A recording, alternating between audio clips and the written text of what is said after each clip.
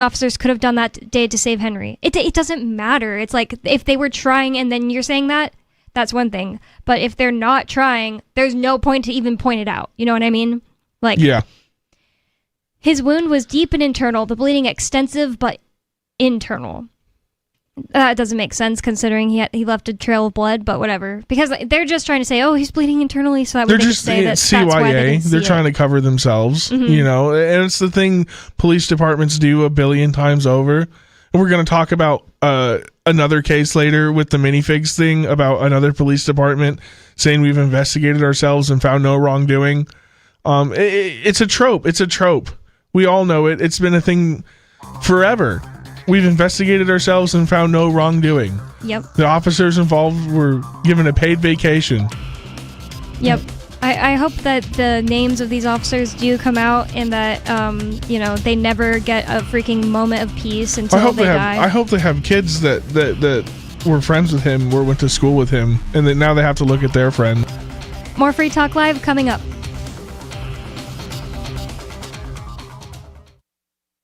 Energy got expensive. I'm Holland Cook with Inflation Hacks. There are things you can do right there at home to cut energy cost. Are you running a load of wash? Unless you're attacking serious stains, the cold water mode is okay for most of what you're washing.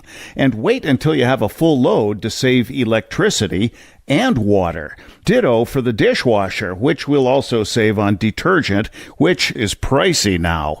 And stocking up on groceries doesn't just take advantage of bargains you find. Your freezer works more efficiently when it's full, because all the stuff in there is frozen, so you'll use less electricity. As for the fridge, set it between 28 and 42 degrees Fahrenheit, and the freezer between 0 and 5.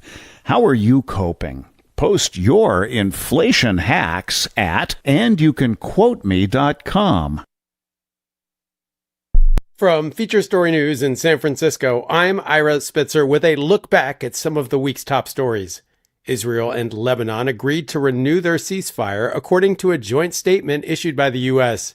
The deal is dependent on a complete halt to Iran-backed Hezbollah's attacks and would create pilot security zones inside Lebanon from which Hezbollah operatives would be banned. Israeli ambassador to the U.S., Yehiel Leiter, called it a positive step. Hezbollah is going to understand that there is now an agreement between Israel and Lebanon, backed by the United States. We are full of hope that this time it will succeed, because we see that the people of Lebanon are committed to freeing their country from this malign influence of Hezbollah and Iran. Meanwhile, U.S. President Trump said recent strikes between Iran and the U.S. don't mean that a peace deal between the two countries can't be reached. We got it. We nipped it in the bud very quickly, as we do. We're the greatest military in the world.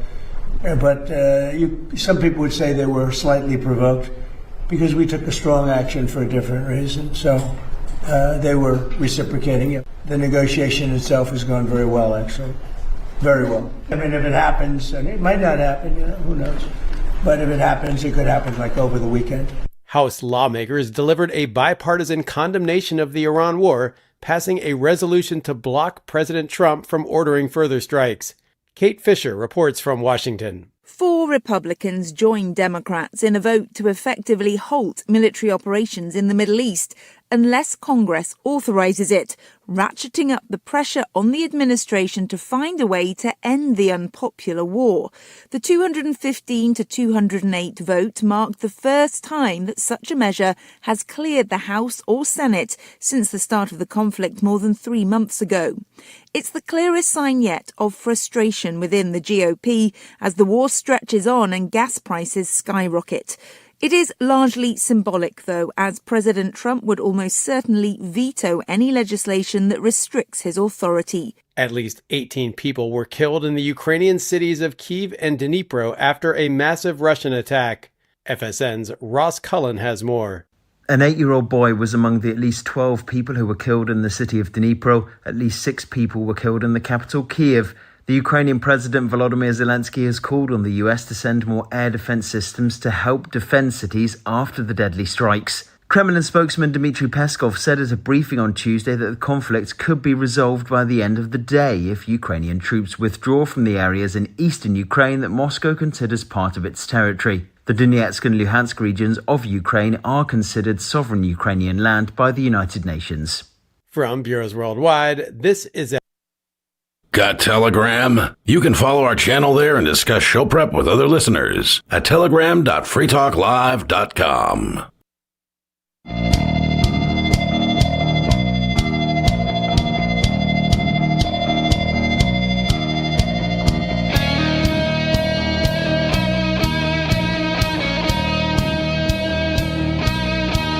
Welcome back to Free Talk Live, talk radio that typically you can control, but today this is a pre-recorded episode of Free Talk Live, and I'd like to thank our amplifier, Adam, for being an amplifier with us here at Free Talk Live. That means that Adam went to amps.freetalklive.com and signed up to support the show. AMPS stands for Advertise, Market, Promote, and Support, and you can go to amps.freetalklive.com if you'd like to check out the perks and benefits of becoming an amplifier. And again, thanks to everyone who supports us.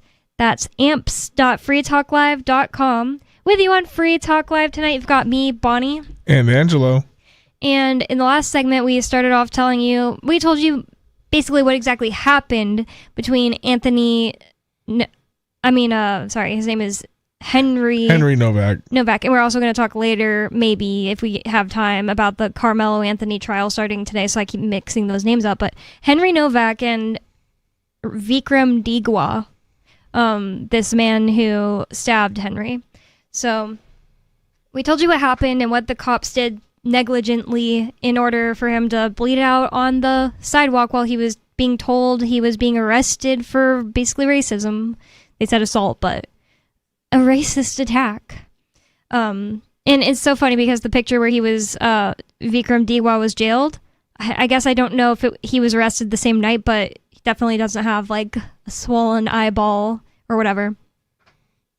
So, addressing the Commons, I don't really know what that means. I guess that's like their Congress or something. The House of Commons. Okay. I think it's the House of Commons is their House of Representatives, and then their House of Lords would be the Senate, because the Lords are higher than the common people kind of thing. Okay, you know more about that than me. Addressing the Commons, Mahmoud said the stabbing was an evil act, and she wanted to pay tribute to the powerful words of the Novak family. And of course, obviously by her name, like she's a second-generation immigrant, and she's not, in my opinion, like she's on the wrong side of a lot of things, but she's not on the wrong side of this. Obviously, but I mean, can't afford to be. Yeah, I was gonna say I think really it's too big to. Yeah, this is one of those unignorable. Mm-hmm. If you go against it, that's your career, mate. Really, it's. There's some things that are bipartisan simply because it's suicide. Yeah. Not to be bipartisan about it. Right. I don't know, like if she's like more of a right wing or a left wing person in general. She's just usually. I would say left wing. Well, there is this one lady, I think that might be her name. I think it might be Shabana Mahmoud, who's like totally right wing, and she runs this thing called the Michaela School. Is that her? And her thing is like she's like, I'm a right winger. I'm all about law and order, but I want to teach the immigrant children to be British like us. I may look like I do Indian, but I am just as British as you. Like that's so like it's odd. Like they have a strange political climate over there where it's like it's a lot about the immigration. Like that's the biggest thing, and that's kind of what sets you off. I mean, that doesn't really set you on the left or the right. For her thing, she's on the right. Did you look up as Shabana Mahmoud, the Michaela School lady? It says the Michaela School woman is Catherine Birbalsingh. Birbalsingh. Okay. I don't know how the heck to say that. I said it reads like Birbalsingh. I would say it looks like sing is in like. Can I see it? Yeah. Just because I keep hearing debates with the Michaela School lady, and I know I've heard Shabana Mahmoud a million times, but I just want to see so the one. Oh yeah. Okay, whatever. But I feel like there's a weirder way to say it. Anyways, it doesn't matter. So a bunch of these people, like, they're pro-immigration, but they want you to know that they're just as British as the next person. And it's just like, did this guy seem like, even being born in Britain, that he had any kind of like brotherly allegiance to a real British guy that was walking on the street? No, and it doesn't sound like he has any kind of like cultural norms that, and neither does his family, which we're going to get into, that would make him, you know, a British person. So after talking about this thing being tragic and the IOPC, which is basically the police internal investigations, will be equipped and encouraged to act and find the truth and ensure, if necessary, that there are consequences, Shabana Mahmood said. But she said there was a dangerous undercurrent in how some had reacted to this awful crime. Oh, here we go. Yeah. Sir Keir Starmer said that as a father of a 17-year-old, he felt sick watching the footage. I don't think Keir Starmer's British either, is he? Oh, he is. He's just bad guy. Oh, okay. In my opinion. Because he is all about, you know, letting as many of them come as possible and saying, you know, the civil, what are the people called that say, like civil citizen, no, I forget what the word is, but they say basically like if you come here and become a citizen technically, then you're just as like ethnically British as the rest. Yeah. He said there were searching questions for the police that are going to have to be answered. I don't know what that means, searching questions. Some of this is like British lingo. Another language, yeah. Yeah. Searching questions would be like deep introspective. Like there's going to be some deep questioning of the police. It is absolutely right that the police watchdog investigate this, he added. Reform UK leader Nigel Farage has said on social media that people should respond with pure cold rage to the treatment of Novak. In a statement, he said that Henry's family have responded to this in just the most extraordinarily dignified way, and claimed Britain has a two-tier culture where the rights and privileges of white people matter less than those of ethnic minorities. It's definitely what it seems like. The fact that somebody could be killed and Shabana Mahmood will be up there saying, there's a dangerous undercurrent to how some of you are reacting to this. That's disgusting. Seriously. Yeah. Well, that's because the temperature's turning up and she understands that people are tired of this crap. Yeah. Happening all the time.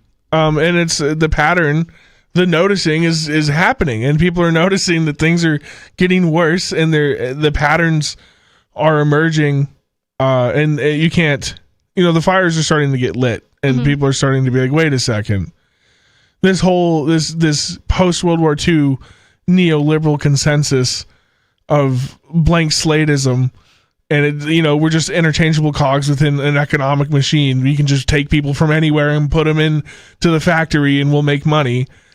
Isn't true. It doesn't work. There's too much culture clash. Yep. And the thing about it is, it'd be one thing if it was just like every once in a while somebody from India moves here and they try their best to assimilate, and like that worked for a long period of time just fine. Like there was just, you meet one person every once in a while that's from somewhere else and they try their best to be like everyone else. But it doesn't work when you bring in huge clumps of them at once. They call it the Boris wave, because during Boris, I forget his full name. Boris Johnson. Yes, Boris Johnson. He invited in over 1 million foreigners all at once. You have to remember, especially if you look at like the prior waves of immigration, just from an American viewpoint, like in the early 1900s, when they moved in a lot of the Europeans. Irish and Italians, like the bad Europeans, right? The ones that like of all the white people, the hardest to assimilate. Of all the white people, the ones that were treated the blackest, right? The Irish and the new, they were not the original stock, which were British and German, like mostly and Western, French. Yeah, Western. So like the Eastern. Even though the Southern, Irish are also Western, there's just something about them. Yeah, something about the Irish. It was for some reason the hardest for them to assimilate, and yet they did. But what it was advantageous to assimilate for them at the time. At the time, even then it was still like a bump in the road. But then but it was nowadays. You see an Irish person walking down the street and go like, screw those guys. No, you don't even think about it. It's just some white dude. Well, it's because it was advantageous to assimilate to the immigrant family. Yeah. It paid off to become American. Now there's just so much that they can get out of America when they come here, and they can advocate for their own groups. And so it's actually it's a disadvantage for the immigrant to become American, because by maintaining their immigrant identity, they have a special status. Mm-hmm. That's exactly what it is. It's not about the skin color. Or the culture has something to do with it. It's that the government has created these programs to make it advantageous to not assimilate into the American ideas. Yep, I mentioned that guy Tyler Oliveira, and he also went into like Brooklyn or whatever it is, where there are a bunch of Jews. But he also went. I think I watched that. It just came out a day or so ago. No, this was like months ago. This one, but I mean, he. I guess I saw one. Or I guess Tyler Oliveira might have commented on the video I watched. Oh. The one that I was going to mention, though, that he went to New Jersey, where they're taking over, like, whole towns. Yeah. He was going up to them and saying, like, why, do you work? And a lot of the dads of, like, 10 kids that are, like, in their 30s, they'd be like, no, I don't work. My wife works. I'm in school. And they're all on welfare, though. And he would ask them, like, why do you think it's fair that you get to be on welfare? And he'd be like, it's American. And he'd be like, well, why do I work, even though I have kids and I pay for your kids, and you don't feel you have any kind of, like, duty to pay for my kids? And they had, like, nothing to say, and they just try to walk away from you, and they act like you're racist. And they're coming here, like, as a team to take as much from America. And it's not just the Jews. It's, like, the Jews in that part of New Jersey. Well, I just watched a video today about Lowell, Massachusetts. Really? Oh, you know what's crazy? Before you say anything, when I was in Michigan, I took a couple Ubers, and there was this, African guy. And Dominican, maybe? No, I didn't think Dominican. Or Haitian? I'm not sure, honestly, but not Dominican. He said, asked where we were from, and we said New Hampshire, and he was like, really? I used to live in Boston, and I lived in Lowell, and I would go to Nashville a lot, and I was just like, it's not surprising to me at all that you lived in Lowell. But anyways, now go ahead and say what you're gonna say. They are going to the food banks and using their EBT cards, and they buy up a bunch of non-perishable food items. And then they fill up these big buckets, like the big 55-gallon plastic drums, and they bulk ship it back to the Dominican Republic, to Santo Domingo, and they sell it for a profit on the streets in their corner stores. Wow. So many people in Ian's prison in Devens were Dominican. Yeah, so they take the EBT money and they buy out the grocery store, and then they take all the cans of soup or whatever, and they ship it back. And economically, this shouldn't make sense, but since they're getting the products for free, it makes it worth it. Mm-hmm. Economically, to do it that way. It's crazy. And there's people that have entire businesses set up where they come to America, get what they need for a couple years, and then they go back and they have, they've made their connections, and then they start shipping and marketing and doing like their thing with the EBT cash. That is crazy. Yeah. Yeah.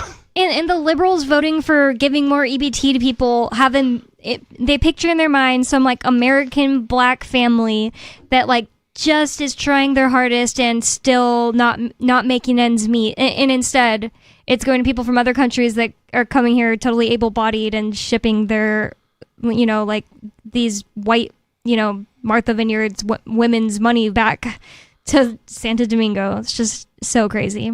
This is a thing happening all over the world, Western countries. The Western world right now. But I've been hearing mostly about it from English people talking about England, aka like Britain, whatever. Well, there's like that I don't trust him. That Nick Shirley guy. I don't know him. He's the one who did the stuff in Michigan about the Leering Center. That video. Oh, okay.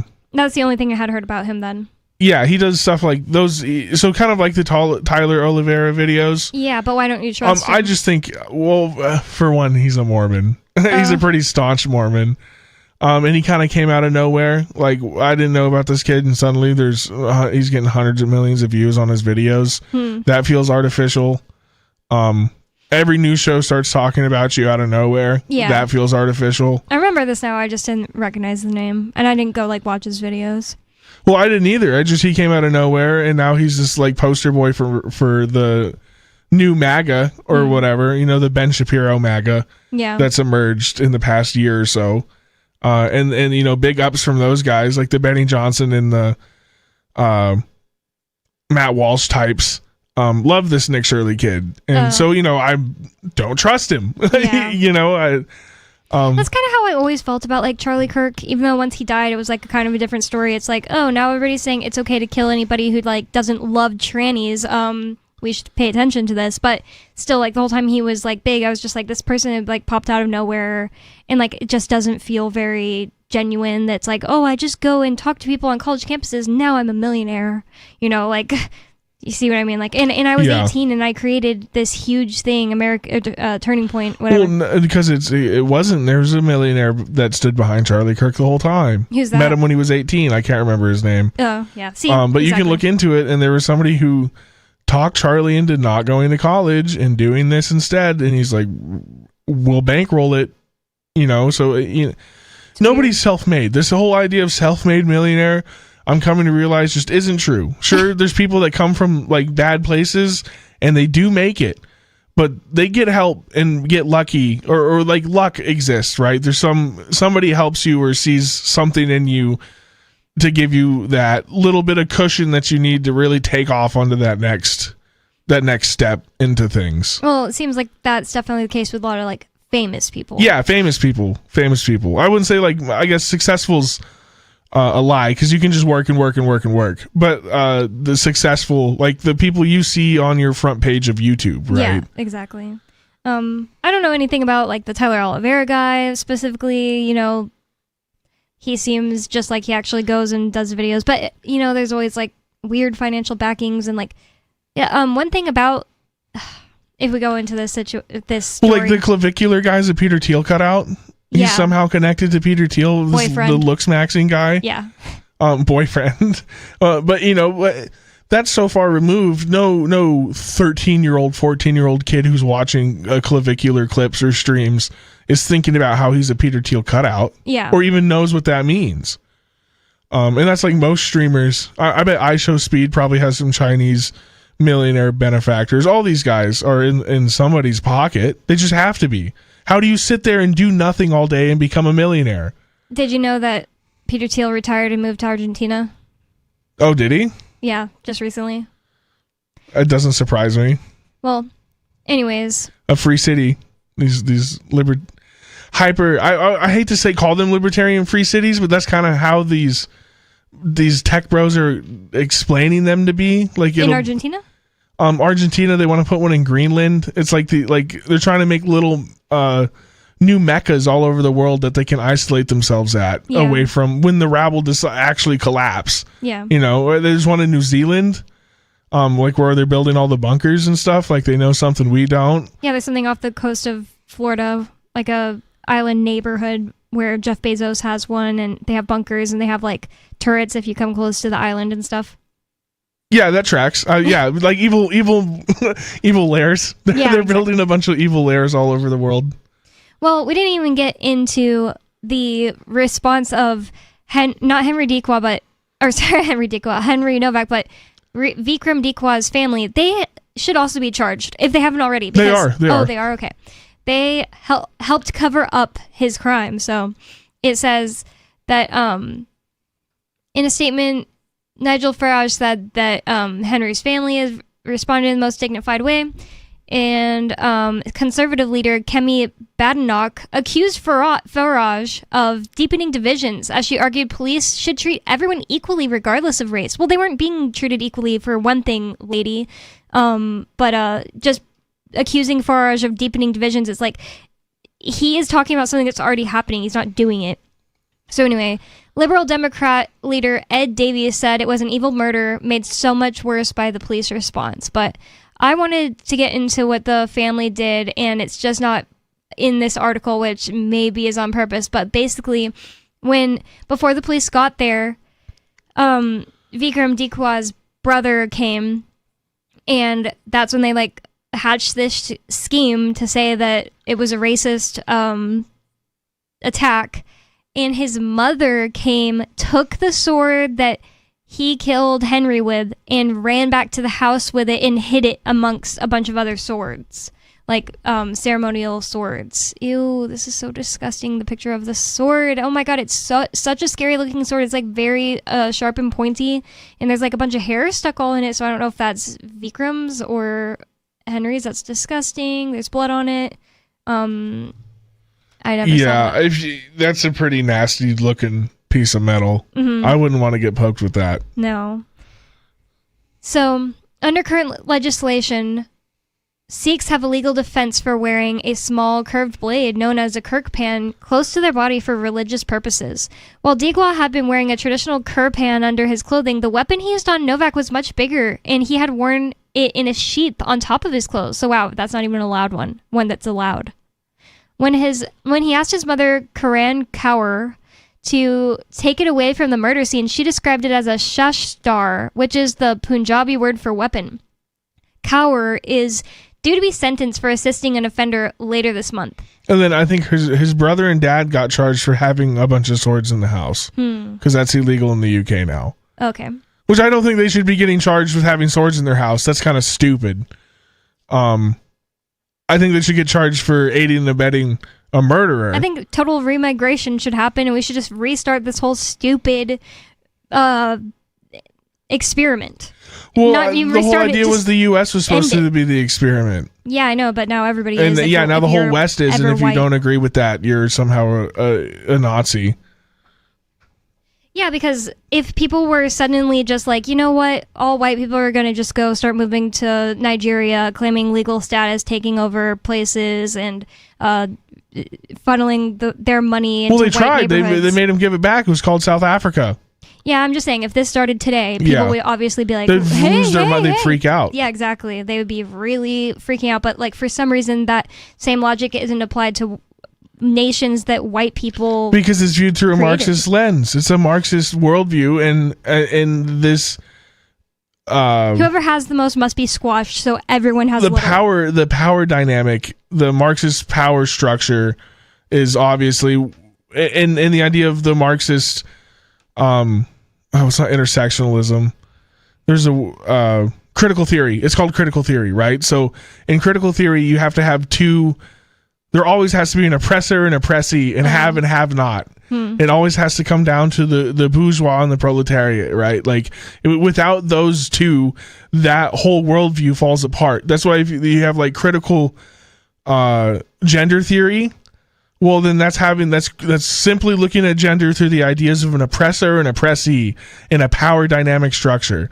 So obviously you're going to come to the conclusion that men are the oppressors and women are the oppressed, instead of looking at the relationship between the man and a woman as a complementary thing. You turn it into a simply adversarial relationship. So if you come at it through a critical race, right? Critical race theory. So you're going to have an oppressor in that theory, which has to be the Western white man to make sense within the Western white, the way they want to destroy the West, which I that's what's happening. Yeah.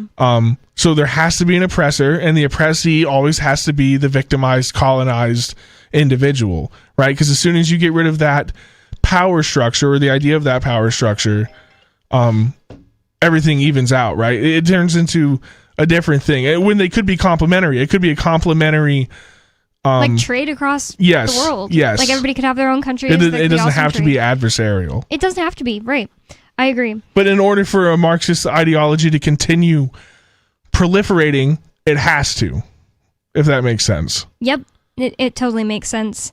And that's why they say that like you can't be racist against white people. They say that white people have all the quote unquote power. So if they have power, they can't be oppressed. So they've just redefined the word racism, when in reality it should just be like treating somebody like less than because of their race. And that's how these people that are coming quote unquote victims from other countries, looking for asylum seekers half the time. What do asylum seekers have? What are they running from in India? Are we bombed? Is there a war in India?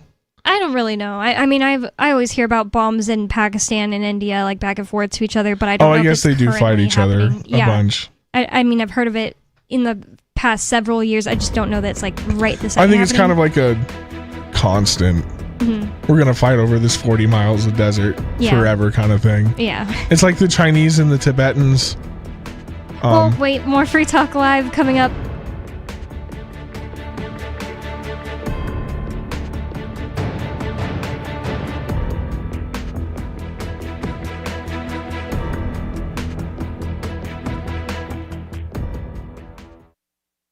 Some of you have wanted to support Free Talk Live's mission on a monthly basis, but don't want to support Patreon. Now we have an alternative that also helps our premier streaming platform, Odyssey. Visit video.freetalklive.com and click Join at the top of the channel. You can subscribe for $5 per month, and unlike other subscription services, Odyssey adds their processing fee on top, so it'll cost a little over $5 per month, but Free Talk Live will receive the entire amount you pledged. Higher donation tiers are available if you're feeling so inspired. You'll get a special membership badge that's visible in the Odyssey chat room, and if we get enough supporters, we may enable members-only chat. This new subscription method is a great way to decentralize our direct listener support away from just Patreon and also support a libertarian-run business, Odyssey. Please visit video.freetalklive.com and click Join to subscribe to our Odyssey channel and help support spreading our message around the planet. Visit video.freetalklive.com and click Join today.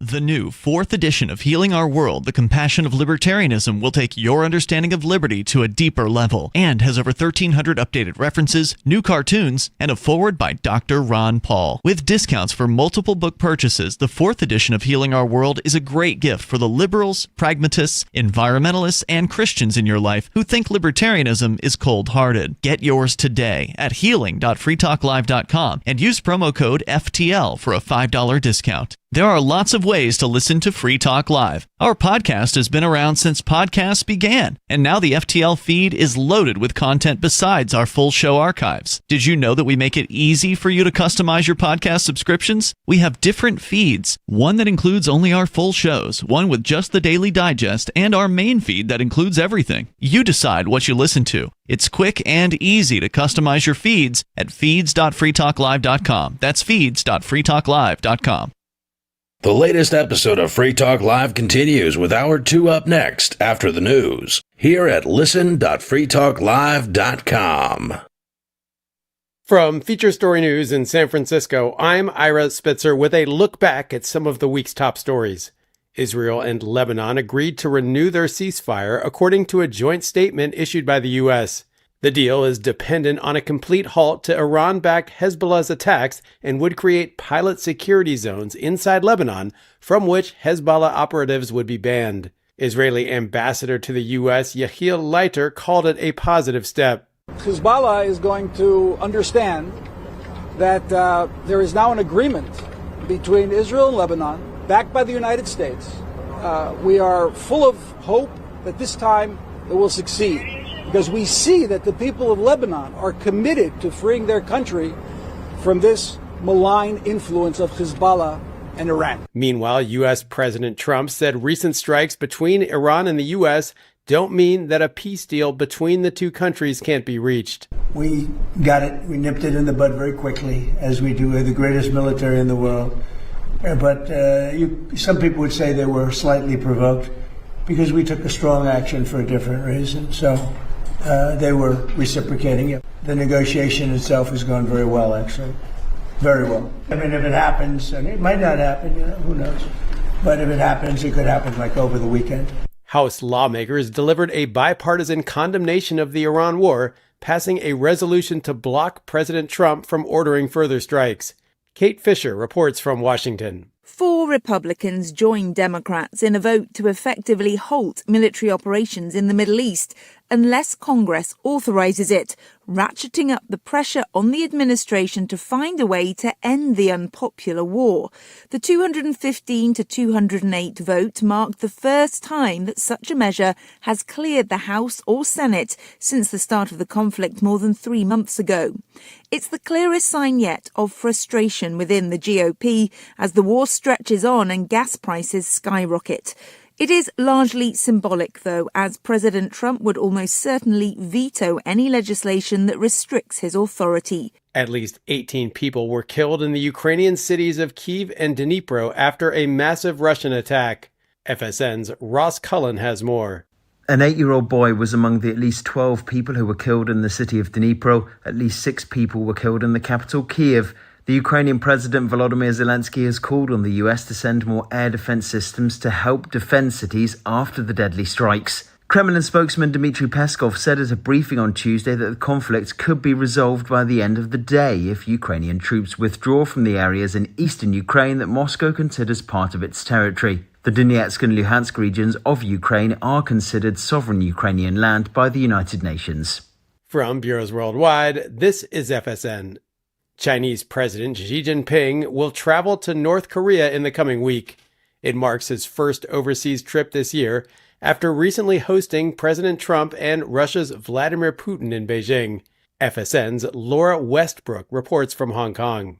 Chinese President Xi Jinping will travel to Pyongyang for the first time since 2019 next week. The trip comes after high-profile summits last month in Beijing with US President Donald Trump and Russian President Vladimir Putin. Analysts say the trip will allow President Xi to cast China as one of the few powers able to engage with all sides in an increasingly fractured world.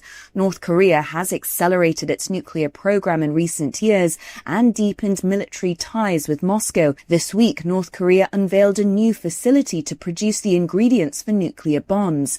Experts say the plant's disclosure implies that North Korean leader Kim Jong-un is eager to cement his country's status as a nuclear weapon state ahead of Xi's visit. Civil society groups in Kenya said 2 people were shot dead during protests against a plan to open an American Ebola quarantine facility at a military airbase in the country. Kenya has recorded no Ebola cases, and protesters say the facility, intended to treat U.S. citizens exposed to the virus in the Democratic Republic of Congo, would endanger local lives. FSN's Chris Ochamaringa reports from the DRC. Hundreds of people took to the streets of Nyanyuki, and they were close to that air base where this facility is supposed to be set up, a 50-bed facility, and they held protests. They were burning tires, holding placards, and it was a very unruly crowd. Police and the military were deployed, and they fired shots, live rounds, and we're told 2 people died. Those were some of the week's top stories. Ira Spitzer. The members of Twisted Sister announced they are now willing to take it. A local man is seated next to Lou Reed on a roller coaster, and in retrospect, a band teacher was probably gay. And now a digitally remastered recap of the summer's music news. Baby Baby Love Ya Girl is now the nation's #1 song, despite no one claiming credit for singing, writing, or producing it. Here now is a short excerpt of the track.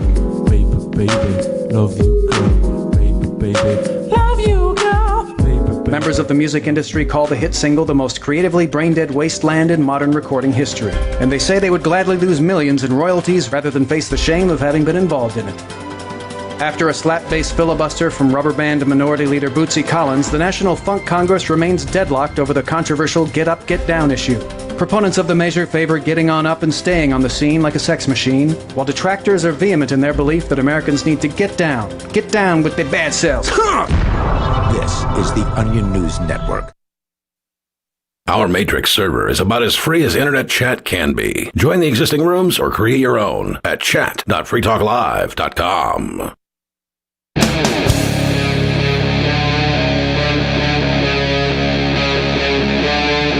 Free Talk Live.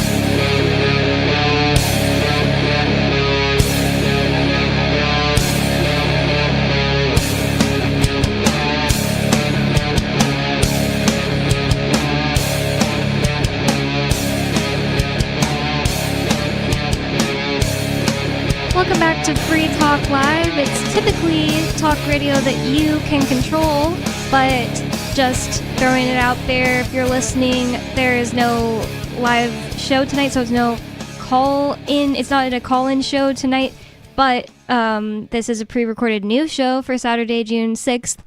And with you on Free Talk Live with me tonight, you've got me, Bonnie. Lori. And Angelo.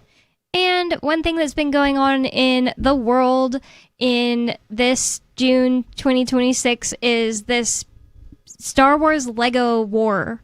And it's not even, I don't think, only Star Wars, or was it only Star Wars? No, it's a $200,000 Star Wars Lego collection. Okay. So it's strictly, licensed Star Wars figures. Okay, yeah. So there is this man, he sold his grandfather's? Is that what it was? It was his father. Oh, his father. Yeah, he consigned his father's collection. And the store called Bricks and Minifigs. Apparently this is a huge thing and really big in Utah and also just like the other western states for whatever reason. Well, it's just a reseller. Yeah, but it's like GameStop for Legos. There's still franchises. There's more. It's not just with the one. Yeah. It's multiple. It's a chain of resellers. It's kind of like a pawn shop, but just for like these toys that are similar to Legos or Legos themselves. And people can bring their Lego set there that's worth some money and have them sell it just like any other consignment shop. They get their cut, like and they have a contract for it. It sounds to me like this should be open and shut. You know what I mean? Like, oh, you have a contract for this consignment situation. Well, it was open and shut until open and shut in that they did win a case in Oregon over the figures, but instead of paying out, they just liquidated the store, that location. So, they sued that location and that location just up and went out of business instead of having to pay out. Yeah, but were they only going to get the money from the lawsuit? I guess I didn't understand that part. So they only were going to get the money and the place was like, nope, we don't have the money. Instead of like giving They them didn't the even say figures. anything. They just closed the store. So weird. What originally happened was somebody else owned this franchise and they were going to talk about selling the franchise to someone else, like someone else taking over the business, and the corporate came and just took it over instead. And she was like, well, I have this contract for all of these Star Wars Legos. And they were like, oh, don't worry about it. That's, it'll go with whoever is taking over the store. You don't have to worry about it. That's all. The contract follows with the business. And so she was like, okay. And then these other guys took it over and were basically like, no, we didn't sign any contract with you. Wow. You don't get anything. We're not going to give you anything. And so I think to quote one of them, why do you think you have a right to our inventory? Right. What makes you think you have the right to our inventory? Mm-hmm. And they were like, oh, well, you're going to have to talk to corporate. And so he went to corporate and they were like, well, you're going to have to talk to the franchise, and did like the classic thing where they're like, oh, it's not my problem. It's his problem. Well, it's not my problem. It's his problem. Well, the Legos are just sitting in the store. Mm-hmm. They're just sitting there and they're like, you can't have them and we're not going to pay you. And they straight up told him, sue us. But if you do sue us, we're going to drag it out in court until you are completely out of money and you're not going to get anything out of this. You're and it going won't to be end worth up spending it. money. They'll like it's like they say that it's worth about $200,000, but they're saying they'll make suing us cost more than $200,000. Right. Yeah. And for an 83-year-old man and his son, how much he's selling the Legos to get college funds for his grandkids. No, they're selling it because the grandfather has I think liver failure. Is that what it is? And they're trying to fund his treatment. So it was originally supposed to be for the grandkids' college, but then it switched over, and that's why he's like so desperate to just get out of So this. they were consigning it but now that he needs the liquidity because he's sick, he tried to get his liquidity out of his assets, and they're tying it up while he's dying. And he's probably too weak to do anything about it, right? Yeah. 83 with liver failure. Yeah, and I think this has been going on since like 2023. Is that when it started? I'm not sure. I've actually visited that. I've been inside that location and seen those figures. Like what year? Like 2023, Yeah, 2022. I think that's when it all started. When I was living in Salem, Oregon, I have been in that Bricks and Minifigs and have seen some of that Star Wars collection. I didn't know about the controversy. The big thing about the Bricks and Minifigs that I would hear about is the tweakers would go to the Targets a couple cities over and steal all the Legos and then take them to the Bricks and Minifigs and sell them for money. And that's what I heard them getting in trouble for, was they were buying a lot of obviously stolen from Walmart and Target collections. It wasn't a controversy until I think 2025. 2023 is when the consignment started. Okay. So, and then the people who owned the store left and the other people took over, and then all of this started going down. And the Brian Mansell, the son of the guy whose collection it was, basically had no idea what to do anymore because he was like, I can't sue him. It's going to take 3 years in a criminal court case to get anything from these people, and they won't work with me, and they won't give me anything back. They won't give me my Legos. They won't give me my money, nothing. And so he just ran out of options and contacted the Reckless Ben guy. The YouTuber, yeah. Yeah, because he thought, well, what's my local Fox affiliate going to do if they run a story? And I also heard that he said that he doesn't want his dad to get upset by hearing about it, so he didn't want the Fox affiliate to run stories because his dad watches the news. Mm-hmm. I was like, oh. Yeah, I mean, that is cute. Yeah, apparently he's an 83-year-old Oregon man. Yeah. And this Salt Lake Tribune, the Salt Lake Tribune article about the situation has a picture right at the front that I don't know if the Reckless Ben people or if the family themselves put this sign up, but it looks like they made a sign, they put it up on the storefront, and it says, "Permanently closed. We stole a family's life savings. They sued. We lost. By closing the store, we get out of having to pay the family what we owe them." I doubt they put that up themselves. Yeah, that's what I'm saying. That was the Reckless Ben and Company. Nice. So what they did first before that too was they made a sign. So they I think before that, what happened was Brian Mansell decided to sell Reckless Ben the rest of the Lego collection and give ownership of the collection to Reckless Ben, so Reckless Ben could then continue the legal fight because he's now Reckless Ben paid him $200,000. I think I don't think it was $200K. I think they came at a lower number, around like it was 100. 100,000. But Reckless Ben didn't buy it all by himself. What they did is they split it up into 10 transactions, and 10 different people bought them, so that way they could go to small claims court because the limit is $10,000 in small claims court, and it only takes 3 months instead of years. This YouTuber guy is really smart. Like, there were several little like sneaky things he did that were like awesome throughout the situation. Yeah, bending the rules for good. Yeah, exactly. It says the videos that basically Reckless Ben, because I kind of skipped forward in this article since we already covered a lot of stuff. The videos have garnered more than 2 million views on YouTube, and the Lego resale chain has fought back. In a lawsuit filed Wednesday, which let me make sure that this is May 30th, so ignore the time frame because like stuff moves fast. But in a lawsuit filed Wednesday, the company accused Schneider Mansell. Mansell's the original dad, Brian Mansell. Brian Mansell's the son. And Schneider is the dad? No, Ben Schneider is Reckless Ben. Oh, that's Ben Schneider. Okay. Mm-hmm. All right, so in a lawsuit filed Wednesday, the company accused Schneider, Mansell, and others of coordinating a harassment and extortion campaign targeting Bricks and Minifigs franchise owners in Utah and Oregon. This is so crazy that all they had to do to make this not happen was just simply give the people what they owed them. Mm-hmm. Or just give the Legos back. Right. Whatever was left of the Legos. Mm-hmm. That's what I mean. Like, that was the first thing they could have done. Well, they lied. They lied so many times. They said, first they were like, we don't have to honor the contract. And then they were like, well, that's ours anyway. And then they were like, we don't even know about any contract. And then they were like, well, we don't even have that stuff. It was all stolen by the original person who had it. Like, there's been so many lies from the companies. Wow. And this also could have been avoided if the Kaiser Police Department just did their job off the gate. Oh, man. And I know about the Kaiser cops. So Salem and Kaiser run right up next to each other. Salem's the capital city, and it's full of homeless and a disgusting place.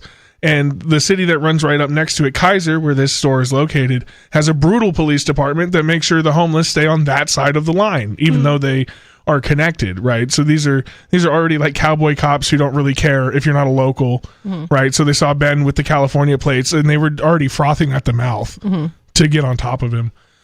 So them originally not doing anything about it is understandable, kind of, because it's a contract law case, and so then it becomes a civil matter. Well, but once that the forfeiture comes down from the courts, then right? So isn't that the cop's job to go in and retrieve said product? You would think so. And like the fact that he won a court case against them and 10 times in small claims, and they wouldn't do anything to enforce it. Like it wasn't in Kaiser where they were doing the serving of the papers and all of that. That was that's in Utah, but American Fork, right? Yeah, okay. But the original small claims court, that's all in Marion County, where Salem and Kaiser are.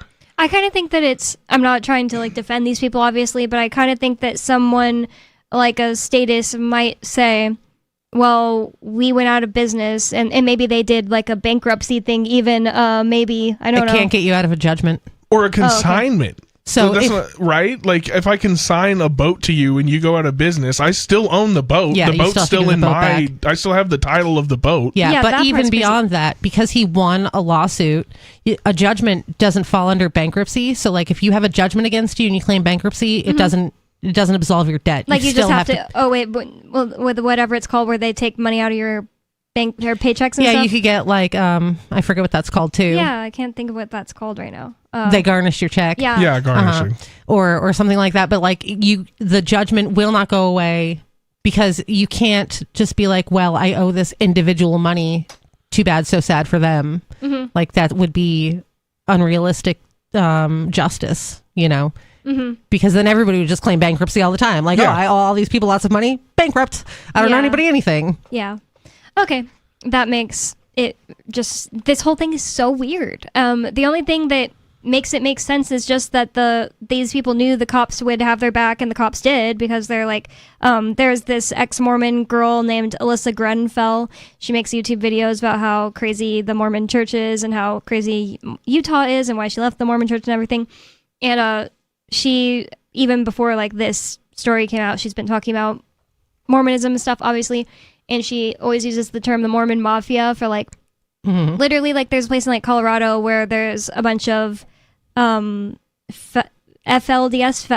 fundamentalists that are like, you know, a cult with multiple wives or whatever, polygamy and stuff, and sometimes like a woman will run away in the night and the cops will just pick her up and bring her back. The OG Mormons, you mean? Yeah. That's what they originally were. Yep. Was the fundamentalists. Yep. So they just have a different name now because the Mormons are like, oh, well, that doesn't look very good. Do the fundamentalists live more like old agey? Like, yeah, for what are I've they seen, almost like Mormon Amish? The ones no, they still live like modern lives, but like they're very what's the word when you're not, when you dress like very modest. They're very modest. Okay. Like they have long hair that's braided and like. I lived in the middle of nowhere, so it's probably coloring the thing, because like I lived in the middle of nowhere. They lived further into the middle of nowhere. Mm-hmm. They lived on the other side of Dugway Proving Ground, closer to Nevada, more remote from anything else in the west desert of Utah. And they dressed extremely modest and like long braided hair and stuff like that, but they also seemed like backwards. Like I don't know, I'm not saying they lived in like huts, but they had like, you know, 10 kids in each family, and it just seemed... Well, yeah, but they showed up in a minivan, right? Not a horse and buggy. I don't even... Yeah, they have minivans. They're just broke. That's why they seem like they don't have like, you know, all that stuff, because they're broke. They got one guy with like 6 wives and like 6 kids each wife. I'm just saying they're not like ordering Uber Eats. Right, because they don't have the money to. Yeah. But also they live a very insular life because they don't want anyone harassing them for their weird Mormon lifestyles. Mm-hmm. Like the long skirts and all that. Well, I mean, that makes sense. If I don't want to get bullied, I'll just stay inside. Right, or I'll just live like real far away from everyone. And what's weird is they did play against, like some of them played against my little brother and sister's teams, so that's the only reason I even found out they existed. They were like, oh, we're all one family, but we were making a whole team. Yeah, I don't really know like what school they went to or anything like that, honestly. They homeschool, I'm sure. Probably like a homeschool cooperative team. When you homeschool, like if you homeschool, you can still take advantage of the public school system. You can use their sports, you can use their after school programs, you can even like opt into some classes and stuff like that. So I'm sure that's what they were doing, is like where we have our own division for the sports. They didn't go to our school, but that's probably what it was. They just you don't have to go to the school. Like if my kids go to the school district here, I can go to the school district and be like, I want my kids to be on this sports team for the school district, and they have to comply with me. Okay. Yeah, I played with homeschool kids. Yeah. In high school. They show up for practice and be like, what'd you do all day?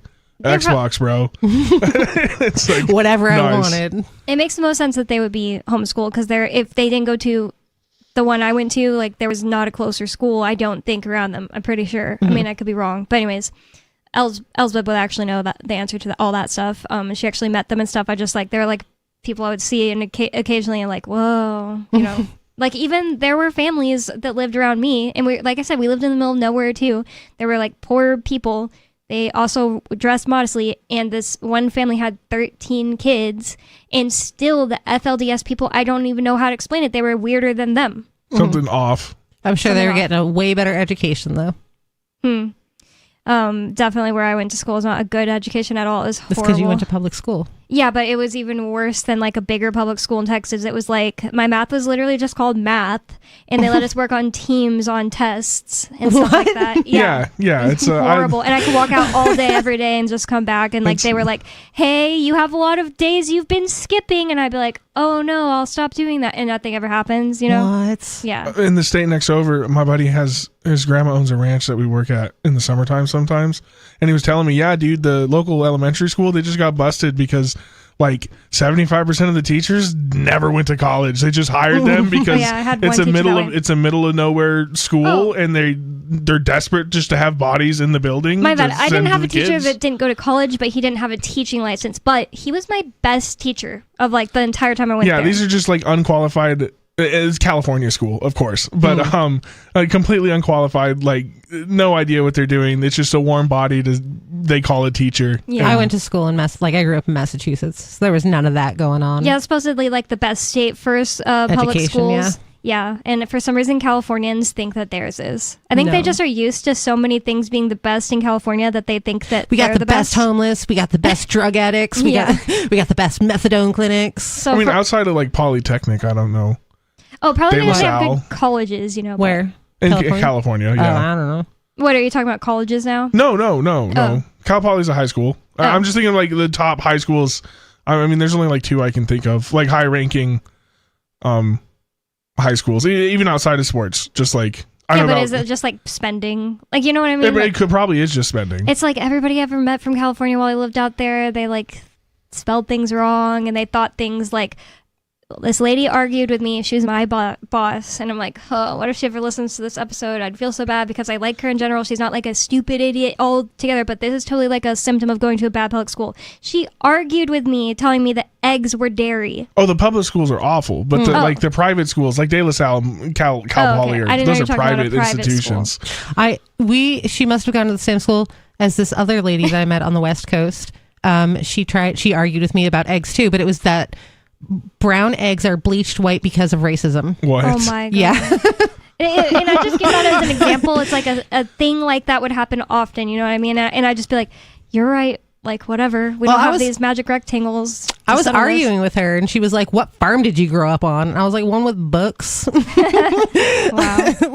Like, what are you talking about? I didn't grow up on a farm. I just had 3 chickens that lived in my yard. And I knew that eggs, I didn't grow up on a farm either. Colors. I just, like, am not stupid. Yeah, I'm not like functionally retarded. Yeah, who would spend money to bleach their eggs just because of racism? If you bleached the eggs so much that they turned white from being brown, they would be full of bleach and you wouldn't be able to eat them because eggs are porous. Yeah, exactly. Yeah, that's true because you can pickle eggs, right? Right. Yeah, it is so disgusting. And it's just like, I feel like that's just a common sense thing. I don't think I ever like learned anything even in a book specifically that taught me that. I never lived with chickens, and I would just never fall for that. That's as bad as like chocolate milk comes from brown cows. Right.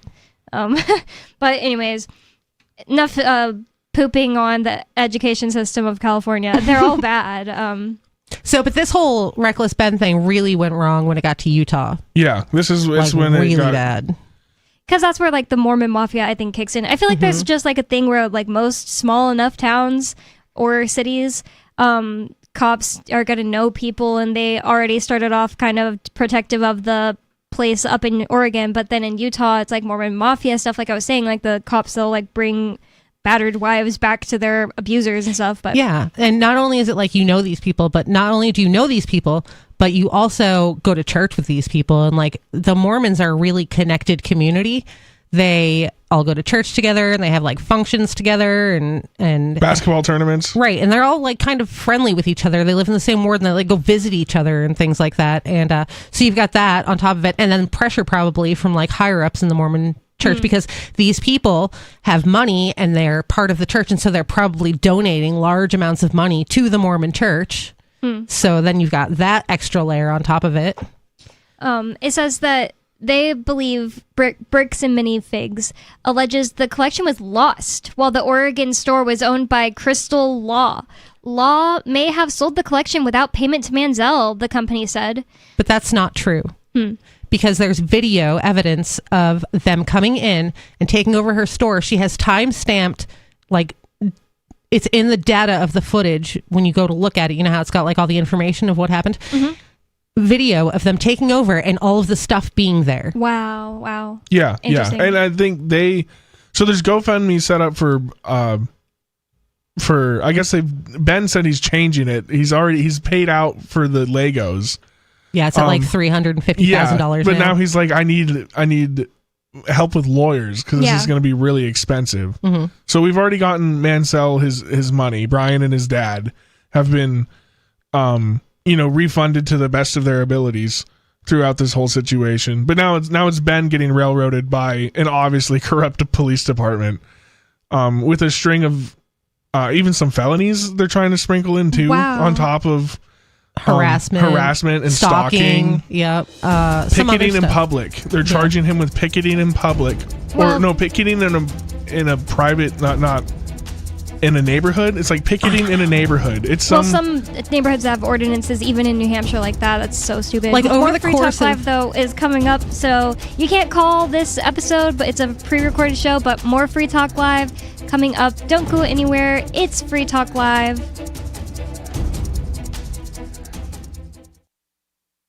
This hour of Free Talk Live is brought to you by Dash Digital Cash. Dash is the cryptocurrency designed to be used for spending. In addition to being one of the world's first cryptocurrencies, Dash was the first crypto project to have a decentralized autonomous organization that to this day continues to improve and promote Dash. Every month, 10% of the mining rewards go into a treasury. Anyone with one Dash to spend can put forward a proposal to the Dash masternodes. The masternodes vet the proposals and decide which ones move forward and are funded by that treasury. Nowadays, DAOs are plentiful, but Dash paved the way by doing it first, nearly a decade ago. Dash is one of the oldest cryptocurrencies and is widely available on exchanges, including the decentralized Maya protocol, and in multi-crypto wallets. It's easy to get and use Dash. Start by learning more at dash.org. Thanks to the Dash DAO for sending us 32 Dash per month to promote Dash on the air. Visit dash.org to learn about Dash. Dash.org.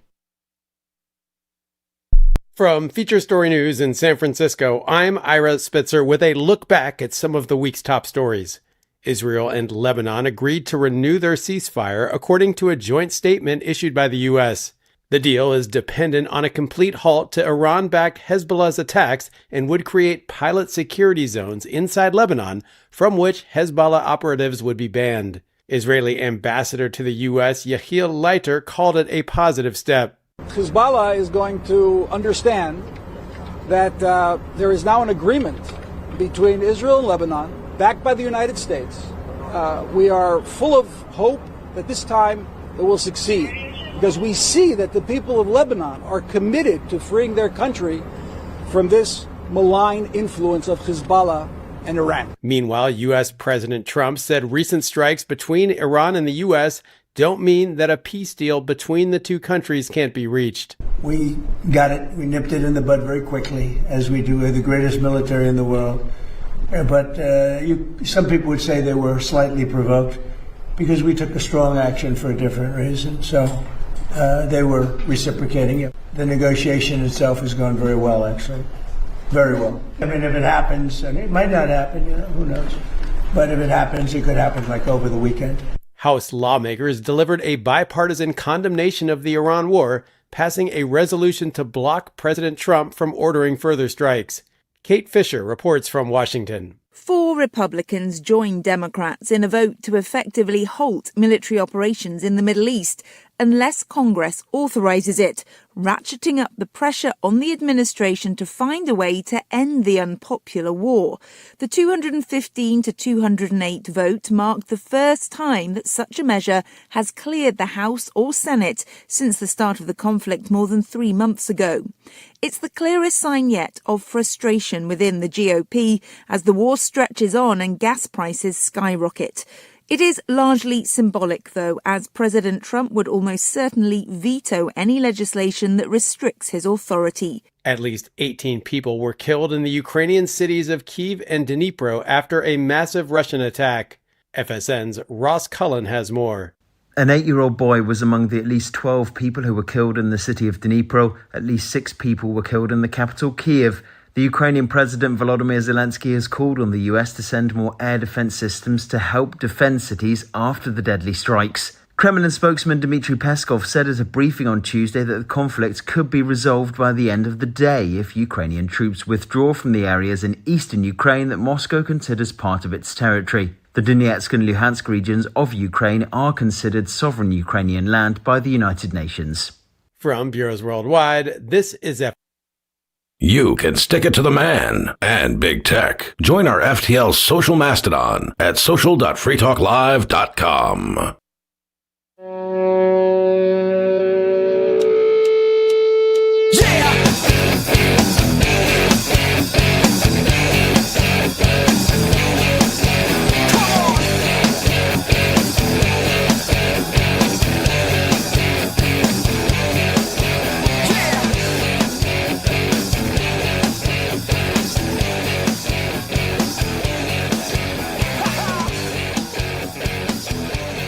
It's Free Talk Live. It's talk radio that typically you can control, but tonight is a pre-recorded show. And with you on Free Talk Live tonight, you've got me, Bonnie, Lori, and Angelo.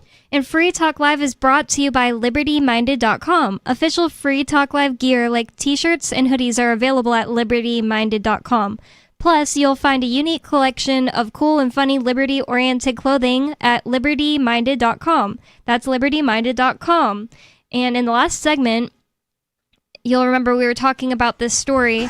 This article is technically from May 30th, and it's June 5th as we're recording this, but I'm pretty sure it's like pretty much up to date there. No. Oh, no, there's so much stuff that's come out it's so in the past fast. 5 what the heck? years. Yeah. But what we've read so far is still helpful. It's like we're talking about like laying down the facts of what have happened, and basically this Lego war in Utah and Oregon. There was a store in Oregon called Bricks and Minifigs, and they were consigning some Legos from this man. So it was basically like a pawn shop. You know, they hold on to your stuff until it sells, and then they give you your cut. But they decided that they weren't going to give the people their cut, and they went out of business in order to avoid paying the judgment against them in court. And all of this is being done with the help of this YouTuber named Reckless Ben. Pretty good name. That's a great name, actually. It's because he's a slack liner. What's that? It's like tightrope walking, except for it's not tight. It's like a loose rope, and you like walk on it and do like tricks and stuff. Whoa. Yeah. Yeah, they do it over cliffs and like on ravines. You can do it just across trees. A lot of people practice, just between like 2 big pine trees or whatever. It's insane. But people will like take it to extremes. It's like it's intense, like acrobatics. Yeah, he already gave me like that kind of a vibe because he's like the type of person that's just like, I'll take on something and I'll help these people and I'll make a YouTube video about it and people Adrenaline will junkie, help. And almost. Yeah, kind of adrenaline junkie. Like it reminds me of like Sam Goldback from Ghost Adventures, or not Ghost Adventures. What's it called? Sam and Colby. Yes. Oh yeah. Because he's just like, they'll go in like tight places underground that creep other people out. And Ew, they're like, I hate that. They'll go in not just haunted places like some people Urban be Explorer. Yeah, urban exploring. And I've seen too many like this guy climbed down a cave, took a wrong turn, and went head first and stayed there forever. And now he's just part of the cave. Like, no way. I hate those thoughts. Seriously, I think that like underground stuff is worse than heights, and heights are not good. I feel worse for the second divers. guy. Ugh. Oh yeah, divers. What'd you say? I feel worse for the second guy that's gonna get stuck. Oh yeah, because he's gonna die stuck in some dead guy's butt. I don't know if it would be as. They usually like block off the tunnel after that. Yeah, so that you would be can't, like go a down there. burial. That would make sense. Like even just like not that risky of caves. Like there's like supposedly some caves in Austin that people will take from one part of Austin to another, and it's like, oh, all the locals do it. Nobody ever gets hurt. It's fine. And I could just never. It's terrifying. There was one story where like a guy went down. It was this cave system that like it was family friendly. And he took a wrong turn and ended up like dying in the cave because he got stuck. Oh, I will horrible. not ever go in a cave. And like beyond those people who like stick themselves into the caves is the people who dive into the caves and do that like underwater on top of it. Mhm. Are you insane? It's insane. No It's just like way. I grew up. I with guess you die faster though. At least I grew up with a lot of lava tubes. It's like a national monument, but it's like miles and miles of just from a shield volcano that's kind of spread out. But is it active or is it like just, it's just dry tunnels. there? Where are you It's huge. from? I'm from Oregon. You're from Oregon? Okay. But like on the border of California. Okay. So- I lived in like Malheur County and they had a bunch of those like volcano-y places too. So that's why I was just wondering. Oh yeah, so it's like the lava beds. I don't know if you've ever heard of it. It's in Tule Lake. Okay. But it was used by the natives as like a last defense kind of guerrilla warfare. They were using tunnels to fight the federal government in like the 1912. These are kind of like the last guys to do it. That's cool. But it's people have gotten stuck. There's a bunch of signs everywhere like, hey, if you go past this and get stuck, you're dead because we're not going in after you. It's it'll be like a 2-foot gap. The whole West is like that. There's signs all over, like in the desert, that says like, if you go past here, certain death awaits you. Also, Yeah, like, and if, also if you're mines. stuck, you're it's over. You're done. That's it. Also We're just- not saving you. Mines, like old mines. Like one of the worst murders that happened when I lived in Utah was these two young teenagers went and hung out with this lady and smoked weed with her, and her disgusting meth head boyfriend came home and didn't like that there was a guy hanging out with his woman when it wasn't even like that. She was like an older woman. Anyways, he took them out to this mine that lots of Utahns in Eureka, that's where it is, would be like, oh, let's go like play around these old mines, like it's like a teenager thing to do. But he the took them out children to yearn it. for the mines. Yes. Yeah, but he took them out to it, slit their throats, and then threw them down into the mine. And so they were missing for so long, and it took the lady finally getting convinced to tell the story and bringing them to the mine or whatever to find them. And one of them's name was Riley from Utah, and the other one was Breezy, Riley and Breezy. But anyways, that was just so disturbing to me, like imagining like you're not even dead yet and you're just being thrown down into a mine. That's horrible. While bleeding out. Yeah, it's horrible. And they were found like, hundreds of feet down. It's just like, it's so senseless too. That's why it like really like messed with everyone who heard about the story. Yeah, but anyways, mines. No, I would never play around that. And like, even just when I heard that story and I heard about the fact that, oh, it's just a known thing. Like my boss was from Eureka. It's just a known place people like to hang out. Like, no, never. It's just like whenever I see these videos of people doing almost anything that's adrenaline junkie, but even like the thing you're talking about, the Slack thing, I'm just like, you can just so easily never get in that situation. But these people purposely get into it, and I cannot understand. Yeah, it's like the whole cheating death thing. I think that's why they love it, right? Yeah. That's the whole point. I'm good. I hate it. Yeah. That's like the skydivers and the Exactly. I Never. don't understand. like the Red Bull videos. You guys ever watch those? I avoid them. You ever see those? I'm sure I've probably seen one once. They're just doing like, insane stunts. It's like that guy should be they dead. have like the little costume on with the goggles. Or like a guy who's like riding see, like, a clouds where he's gonna, like, BMX jump. bike on a moving train, like doing tricks no. down a train track. Like, Nope. no, you're asking for. Sometimes I trip and hurt myself like on just a daily basis. Yeah, you can die like, just walking around walking my down the house. stairs. Do you want Right. to You want to ask for more chances? I woke up this morning and my neck was all messed up because I hurt myself while I was sleeping. Like, no, I will not be doing any of these things. You can just tell right away from the name Reckless Ben, the fact that he was talking about, oh, when I found out about this story, I was in line to go to Burning Man. Like, he's just like an adrenaline junkie. And it just seems like sometimes it's just like a super positive human archetype, though, because it's like they have this like weird obsession. It's almost like a surfer bro archetype. It was just like, yeah, man, that sounds good. I just want people to get along, dude. Yeah, this is nice. Rock exactly. on, homie, man. I don't I'm know gonna why go those jump two off things this go cliff. hand in hand, but they kind of seem to. Because they're constantly like facing down death, and so they're like, life is beautiful. Yeah, and their adrenaline's probably fried because like stressful situations aren't that stressful. no you know what I cortisol. mean? Yeah, that's like I burned it all up jumping 10,000 feet up. Yeah. And, then my shoot did a little weird thing, and then all the cortisol I could produce in a lifetime hit me, and now I'm good. Left my body. Yeah. Right. That is a really good point. Like, that's probably why. So this guy, Reckless Ben, the YouTuber, his name is Ben, I just had it, but I lost it. What's his last name? Schneider.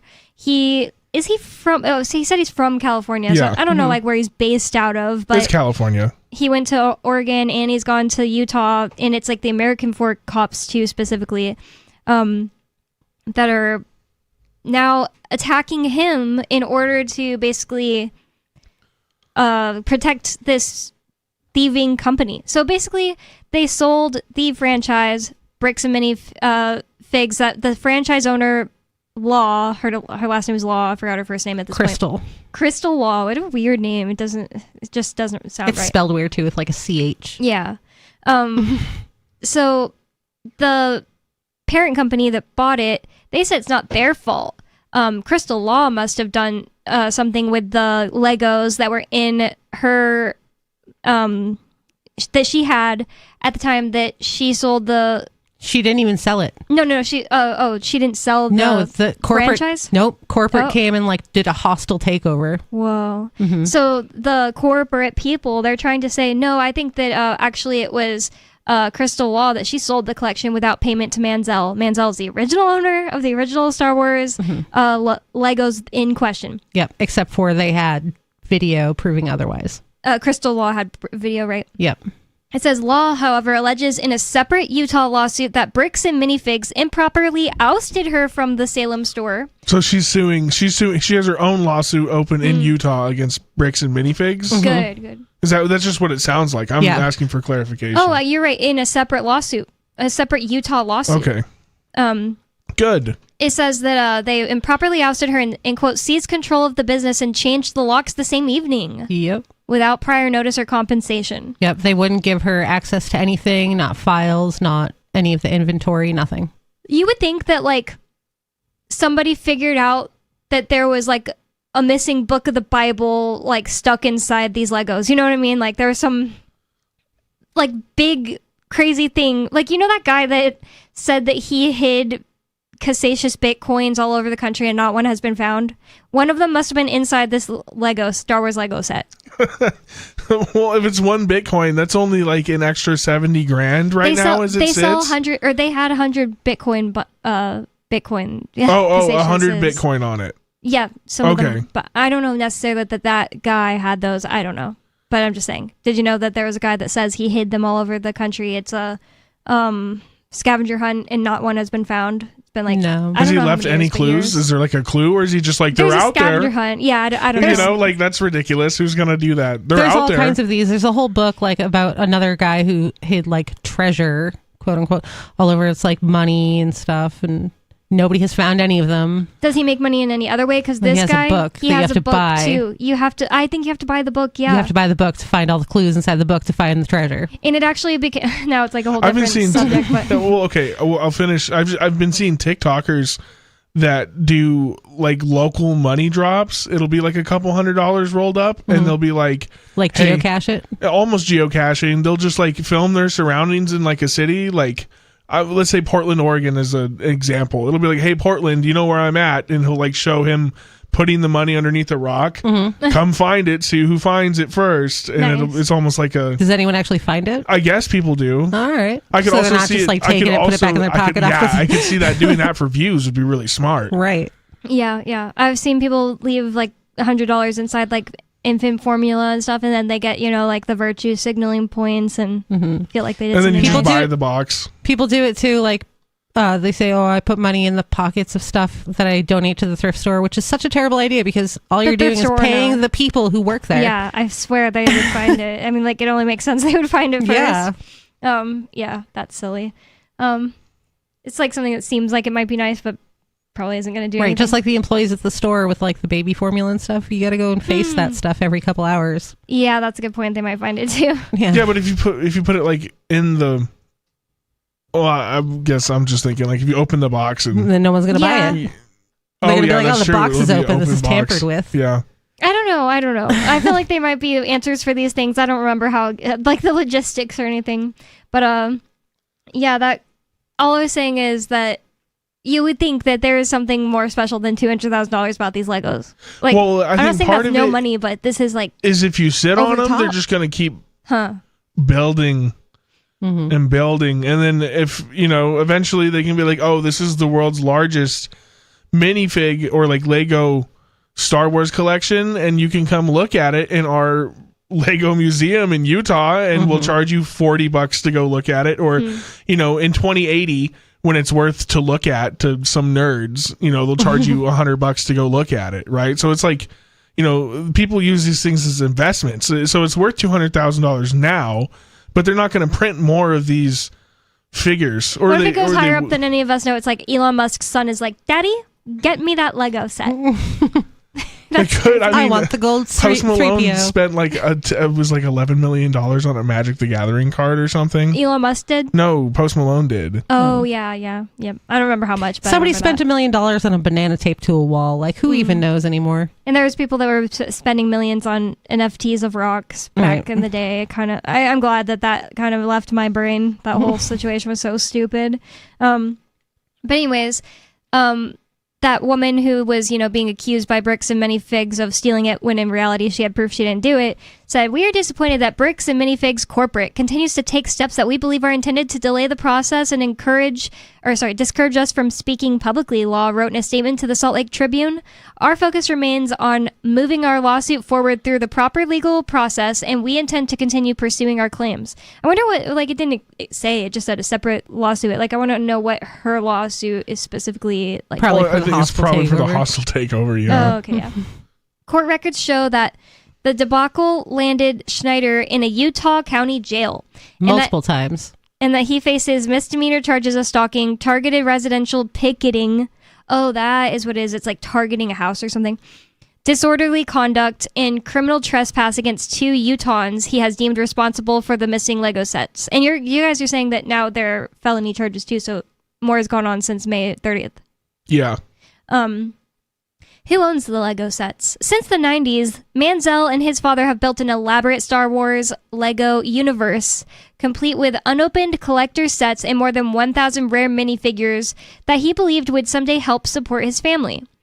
But after consigning the collection to a Bricks and Minifigs franchise location in 2023, its whereabouts have sparked a legal feud. Why is it restating all this? Sorry, I feel like we already went over this. Manziel says his father, Eric, spent years building the massive collection, roughly 780 boxed Lego sets and 1,200 rare minifigures, an investment for his grandchildren's future. When he turned over his collection to the now shuttered Oregon store, the shop highlighted his incredibly rare 2003 Cloud City set and stated that it was worth more than $10,000 in a social media post. Lego was a toy we shared when I was a kid, and I wanted to share it with he wanted to share it with his grandchildren. Manziel wrote in a statement published by the Salem Business Journal. He chose Lego as an investment and began purchasing sets and figures to keep new and in a box so that he could one day sell them to help pay for the grandkids' college tuition. In late 2023, Law, the former franchise owner of the Oregon location, agreed to sell the Manziel family collection through her Bricks and Minifigs store, a deal the company says violated franchise rules and was never approved by corporate leadership according to court filings. I feel like there's dispute on that because they got a hold of the manual and it says that they can do consignment in it.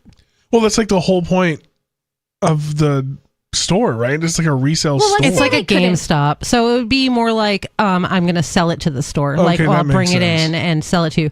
But they can do consignment according to the handbook that they got a hold of.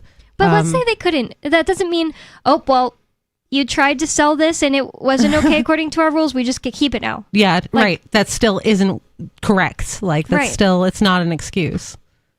This is a really crazy story. This is where that whole term possession is 9/10 of the law comes into play. And I feel like the police have leaned very heavily on that statement. Which statement exactly? Possession is 9/10 of the law. And Bricks and Minifigs have possession of the Legos. Yeah, it's 9/10 of the law, except for when you have a paper trail and a Yeah. contract. No, I get and all that. of Yeah, that that's why I'm stuff. saying the police are leaning very heavily into that idea. Yeah. And well, They're also just trying to be like purposely ignorant. Like one thing I heard Ben talk about he is now being helped by the civil rights lawyer on YouTube. Like if you type in the civil rights lawyer on YouTube, I don't know his name off the top of my head, but that's his YouTube name. Yeah, he was telling that guy, so he was telling the lawyer in his YouTube video about it, that the cops, they would be like, see, we have this paper right here proving X, Y, or Z, and they'd be like, I can't look at that, I can't look at that, you just need to get out of the store, you're being trespassed. It's like, you can't look at that, or you don't want to because you don't want to be implicated, or not implicated, but like shown to be doing the wrong thing, or know you're doing the wrong thing for sure, So yeah. Well, that was the thing too. Like there was that part where they tried to serve him papers, and the cops kept getting called on him while he's sitting outside because the court says you have to go and serve these papers in person. Well, it right? started with a good, like he had to go try to talk to these guys first. So Like he a went good up. faith He went up to their house and was like, try. "Hey, I own these legally. I got papers saying that you owe me these Legos. Can I have the Legos or I'm going to sue you?" Well, one and he guy got the wouldn't- cops called on him for doing that. Yeah, one guy wouldn't even like Open the door. and then the other guy stood there silently the Yeah, whole that's time. so weird. He said he was silent for 30 to 45 minutes. It was creepy. It's weird. Yeah, these people are weirdos for real. So Well, so because it he started- knows what do you do when you get arrested, or if you shut up. So- He didn't say anything because he knew he was wrong. It started with that, where they called the cops on him for that. And then after that, the court case for one of them got approved because he got trespassed. So then he had to go serve the papers for this. And they're sitting in the car. He's got a process server with him who's going to serve the papers. And they're sitting in the car, and the cops got called on him like 4 times, was it? 3 or 4 3. times? 3 times. Just in the span of time. And so finally the cop is like, I'll serve the papers for you. Is that okay? And he's like, yeah, absolutely. That would be fantastic if you could just do that. So he goes up there to serve the papers to the guy. And the guy's like, I don't want that. Those are fake papers. Like, this is a fake lawsuit. I don't want those papers. I think all you have to do is touch him. Yeah. Well, you don't even have to touch them. Oh. You just have to be identified. If the cop says, it's are like you? the cop could have left them on the ground and Yeah. would have done. The cop brought the papers back Yeah. to the car and was like, "Yeah, he doesn't want these. He says they're fake." Nobody wants court papers. Yeah, no that's one. ridiculous. Like all you have to do is identify. He If says I have to they're serve fake. He's not a Angelo, lawyer. I have to go. That's Angelo. You've been served, and drop it on the ground and walk off. Like that's it. You don't have to do anything else. They don't have to touch it. They don't have to talk to you. Nothing. I don't know why I thought you had to touch it. Well, the cop. There's video recordings of the cops calling the courts in Oregon. Yep. And being like, "Hey, is this a real lawsuit?" And the court going, "Yeah, it's a legitimate lawsuit." And the cop just hanging up and being like upset that it's a real lawsuit. Like that's- now he has to like do his job. So that's after that. After that happened, he brings the papers back. Another cop shows up and he's like, "Can I see those papers?" And he takes them to his car and calls, and they verify that it's a real lawsuit. And he's like, "Okay, thank you." And they go back and they just pull Ben out of the car and arrest him. What? Yep. Stupid. Because they're upset about it, I guess. Yeah. And then They can always make up a reason to arrest you. I already saw a video of them saying like, "Stop resisting, stop moving like that" when he's not doing anything. Yeah. So they dislocated verified his shoulder when they did that. Oh wow. they verified during that call that the court case was real and that they're waiting for service. They're waiting for the papers to get served before the court case can move forward. So recently, did you see the chief of police come out with his statement? Yeah. Where he's doing the Mormon prayer voice? Yeah. The heart cell. mean? So when the Mormons pray, they talk in like this, what are those videos called? ASMR. They do like this ASMR voice where they like speak very softly and like they take all of these dramatic pauses and it's really weird. Right. And so the chief of police is doing that voice while he's doing his interview and Creepy. or his statement. And during that statement, he says that part specifically, he says, they verified, Ben got arrested because they verified that the court papers had already been served. Even though there's body cam footage, like just straight not saying that at all. Hey, this gets better because somebody independent of Ben just hacked the police department and Yeah. got the videos. Yeah, that's great too. Whoa. And got to So Ben tried to get the all the police body cam footage of all of this stuff, from him getting his shoulder dislocated to them discussing on how they're going to arrest him. And the cops sent him these videos, and all of the audio has been redacted, so Yeah. you can't even tell what the cops are talking about when they're talking about whether they should arrest him or let him go. Mm-hmm. And Ben's like, well, what am I supposed to do with this? I can't build a defense on no audio. And just walking into it blind. The cops are just like, yeah, man, we don't know what to tell you. You can't have it because you're just going to post it on YouTube. Oh, yeah, this happened to a guy named Preston H. Now. They wouldn't give it to him beforehand, but they would let him listen to it in court. And it's like, okay, you can't like prepare your... Yeah, that should be like available in Discovery. And it's because he's a YouTuber. They said they were protecting Josh Johnson. Oh. That it was protective information. All these private conversations that the cops were having with each other was all to protect the victim, so we had to redact it from here. But there was one point where they forgot to erase one of the cops' body cam footage, and you can overhear the other cops talking on it, and he synced it up to hear what they were saying. Yeah, and he's pieced it together. But now somebody's gone in and just hacked the police department and got the body cam footage unredacted. With the audio? Yes. Nice. Oh, good. So after that happened... then they got pulled over right on the way home. They got pulled over for heroin. Well, it was the first day. Okay, so they got pulled over for the cops said somebody said that they had heroin in their car. We should probably just continue this on the next segment because we're running up on the time. More Free Talk Live coming up. Not live this time, but you can call in starting Sunday, June 7th. More Free Talk Live coming up. Don't go anywhere. It's Free Talk Live. Regarded by many as one of the fastest rising online personalities today, social media rock star Ryan Wasserman has 250,000 loyal Twitter followers and earns $28,000 a year at his job as an administrative assistant. The Onion spoke to the online luminary at KPL Insurance, where he works from 9 a.m. to 5 p.m. and makes roughly $13 an hour. I'm just trying to bring my unique perspective to everybody. That's what my followers expect, and I like to think I deliver. Wasserman, who currently has $900 in his checking account, regularly engages in conversations with high-profile celebrities and takes the bus to work from the 2-bedroom apartment he shares with a 23-year-old he met on Craigslist. Actually, I just started a Tumblr because sometimes 140 characters just doesn't cut it. I just had a Google Glass tweet that Questlove retweeted again. KPL, this is Ryan. Yeah, I'm sorry, I totally forgot. This is the Onion News Network.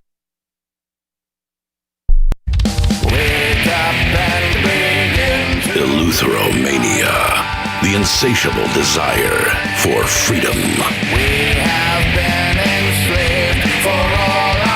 It's the new 3-song heavy metal EP from Captain Kickass.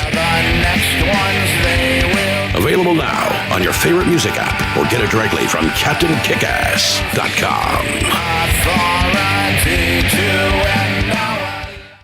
If you want to know the latest about Free Talk Live before we go on the air, all you need to decide is how you want it delivered. It's your choice. Visit news.freetalklive.com to receive our usually weekly news updates by email. Plus, we have a Twitter account at twitter.freetalklive.com, and you can follow us on the decentralized Mastodon platform at toot.freetalklive.com. So please follow us at toot.freetalklive.com and sign up for our emails at news.freetalklive.com.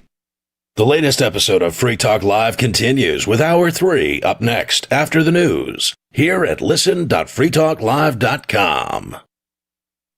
From Feature Story News in San Francisco, I'm Ira Spitzer with a look back at some of the week's top stories. Israel and Lebanon agreed to renew their ceasefire according to a joint statement issued by the U.S. The deal is dependent on a complete halt to Iran-backed Hezbollah's attacks and would create pilot security zones inside Lebanon from which Hezbollah operatives would be banned. Israeli ambassador to the U.S., Yehiel Leiter, called it a positive step. Hezbollah is going to understand that there is now an agreement between Israel and Lebanon, backed by the United States. We are full of hope that this time it will succeed, because we see that the people of Lebanon are committed to freeing their country from this malign influence of Hezbollah and Iran. Meanwhile, U.S. President Trump said recent strikes between Iran and the U.S. don't mean that a peace deal between the two countries can't be reached. We got it. We nipped it in the bud very quickly, as we do. We're the greatest military in the world. But some people would say they were slightly provoked because we took a strong action for a different reason. So they were reciprocating it. The negotiation itself has gone very well, actually. very well. I mean, if it happens, and it might not happen, who knows? But if it happens, it could happen like over the weekend. House lawmakers delivered a bipartisan condemnation of the Iran war, passing a resolution to block President Trump from ordering further strikes. Kate Fisher reports from Washington. 4 Republicans joined Democrats in a vote to effectively halt military operations in the Middle East unless Congress authorizes it, ratcheting up the pressure on the administration to find a way to end the unpopular war. The 215 to 208 vote marked the first time that such a measure has cleared the House or Senate since the start of the conflict more than 3 months ago. It's the clearest sign yet of frustration within the GOP as the war stretches on and gas prices skyrocket. It is largely symbolic, though, as President Trump would almost certainly veto any legislation that restricts his authority. At least 18 people were killed in the Ukrainian cities of Kyiv and Dnipro after a massive Russian attack. FSN's Ross Cullen has more. An 8-year-old boy was among the at least 12 people who were killed in the city of Dnipro. At least 6 people were killed in the capital, Kyiv. The Ukrainian President Volodymyr Zelensky has called on the US to send more air defense systems to help defend cities after the deadly strikes. Kremlin spokesman Dmitry Peskov said at a briefing on Tuesday that the conflict could be resolved by the end of the day if Ukrainian troops withdraw from the areas in eastern Ukraine that Moscow considers part of its territory. The Donetsk and Luhansk regions of Ukraine are considered sovereign Ukrainian land by the United Nations. From Bureaus Worldwide, this is FSN. Chinese President Xi Jinping will travel to North Korea in the coming week. It marks his first overseas trip this year after recently hosting President Trump and Russia's Vladimir Putin in Beijing. FSN's Laura Westbrook reports from Hong Kong. Chinese President Xi Jinping will travel to Pyongyang for the first time since 2019 next week. The trip comes after high-profile summits last month in Beijing with US President Donald Trump and Russian President Vladimir Putin. Analysts say the trip will allow President Xi to cast China as one of the few powers able to engage with all sides in an increasingly fractured world.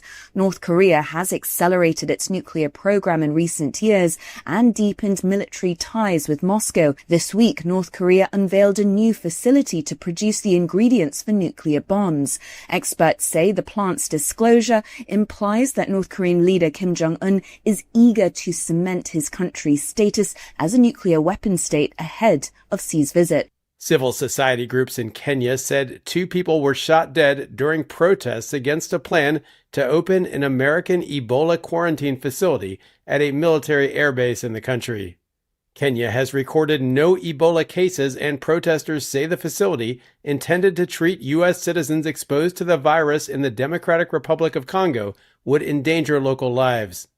FSN's Chris Ochamaringa reports from the DRC. Hundreds of people took to the streets of Nyanyuki, and they were close to that air base where this facility is supposed to be set up, a 50-bed facility, and they held protests. They were burning tires, holding placards, and it was a very unruly crowd. Police and the military were deployed, and they fired shots, live rounds, and we're told 2 people died.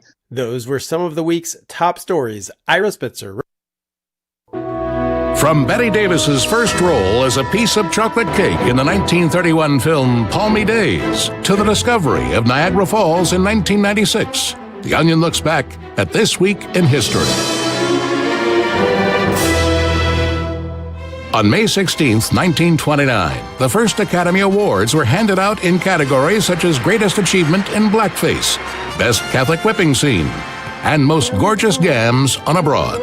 The highlight of the night occurred when Wings won the award for Best Picture without a single Dago, Tar Baby, or Wetback. And on May 15, 1940, the first McDonald's opened in San Bernardino, California, back when a young Grimace was just working as a cashier.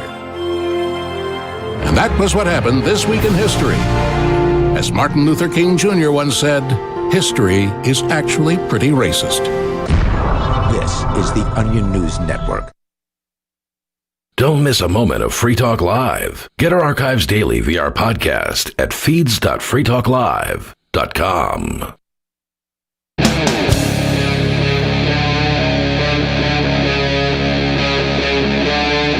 Free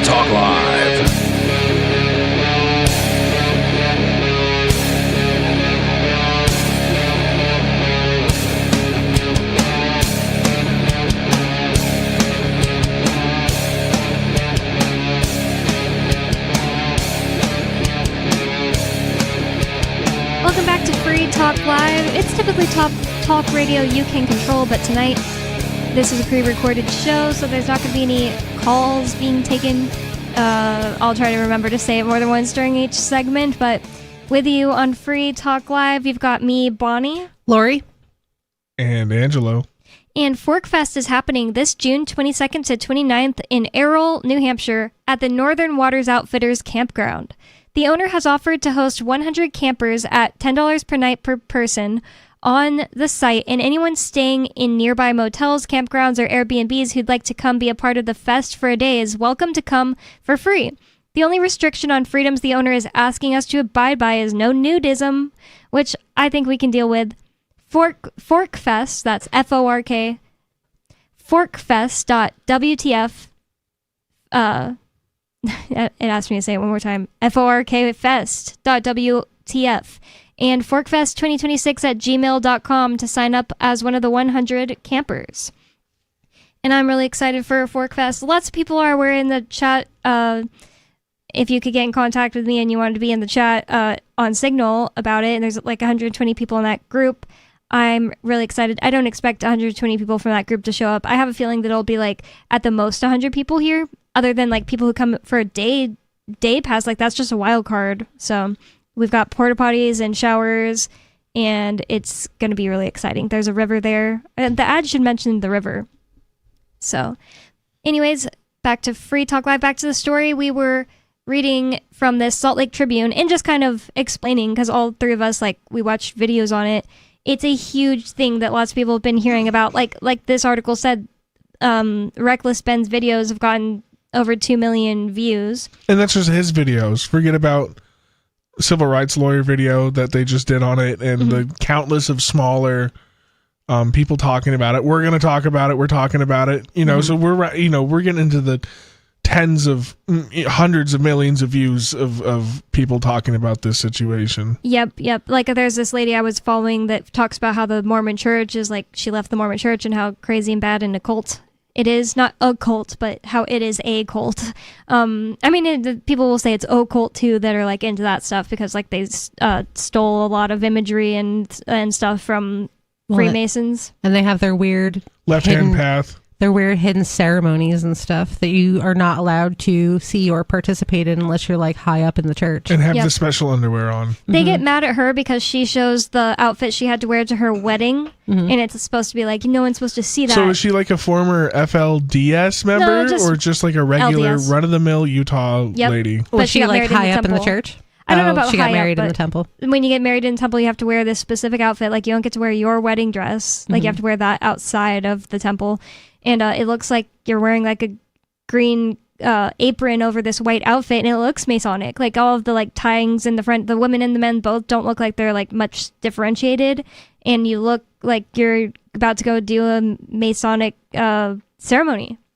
They do a lot of weird stuff, like baptizing the dead. Yeah, that's weird. I've heard of other things that they do that are like, oh, I went and did this ritual, and it was just based off of like the Garden of Eden, and in the you know, like you kind of like walk through, and you get told the story and stuff like that. And it just seems like they're into this kind of stuff, because when I lived in Utah, we went to Christmas or Christmas Eve night or something at my dad's boss's house, and these were like insanely nice people. I don't mean to disparage them in any way. Like I really like these people. They're so nice. And they had a giant Book of Mormon that had a big Freemason symbol on it. And my parents were like kind of creeped out by that. And the thing that they wanted to do, we went to Christmas at their house twice when I was like a teenager. And the thing that they wanted to do every Christmas, and it's like all the kids were like hyped about this. This isn't something like their parents made them do. As a family unit, they all wanted to act out the birth of Christ and have like scripts and stuff like that. And we would all be involved. And it was just like, it seems like that's just something that is something They do. Like I've gone to Mormon Christmases. Well, I mean, I did like a church play. But this is in their like garage. Yeah, like at their house. Okay. Like, I mean, yeah, all right. That's a little weird. But I mean, like, with like the dad as the processor, it felt kind of ritualistic. Yeah, that feels ritualistic. But I've totally dressed up as like a wise man a time or two, right? Yeah, I've done that too. Like they have they all simultaneously watch, what is that thing called where they go on TV? the high up Mormon guy goes on and gives like his whole, like the convention or something, whatever it's called. Yeah, and like every Mormon like sits home and watches. It's like days long. Yeah, and there's like the president. Yeah, it's called like the convention. That I might be It's mixing almost that like up. a State of the Union of the Mormon Church. Yep, kind Or of. is it like a nightly thing? It's like it's once a year. Okay, so it's almost like a State of the. It's almost like a State of the Union, but it over the course of several days. Yes, they'll kind of talk about what they want for the year. So it's like a week. Like a week-long miniseries. I don't remember exactly how long it was, but like it's multiple days for sure, and it's like a big thing where they all at the same time watch general this conference. General conference, and they all watch it at their houses. See, all the Mormons I grew up with were horrible Mormons, getting like Mormons, tattoos, and Jack drinking Mormons, coffee, and well, their parents are super Mormon, but they were not.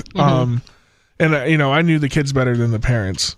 But all the Mormons I knew, I'd just be like, multiple wives, and they just chuckle and be like, nah, man, we're not that cool anymore. Me and Stu stayed with his mom for a while, and like we drink coffee, and she wouldn't let us like make it in the house. We'd have to like go outside to But make what our about coffee. soda? Could you open a soda in her Yeah, they house? had tons of Dr. Pepper in there. Yeah, Tons of just it. only after they bought stock in Coca-Cola, right? Like they're totally fine to have So Dr. Pepper, but like I can't have When a coffee. did they do the It's Coca-Cola because thing? it's because it's brewed drinks. But wait, it's not actually Oh. brewed drinks because you can drink tea. Oh wait, it's things with alcohol. Wait, it's or not alcohol, caffeine. But it's not actually things with caffeine because you can have soda. It's just don't drink coffee. Don't drink coffee. That's just like un-American. It feels like that's just like an anti-American thing because Right. coffee's like a really, American pastime. Like the British drink tea. I feel like Joseph Smith had a beef with some coffee guy. And Back was in New like- York? Back in Or New York. wherever he was caught drinking coffee, and he said that like God said it was fine for him. It's fine for me. I Yeah. have different rules because. Well, he started out as one of those treasure hunters, right? Right, That yes. he would like have scrying stones or whatever they were. Yeah. Yeah, and he would the look in treasure the hunter hat. thing- Yeah. Well, and that, it would no, tell that's you where where someone's no, that's things. like how people would. They would hire treasure hunters and they would look into their hat That's how he read the Book of Mormon. and be like, the yeah, but treasure's he already here. hid the stuff himself. Uh-huh. That's why they needed, and then he'd show up and be like, "Oh, I heard you have something missing. I'm actually like I can look into a hat or whatever, It's like- and find it for you." It's like an episode of South Park. Like, did you ever see that episode of South Park where like the Yep. kids are like private detectives? It's like that. Oh, I thought you But- meant the Mormon episode. That one's great too. All of them. Yeah. All of them. Have you seen the Book of Mormon? I've never seen the whole. No, I haven't seen the Book of Mormon. I don't think I've seen it at all. I've Oh, only heard you a song should. from it. Yeah, I need to see it. I haven't. It's Broadway is I would so just far watch it outside on, of my It's great. online or something, if attainability, anything. especially in the middle You of can just- nowhere, Oregon. No, you can just watch it online. Well, I guess you can now, but like when it first came out and was like, I remember it was all over the media. I was watched like, it well, online then. I'm not looking for. That's probably. I'm not looking for that. It's probably funny because I saw their like thing from before they made South Park called Cannibal. That's so Yeah, good. Cannibal the Musical. Yeah, that is so good. Also fantastic. Yeah. Mhm. Anyways, What so is that? Is that about the Donner Oregon Party? Trail? Well, kind of. Or yeah, I meant to say the Donner Party, but it's like based on that, but it's not It's not based on any exact history thing, but it's like something like that. No, it's based on a real story. Oh, really? Yeah, it's based Oh. on a real story. That But it was whole- Utah, not the California. Yeah, thing. it's not the Okay. Donner Party. It was a different I didn't know that. track. Yeah, it's a. I forget the name. Who of also the guy. ended up eating people? Yeah, Who but it was also ended up eating It was people, a much different situation, supposedly. in my opinion, because it Maybe. was like this guy. He gets stuck in the woods, and everybody else dies, so he starts eating the people that died. Like the Donner Party, they killed people, right? No, they ate Oh, the okay. people who froze to death. No, ew. It's gross and everything, but like they tried to hang the guy. I don't know about real life. Cannibal the Musical is loosely based on the true story of Alfred Packer, 19th century prospector who was the first person in the United States convicted of cannibalism. So yeah, that's what I was trying to say. Like I don't know, didn't know if it was real in the real life story, but they convicted him. But it's just like, what would you do? Like just die? You know, it was winter. Yeah, well, least in the the movie. people sitting in their nice warm courthouse would say yes, and that's why they're Yeah. going to hang him. Yeah, I don't know if he did get hanged. But anyways, all this stuff is related because the Mormon Mafia is backing up this corporation called Bricks and Minifigs and trying to help them steal from a family. And when this YouTuber named Reckless Ben stepped in to help them, and he got the family their money back, but now he's suing on behalf of, the stolen stuff, and behalf of justice, behalf of the right thing to do. Yeah, and like his civil liberties were extremely violated, targeted. Really the first time they were pulled over, the cop stopped them for, quote, running the stop sign. You can watch the dash cam footage from the police. They obviously stopped at the stop sign. Stopped them for, quote, running a stop sign. They walk up to the car, and one of the first things out of the cop's mouth is, which one of you are Ben? Wow. So if you've stopped them for a stop sign violation, how do you know who Ben is? How do you know what this car is about? Yeah. And I feel like they probably it's not even his car. No, it's rental, right? So you can't be like, well, this is who the car is registered to because it's not his car. Yeah, exactly. So they knew he was in there. They were following him, and he even said that he was being followed for a while. So he was telling his friend that was driving, like, stop at every stoplight. Don't go over the speed limit. It doesn't really matter because they'll just pull over and lie. You were getting pulled over for. You were getting pulled. They were getting pulled over regardless of what they did. So the next time, after all that stuff happened where they were trying to serve the papers, they leave there and the cops pull him over again on his way home and say that they had reports that they had heroin in their car. And they search the car for 3 hours. Yeah, right? a rental car. Well, how do you search a rental car for 3 hours looking for heroin? Wow. And then how do you search any car for 3 hours looking for heroin? And then when that person hacked the police department and got all the body cam footage, they have body cam footage of the guy saying, so what are we going to do? like, did you see anything? He's like, no, I was just going to pull him over and scare him for a while and cut him loose. Whoa. Yeah, because it's intimidation. Yep. Yeah. I feel like these cops like have no idea what they're up against with like a YouTuber. Like it's not like the typical your local route. Fox station. It's not your local Fox station. It's not some powerless person either with no money and nothing behind them that just happens to live in the town and is getting like totally bulldozed. So this is exactly what these people deserve. I'm really, I'm not happy this is happening to him, and I'm not happy this has happened to the family.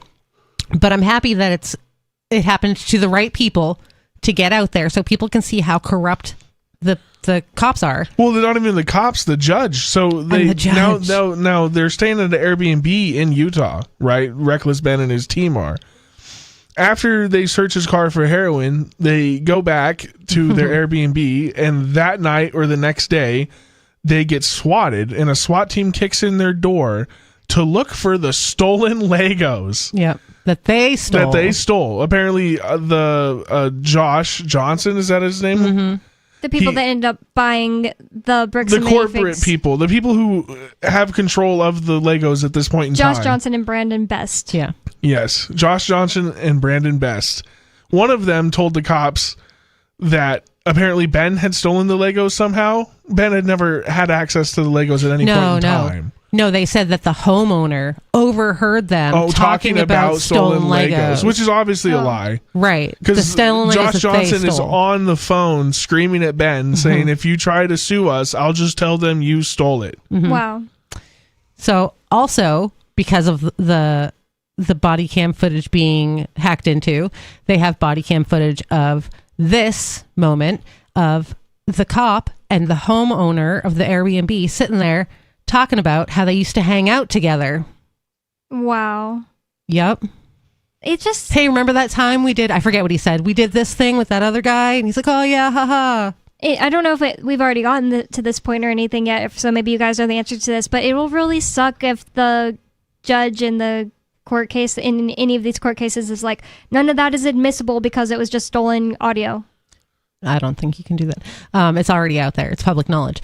But yeah, but to be admissible in the court, they could just be like, oh, that's not how this works. We don't have to accept it. So a big thing with what he was saying, they got swatted, right? So the judge approves this search warrant for the house, which a search warrant is a totally different thing than an arrest warrant. You can't arrest somebody on a search warrant. They go into this house to search for these stolen Legos, right? They don't find anything because they actually don't search. You can see it in the body cam, but they don't do any search. They go in, it's not there, so they pull everyone out and they arrest them. Wow. So, like, this is already a false arrest. Like, you can't get a search warrant to arrest a person. That's not how that works. You have to get an arrest warrant. They're two separate warrants. So, I think they didn't even arrest. I think that's the whole thing, is that they told Ben he wasn't arrested. He was just being detained. You can't be detained and then taken off site to the jail. That's not detained anymore. That's arrested now. Yeah, but that's what the cops were telling, because of course They're they'll lie to lying. you. Yeah, well, Right. they're liars. They're Right. that's their job. Don't ever let anyone take you to a second location. That's the rule. But like once they can detain you for a brief amount of time during a search, but it's very brief, and you have to like stay on the property, and they have to release you. Once they put you in the car and take you to the police station, you have been arrested. This is no longer detained.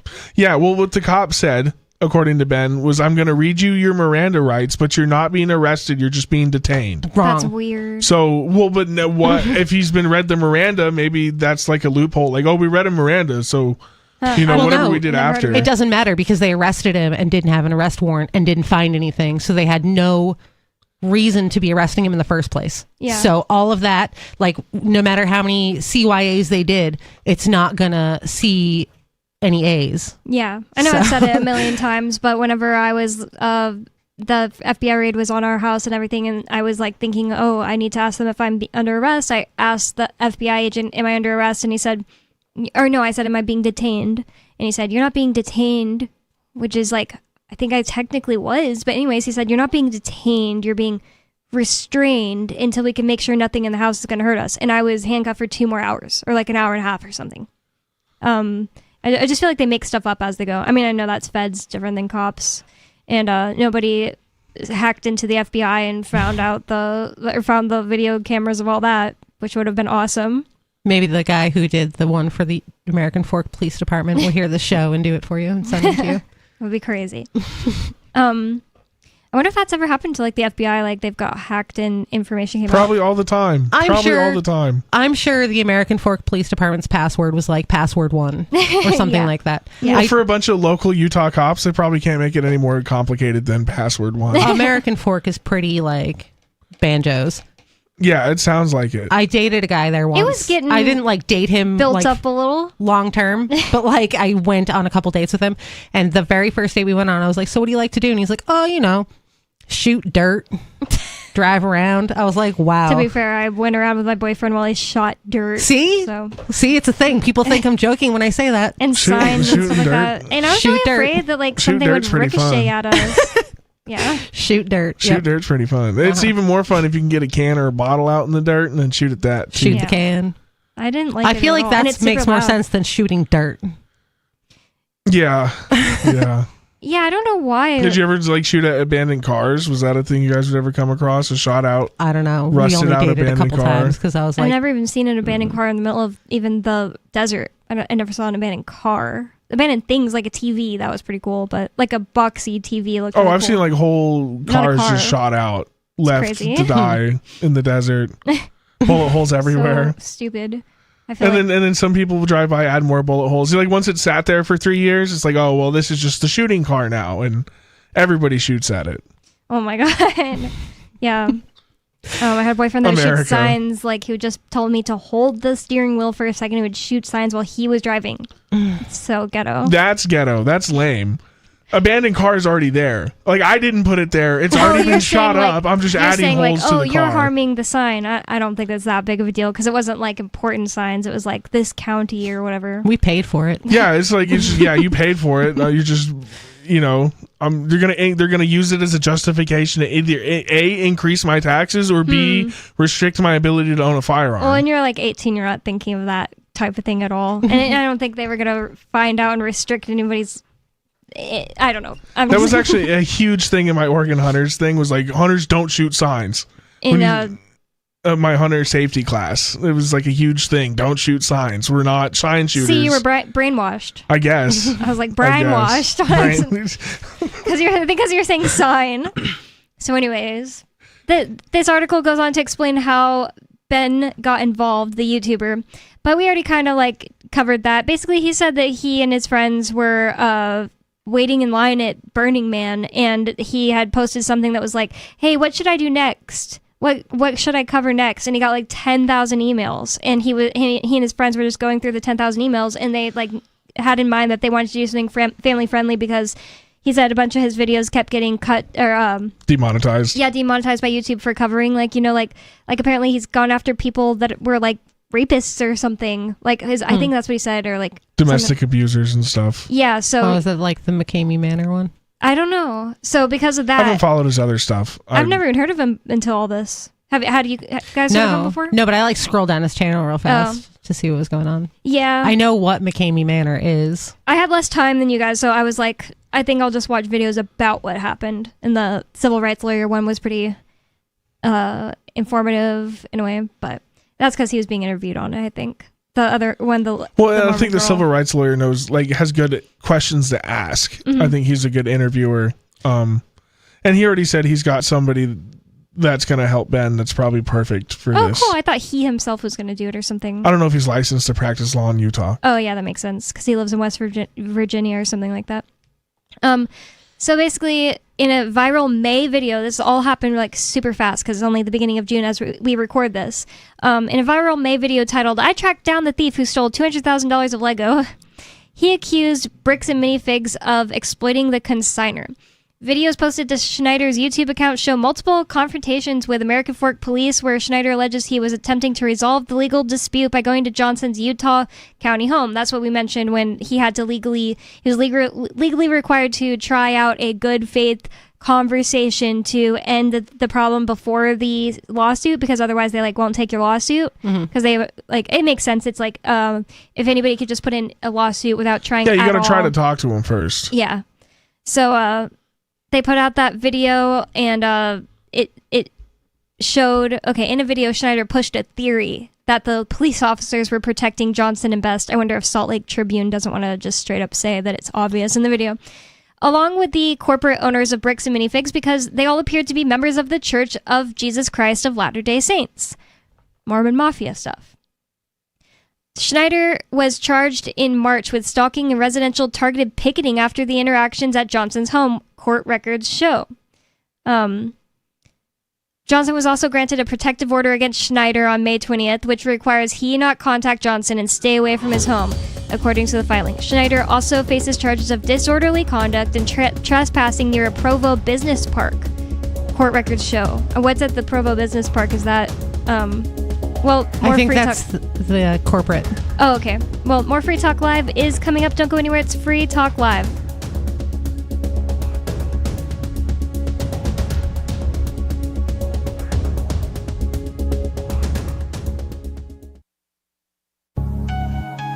A congressman recently revealed that legislation totaling 2,900 pages and involving more than $1 trillion was available to members of Congress for less than 48 hours to study and consider. That's over 60 pages of legislation per hour.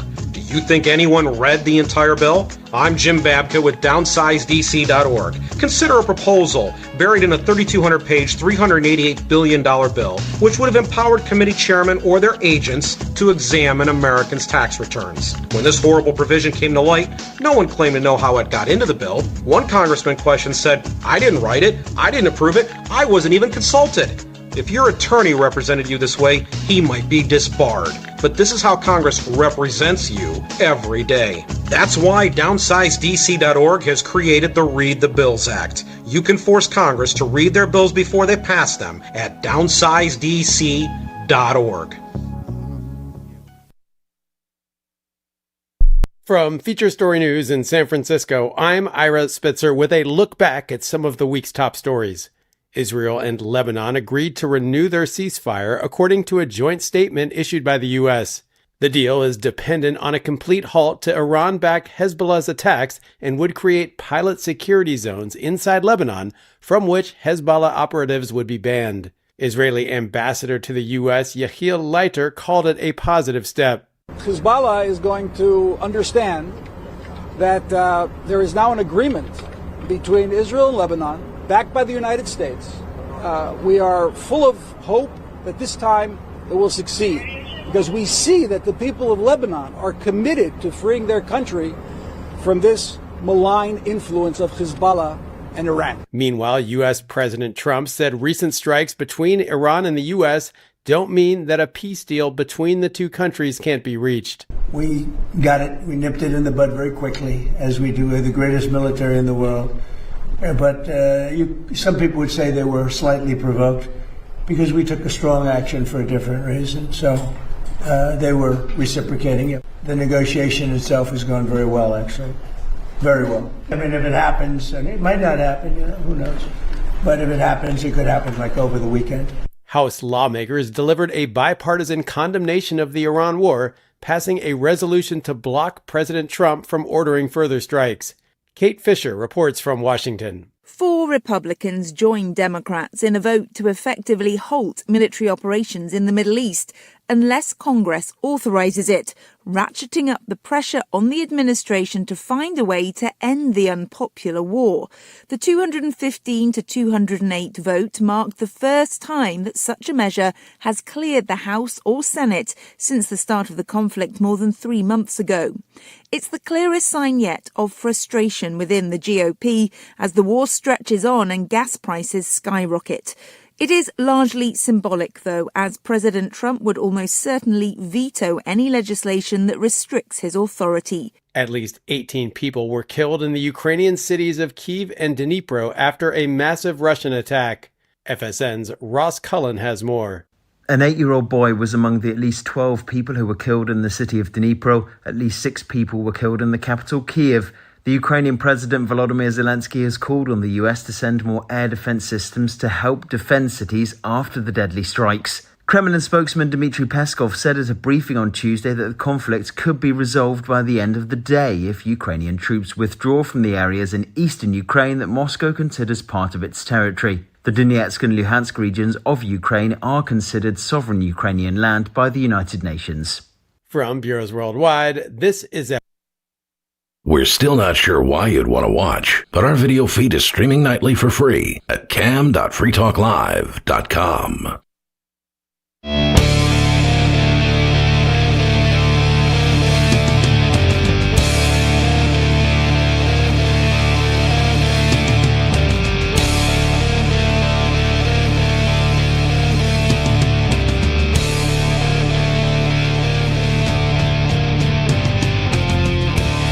Welcome back to Free Talk Live. It's talk radio that typically you can control, meaning typically you can call in and change the subject, bring up whatever's on your mind, but in this case, this is a pre-recorded version or episode of Free Talk Live.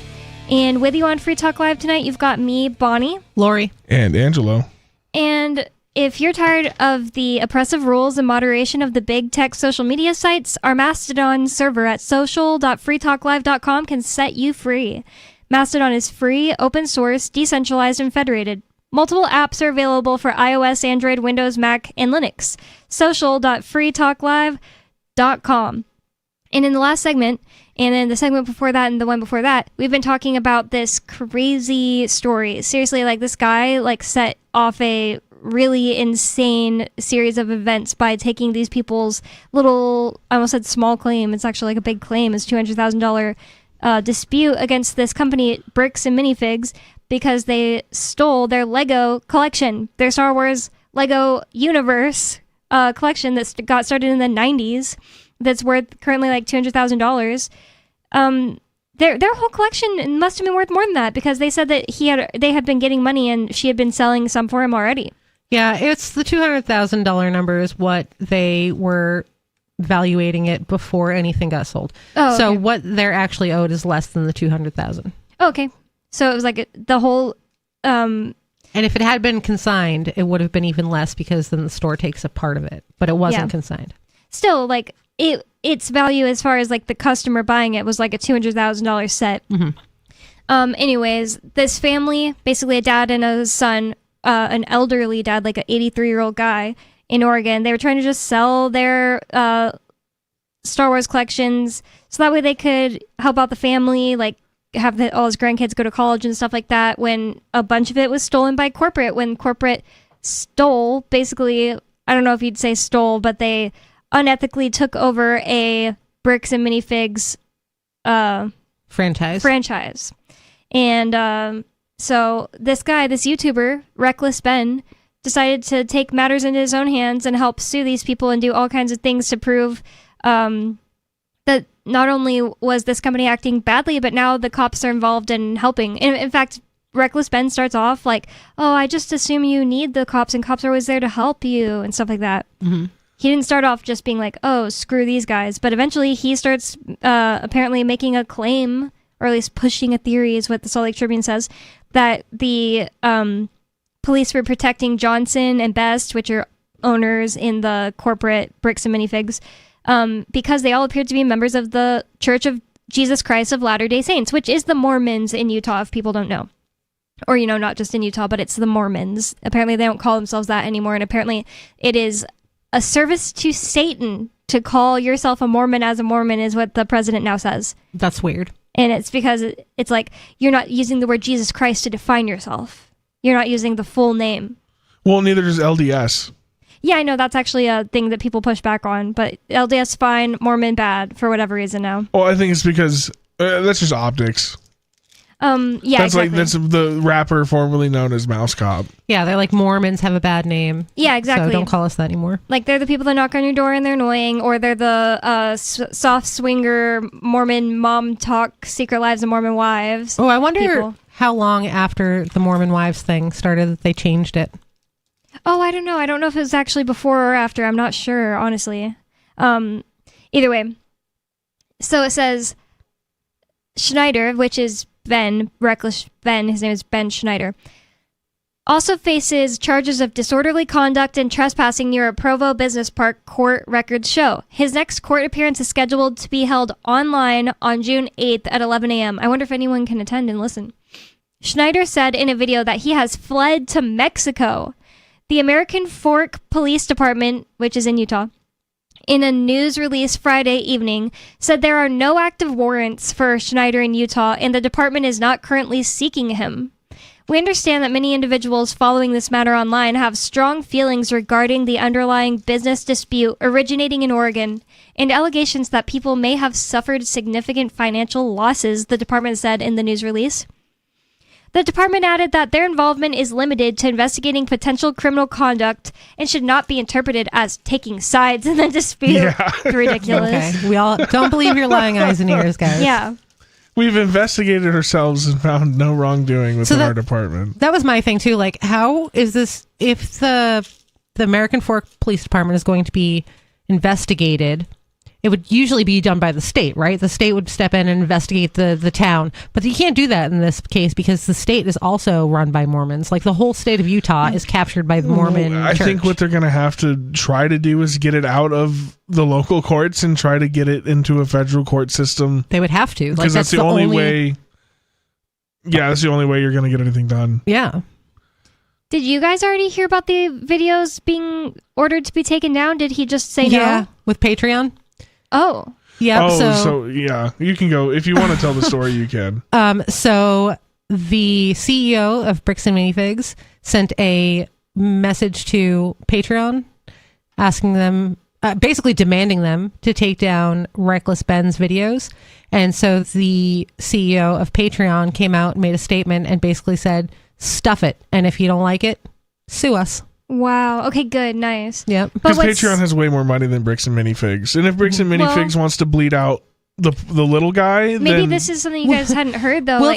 We'll tell you what's going to happen if you sue us. We'll just take you to court forever and drain you of all your money, just like they said to Brian. Is this part of what you just described? It says the 4th District Court Judge Tony Graff Jr. granted a temporary request ordering Schneider to take down any videos from any streaming service that in any way relate to the private legal dispute underlying this matter. That must have just happened, Yeah, because maybe? I tried to pull up just like newest news about it. That really sucks. It says 22 hours ago. It can't be because I watched some of his stuff this afternoon. Well, maybe they're just saying no, though. I guess I like hope the so. judge could say to do that and he could say no. So, yeah, I'm interested to know if they're going to say no to that. It says he also ordered Schneider and anyone associated with him to not contact or threaten Bricks and Minifigs employees. Wow. Okay. Contact or threaten. It's already illegal to threaten people. Okay. So if they did, if this is, they said they had to take everything down, then yeah, Ben's just saying no because it's all still there. Yeah, it's all up. It says, Which good. It specifically ordered them not to go closer than 1,000 yards from their homes or buildings, cover signs, or solicit employees to be undercover agents. Were they covering signs? What does that even mean? Yeah, so so this is one thing that they did. The Bricks and Minifigs store sign at that location, they made a sign. So first they started a business called I Steal From Old People. And they made their tagline Bricks and Minifigs. And they printed the sign with the tagline above the name of the company and hung it up over the Bricks and Minifig sign. Wow. So it said Bricks and Minifigs, I Steal From Old People, or We Steal From Old People, or whatever it was. Wow. That's what it is. We Steal From Old People. So no, but now they have a merch store. We steal from oldpeople.com, and you can like buy t-shirts and stuff. Oh my goodness. That's crazy. Yeah, and he also made it. Oh, he made it a franchise too. He legally made this company a franchise, and then made a bunch of his friends franchisee owners. So that way, when they came to him about the sign, he was like, "Oh, my franchise did that. You're gonna have to talk to them." Oh my goodness, that's great. We're not responsible for what the franchises do. That's so great. That's awesome. Yeah. So the judge has ordered him not to contact any Bricks and Minifigs employees, cover signs, or solicit employees to be undercover agents. Oh, he did that too. Things that Schneider has done in videos he has published. That's hilarious. That's so funny. Mm-hmm. At this point, the judge has not... and it's funny because I put undercover agents in quotes. Mm-hmm. At this point, the judge has not considered any evidence from Schneider in his decision. Schneider will have an opportunity to present his side in a hearing on June 22nd, when the judge will consider whether to extend those orders throughout the course of the lawsuit. So yeah, that's current. But it sounds like you're saying they're just saying no. Bricks and Minifig's statement said its CEO, Ammon McNeff, which is so funny because I just found out yesterday that Ammon is because of that Mormon lady's video, Alyssa Grenfell, she was covering this story, and she said when she saw that Bricks and Minifig's CEO was named Ammon McNeff, she knew he was a Mormon because Ammon is apparently a book in the Book of Mormon, or a name at least in the Book of Mormon, and it made me wonder, is Ammon Bundy Mormon? I never knew he was. Apparently he used to be, but the LDS Church came out and said everything that Ammon Bundy and his ranch, everything they did, they're against it because Mormons follow the law. Which is funny because I think that there's something in the Mormon church that's like, you're not supposed to follow like blindly what the law says. Huh. Interesting. So, Bricks and Minifig's statement said its CEO, Ammon McNeff, has invited Brian Mansell to sit with him and review the spreadsheets and consignment agreement so they could informally and fairly, resolve the problems between him and the earlier franchise owner, including allowing him to take every Star Wars Lego item in the store. He also said the company would be willing to consider no longer naming Mansell in its lawsuit against Schneider. McNeff said that they have been asking Mansell for documentation and only recently got enough documentation to develop a clear picture and move forward with a resolution. I mean, it's not like for lack of trying that these people weren't trying to show you their contract, but... They've had 3 years, 4 years? 3.5 years? A long time, long enough. Yeah, and they just suddenly, now that everything's blown up, they suddenly found some papers. Yeah. And I guess Bricks and Minifix has fired these two. Mm-hmm. They've tried to cut ties with Brian and Johnson. Josh, yeah. But yeah, Josh and Best. Mm-hmm. Well, Johnson and Best. Yeah. Johnson and Best, yeah, whatever. So, and they said in the thing too, like they didn't even say like because they did something wrong. They said they were cutting ties with them over social media posts. Yeah, that really. And they think that's going to help them. No, their company has crashed and burned. No, like there's no over. Coming back from this. I don't think. Yeah. Not for a Lego resale store. No, like that's their whole business. Is and with bricks the and economy minifigs. on a downturn, who's spending money on Legos like that right now? Anyways, Yeah. right? Like even if you have kids. You're not dropping $300 on Lego sets. So things are getting ridiculously expensive. Mormons are just mysteriously rich. Mm-hmm. I don't know All if it's the a time. mystery. I don't know. I'm just saying. I don't know. A lot of government Might not be contracts over. out of Utah. There are a lot of government workers that are Mormons. Yeah. Stu tells me so much all the time. Whenever we talk about that, he's like, "There's so many Mormon feds." Makes sense. Yeah, they love them, dude. None of them smoke or drink. Mm-hmm. They're at baseline all the time. They don't even drink coffee. They're already brainwashed. And they follow orders to a T. Mhm. Yep. And they speak like a bunch of languages a lot of the time because they went on missions. And it's a good way, even just leaving them as Mormons, and you can send them into other countries as religious, because that's like Spreading the word. Well, no, it's yeah, but they're working for agencies while they're quote spreading the word because you're there as a missionary, not as a a foreign agent. And have you ever seen like a Mormon person where you're like, oh, he looks intimidating and scary? No, they all like white and delightsome with the blonde hair and the blue eyes and so unassuming. Yeah.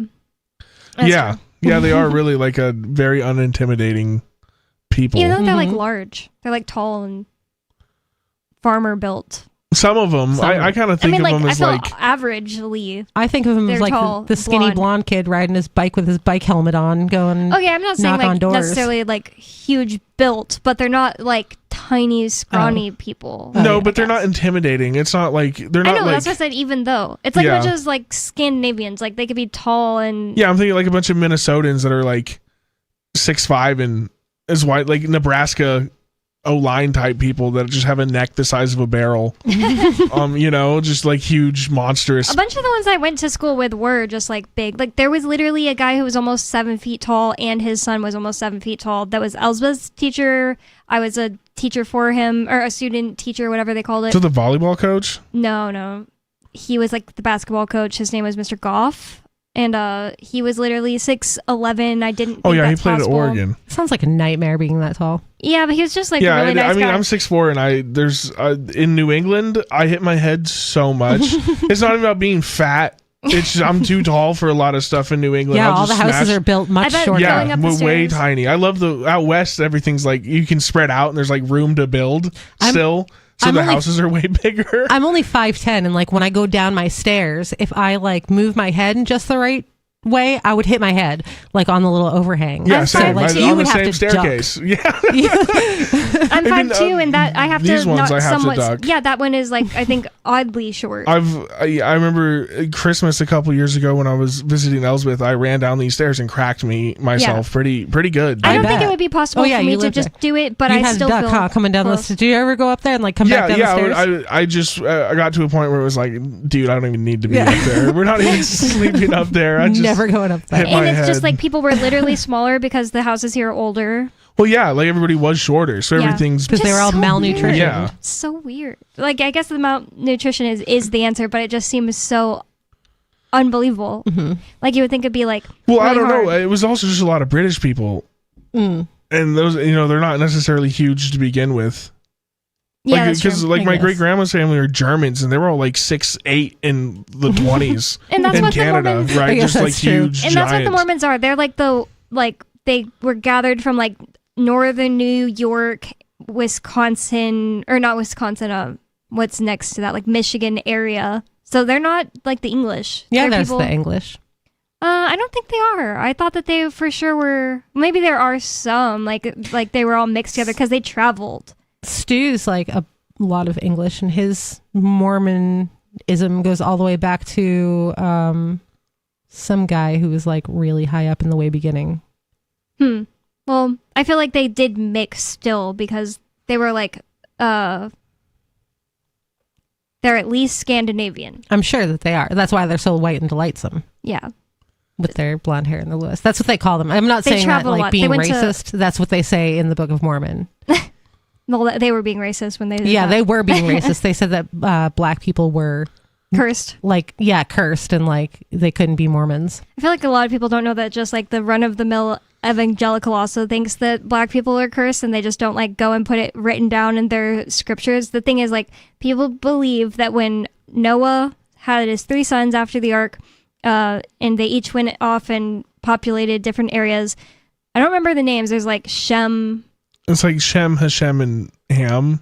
Ham is one. There we go. I don't know. all the Ham names. is the one that they And say Ham is black the one people that are. They have the they curse of described Ham. something about him being cursed because he like did something to his dad, and his dad said, "Oh, you're cursed from now on, and so are all your descendants," which is so stupid. Like, I'm gonna curse 1/3 of the population of the world. But anyways, people say it, and that's where Africans came from, and that's why they're cursed. Racist. Yeah, and it's not necessarily written in the Bible that. Like, it is all that is written as far as up to, like, that guy Ham's descendants are cursed. But it's, like, this evangelical kind of, like, myth that isn't really backed up by anything. That, like, his ancestors went off to colonize Africa, and that's why they're cursed. So, obviously, to us, You know what I'm saying? I think it is in the Book of Mormon, though. Yeah, exactly. Like canonically. Yeah, I thought it was like they were burned by God or something, and that's why they're. Well, their skin got darker as they got cursed in the Book of Mormon. That's what it is. I'm pretty sure. Oh, they changed it. They changed it. Yeah, to... of course they did. There's Samoan. The Mormons have been recruiting heavy out of Hawaii and like those Polynesian islands. Oh yeah. Like you look at the University of Utah football lineup. No, it's but all I've met Polys, dude. It's 100% Polynesians.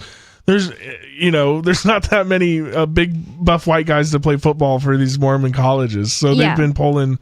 They'll bring their whole families over. Way before like turn them into Mormons. They changed it to pure and delightsome. Oh, okay, pure and delightsome. The thing about that's like, not even like to defend them or something, but the thing about Mormonism that's like, oh, they changed it. Well, they are a continuing revelation church. Yeah. People who were like not about that kind of stuff, it's way more stupid when they all disagree. Like if you're a Christian, you're like, this is the inerrant word of God. No one should disagree. The Holy Spirit should be telling all of you guys the same thing, and not, I feel that God is telling me this and that. But with Mormons, they're a continuing revelation church. So they're like, God's just a real indecisive guy. Exactly. It's stupid, in my opinion, to fall for something like that. Like that God will just be like we worship this God who is infallible and amazing, but sometimes he just gets it wrong and changes his mind, and we got to change things up. Yep. Like those two things don't make any sense together. Why would you follow a God that was wrong? You get into some crazy stuff about who God is with the Mormons, and he isn't even the God of the universe. It's like you get your own universe. Yeah, exactly. So of course the guy can he's just one of us. He's just a guy. He's just a guy. He's just gonna get it wrong sometimes. Don't worry question about it. You're gonna go to outer darkness. I'm gonna look in this hat. I'm gonna look in this hat, dude, and we'll have all the answers. I promise you, bro. Just let me look in this hat for 5 minutes. He had an actual wife that was like grandmother, or not grandmother, like great mother or something like that. But like she has like no personality at all, and like she's like just described as the mother of everyone, and she eternally gives birth.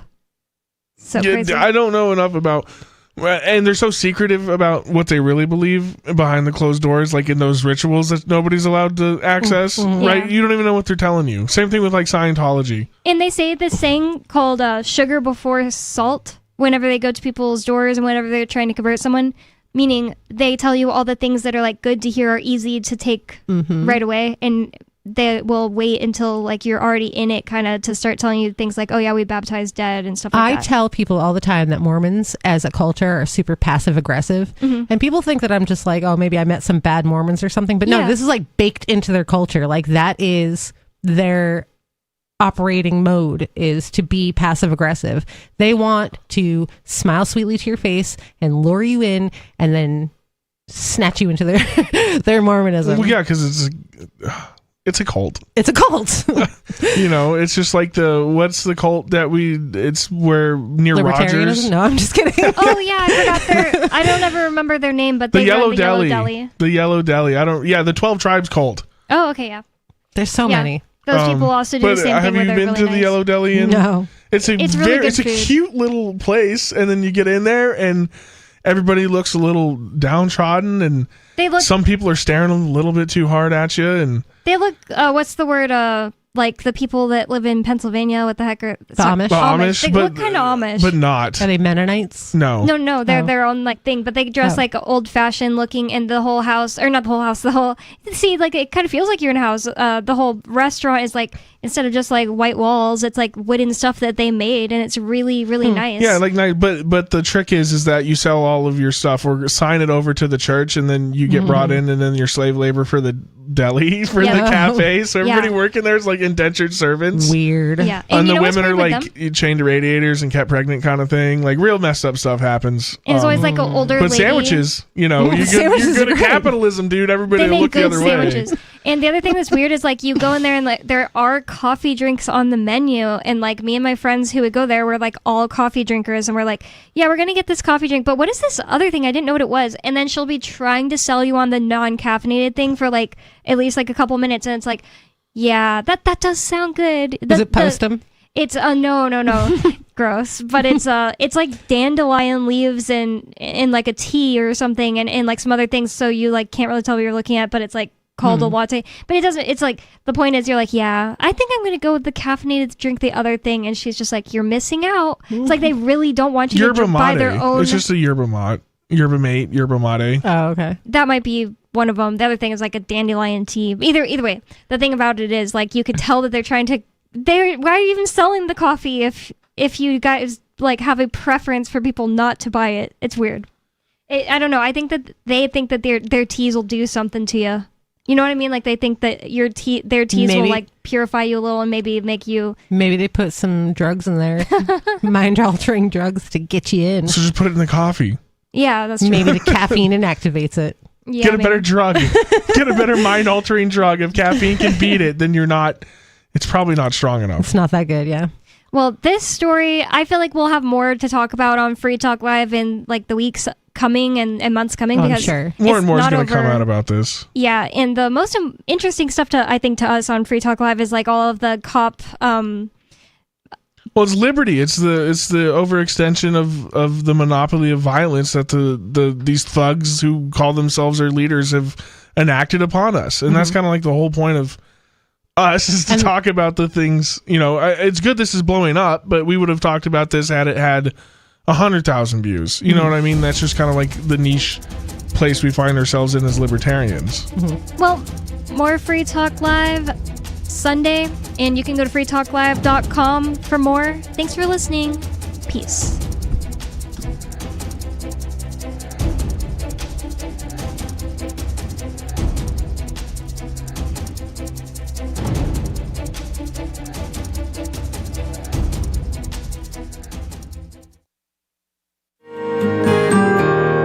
So the protection of life, liberty, and property is what the Free State Project is all about. But it's an effort to move 20,000 people who understand. It's about demonstrating to the entire country that, yeah, we can have a free market, a truly free market. Making it just a freer, great place to live.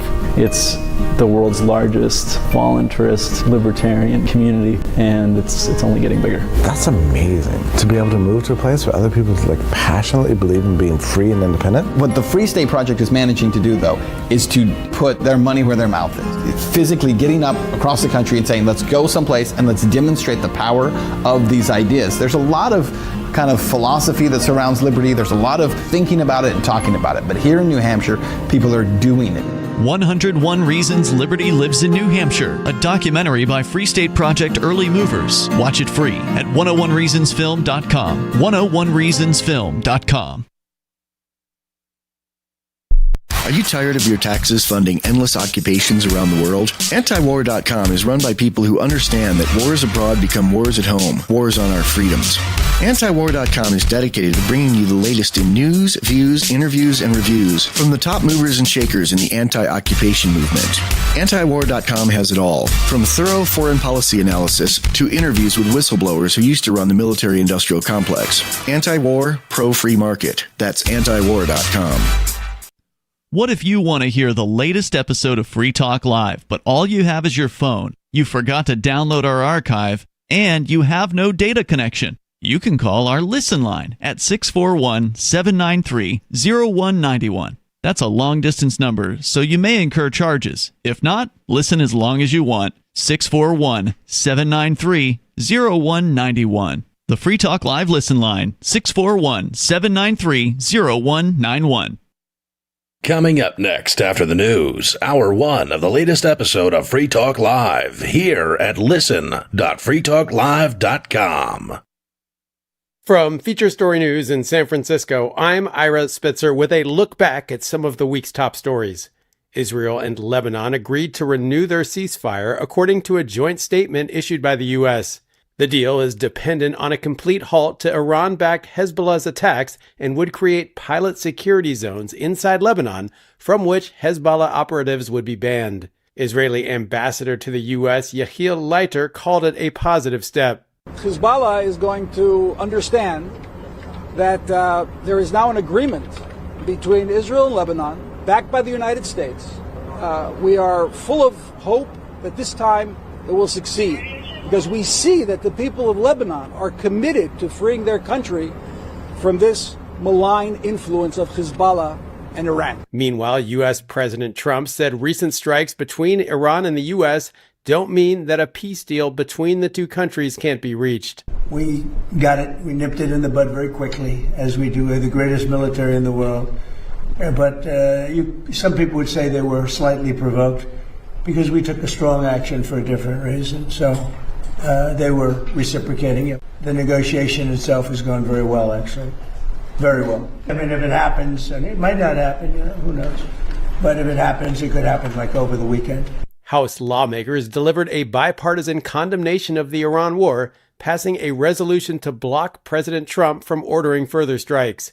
Kate Fisher reports from Washington. 4 Republicans joined Democrats in a vote to effectively halt military operations in the Middle East unless Congress authorizes it, ratcheting up the pressure on the administration to find a way to end the unpopular war.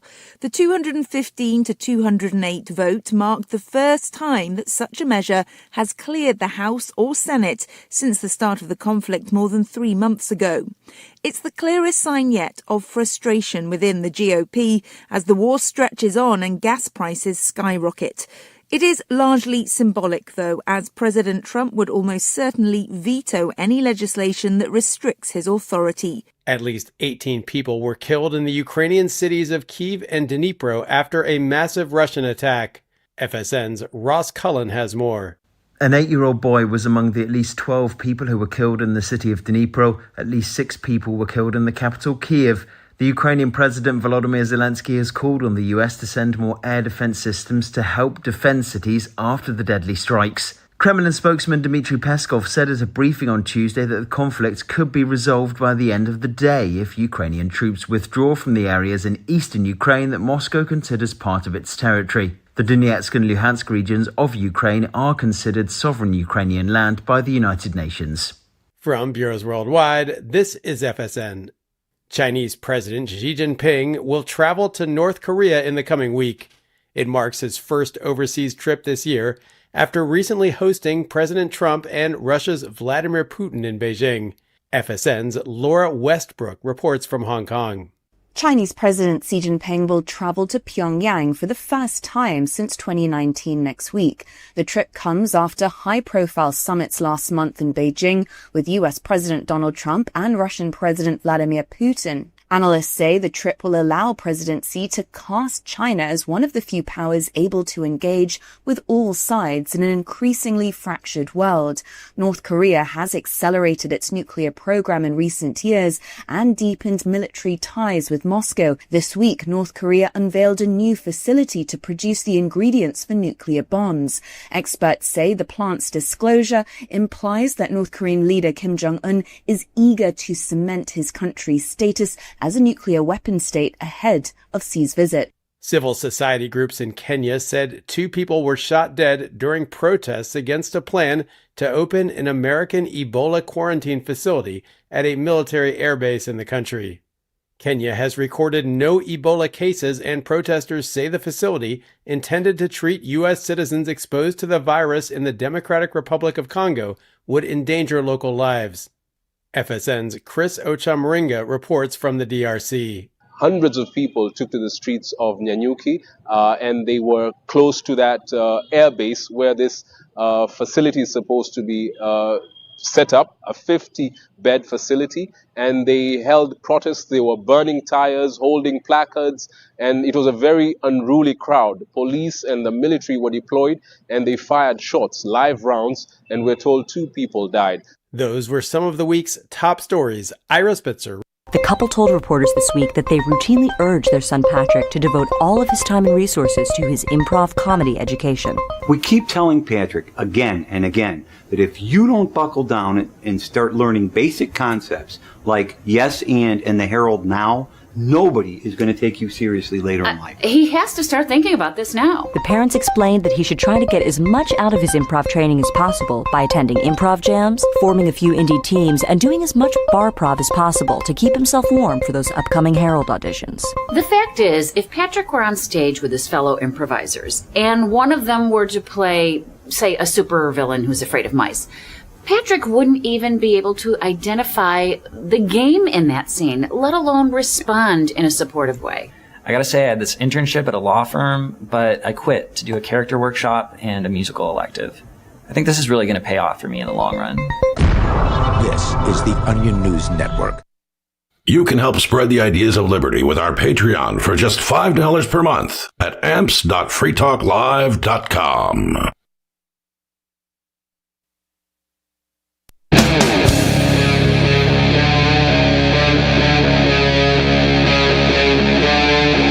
Free Talk Live.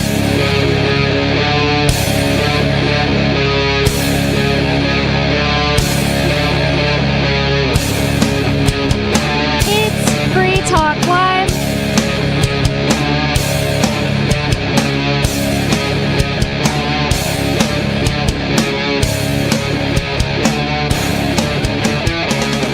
It's Free Talk Live, talk radio that you control, and 603-283-6160 is the phone number. That's 603-283-6160. And with you on Free Talk Live tonight, you've got me, Bonnie. And Mr. Penguin. And Rich. I don't know why I think I sound quiet. Is that not the case in you guys' ears? Hard to say because I control my own volume. I mean, you're always quiet, Bonnie, so... Yeah. Squeaky. I think it's fine. Yeah, it's fine on the board. You just got Sorry. a quiet voice. We have some really funny... Use the objective measures for volume. Yeah, I forgot that that's, Okay. that's the thing to use. So... We have something Volume that's is like, objective. in my opinion, this is funny, but it's also like messed up. So it's like funny that because it's like you just gotta laugh about the state of the world, but it's so messed up and so stupid, and it's of course done by the hands of the cops. And hand of the cop. Oh my god! No, the cop has two Oh, hands. okay. I'm sorry. What's new? I mean, right? Like Exactly. This seems like nothing should surprise anybody anymore. this sounds like the description of any police interaction with to most normal people, or at least people that know about such things. I think. This is great. But this is really, so like I said, it's funny, but I'm also not trying to be like insensitive. But the lady, she kind of had like a sense of humor about it. As you should when you know you're about to win. Oh, So yes, right. Is this what I'm thinking? Is this out of Florida? It says maybe it is out of Florida. It sounds like it would be. Yeah, this is crazy. Woman with no right hand Yeah, this is it. is pulled over for using phone in her right hand. Did you watch the Dash video? Yes. Okay. It was crazy. I mean, this is like I was watching a video like news clip of this, and they're like, "This is a good learning lesson." Oh my and I'm God. like, Good learning lesson for the cop. The guy literally straight face lied, and then he continued to do so, like with the woman with her missing hand, like she doesn't. I loved clearly her doesn't have a response. hand. She was like, "So, do you want to just call this a day?"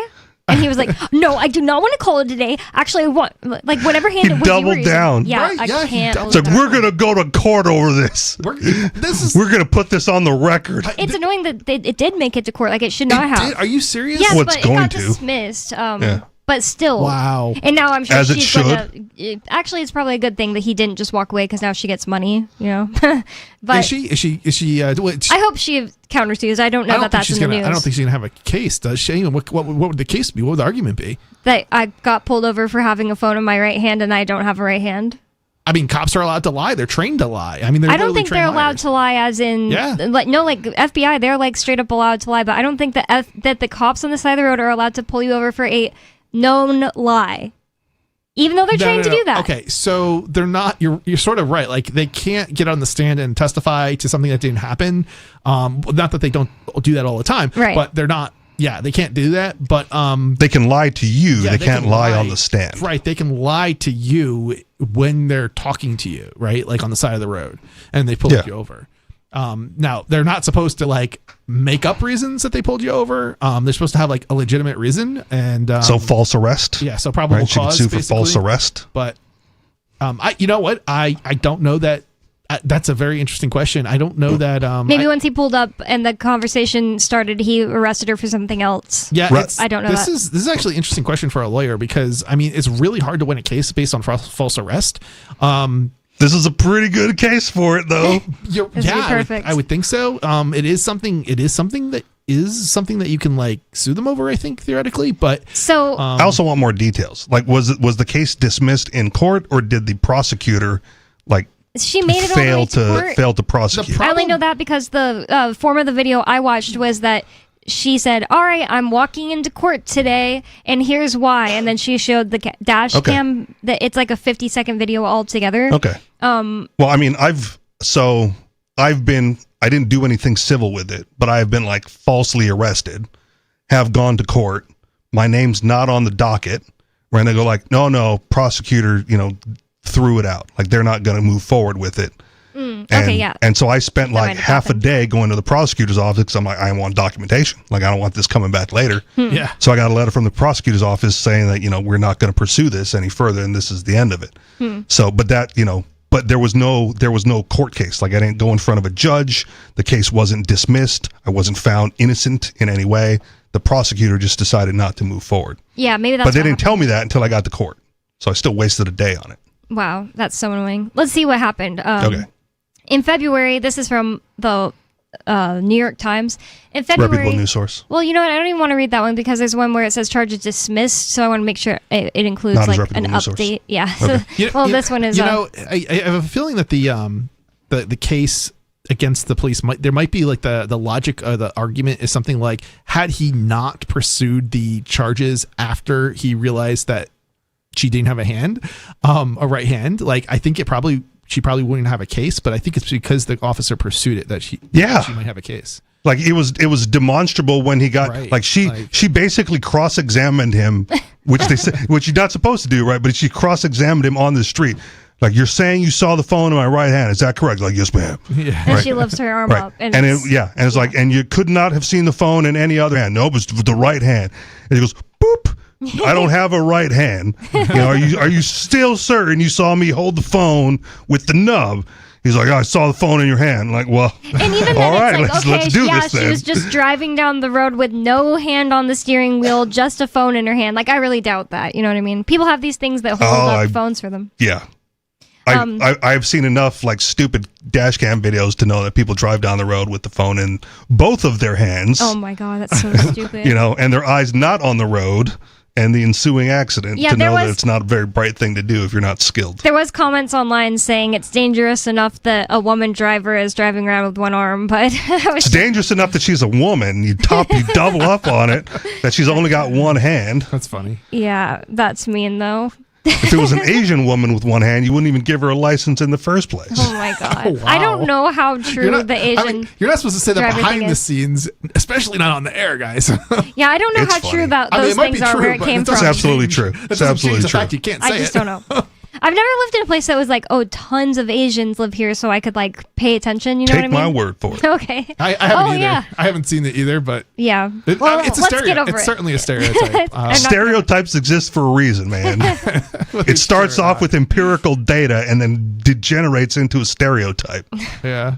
I mean, the funny thing is, like, sometimes stereotypes, like, there's actual statistics to back them up. That's what I just said. It's like offensive, but it's like it's also true. But yeah, it starts off with the data, becomes a stereotype, and like, well, not all Asian women, but enough to make it statistically significant, right? Like, yeah. So let's get into the article. This is from KATV.com. It says, a traffic citation issued to a woman who said she was accused, it's in the video, of holding a phone in allegedly. a hand. Yeah. Of holding a phone in a hand she does not have, has now been dismissed. And this is how it happened. It says, court records show the case was dropped at the request of the Palm Beach County Sheriff's Office deputy who issued the citation. So the actual cop that we see in the video requested that the prosecutors dismiss it. Please don't embarrass me, guys. Right. A hearing had been scheduled for Tuesday, but was canceled after prosecutors dismissed the case. So it's probably the same thing as you. She showed up. Just find out. I wonder if the reason that they went through with the charge in the first place is so that she couldn't sue them later, because it's effectively the problem. He would have lacked probable cause, right, to pull her over in the first place, and he needs probable cause, so he could potentially be in trouble for that. So he had to double down. Yeah, so he had to double down. It was in one hand. I don't know which hand it was. Left, right. But he didn't say that. He said it was in the right hand explicitly. Look, if he would have just apologized and let her go with a warning, the video wouldn't even made the internet. Right? Like, pick your battles, dude. Because it wasn't her video. It was dash cam footage. Yeah, right. So that's a good point. Yeah. The case gained widespread attention after the woman posted a video of the stop on TikTok. In the video, the deputy tells her he saw a device in her, quote, right hand. The woman repeatedly responds that she does not have a right hand and says she planned to challenge the ticket in court. As she should. Well played, ma'am. The citation accused her of violating Florida statute 316.3053A, listed as wireless comm device handheld while driving, first offense, carrying a $116 civil penalty. The viral stop also reignited debate over how Florida's distracted driving law is enforced and what the law actually prohibits. In my opinion, it's like if they pulled me over, I have my phone is always sitting in this thing that my phone that holds my phone. Phone even holder. even if I wanted to wait, what'd you say? You said a thing that holds my phone, and I just called it a phone holder for you. Oh, okay. Yes, so I have a phone holder on my car. The dash, yeah. Yeah, like connected to the dash next to the AC and everything. Yep. And if they came over and tried to just pull this on me, because he didn't really think he saw anything, he's just pulling people over. If they come over and tried to pull this on me, because I would say he has that probable cause to pull you over, and he doesn't have it, and so I would say that it's in it's in the holder. I don't take it out of the holder, but it wouldn't matter to him. He would be able to just be like, no, ma'am, I saw you, and you just put it back in the holder after you got pulled it's over. his word against exactly. yours. That's exactly what's happening all day. Yeah.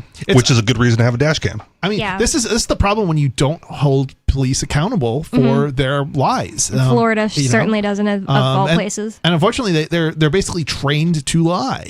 So, Yep, and they're only hired if they have low enough IQs. oh yeah.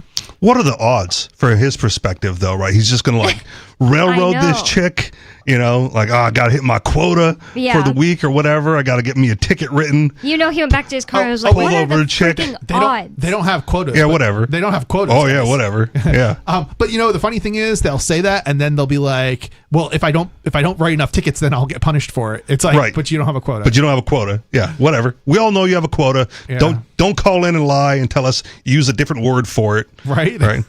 We've got a schedule to keep or whatever. No, it reminds me of that Clinton situation where he was like, "I didn't rape her" or something, and it's like, I did not have sex with that woman. I didn't have sex with her or something like that. It was Depends what the meaning of the word is. I don't think she claimed right? rape. I think it was just no, having sex. you might be right. Yeah.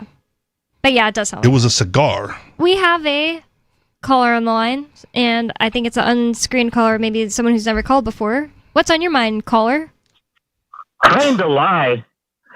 What about libertarians? Last week, I accused libertarians of being just as biased as the police when it comes to protecting your own gang members. And I brought up the complete deceptive spin libertarians used to protect the poster boy, Ross Ulbricht. And I wanted to call out Penguin for last week when he lied to me.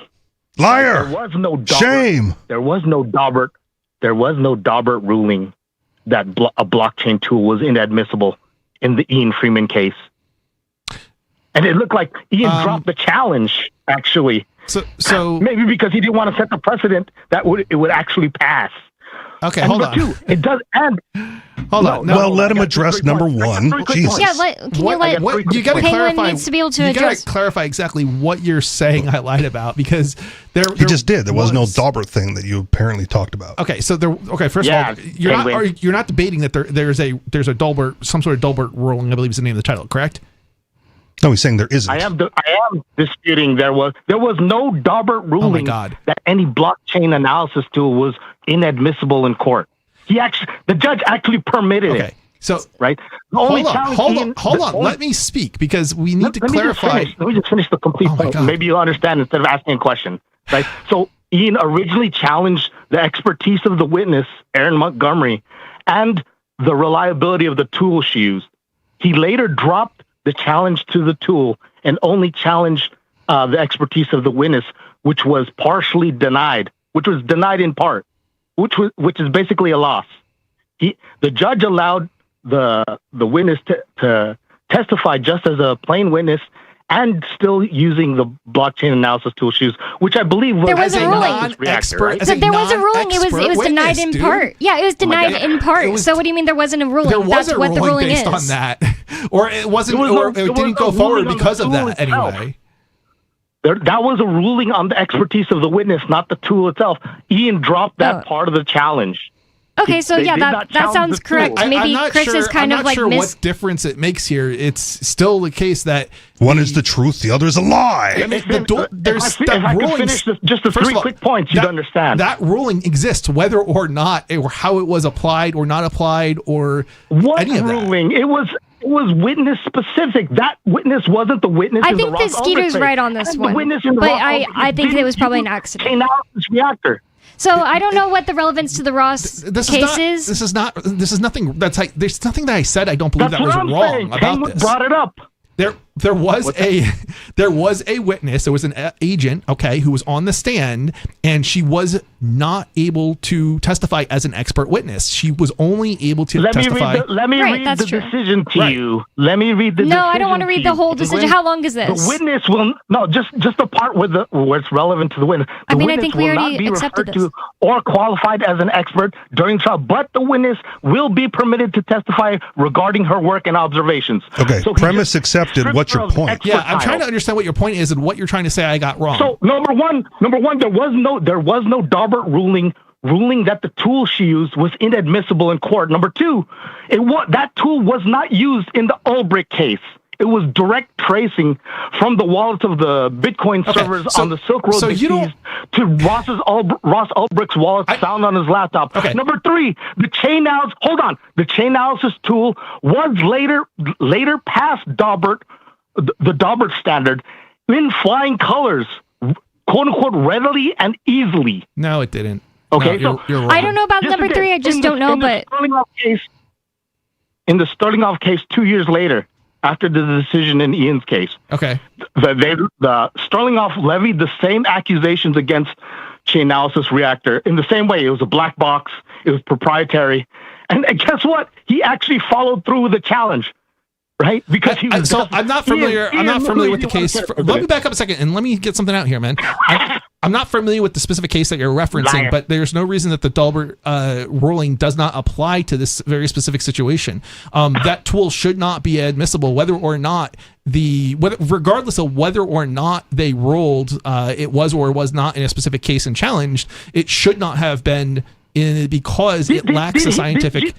That's an opinion, though, not actually It is. what actually happened. That is an opinion, Okay. and I don't Hey, dispute Rich, that. That's did my this opinion. guy listen to anything I said? This guy Yeah, I think he's trying to respond. I don't know anything about this, so I'm just trying to I am understand. trying to respond, and I'm saying that's a bad ruling. yeah, I don't think anything happened That's where a bad ruling. Now, when you said it was appealed, in which circuit was it appealed? Okay, and it didn't hit the Supreme Court, correct?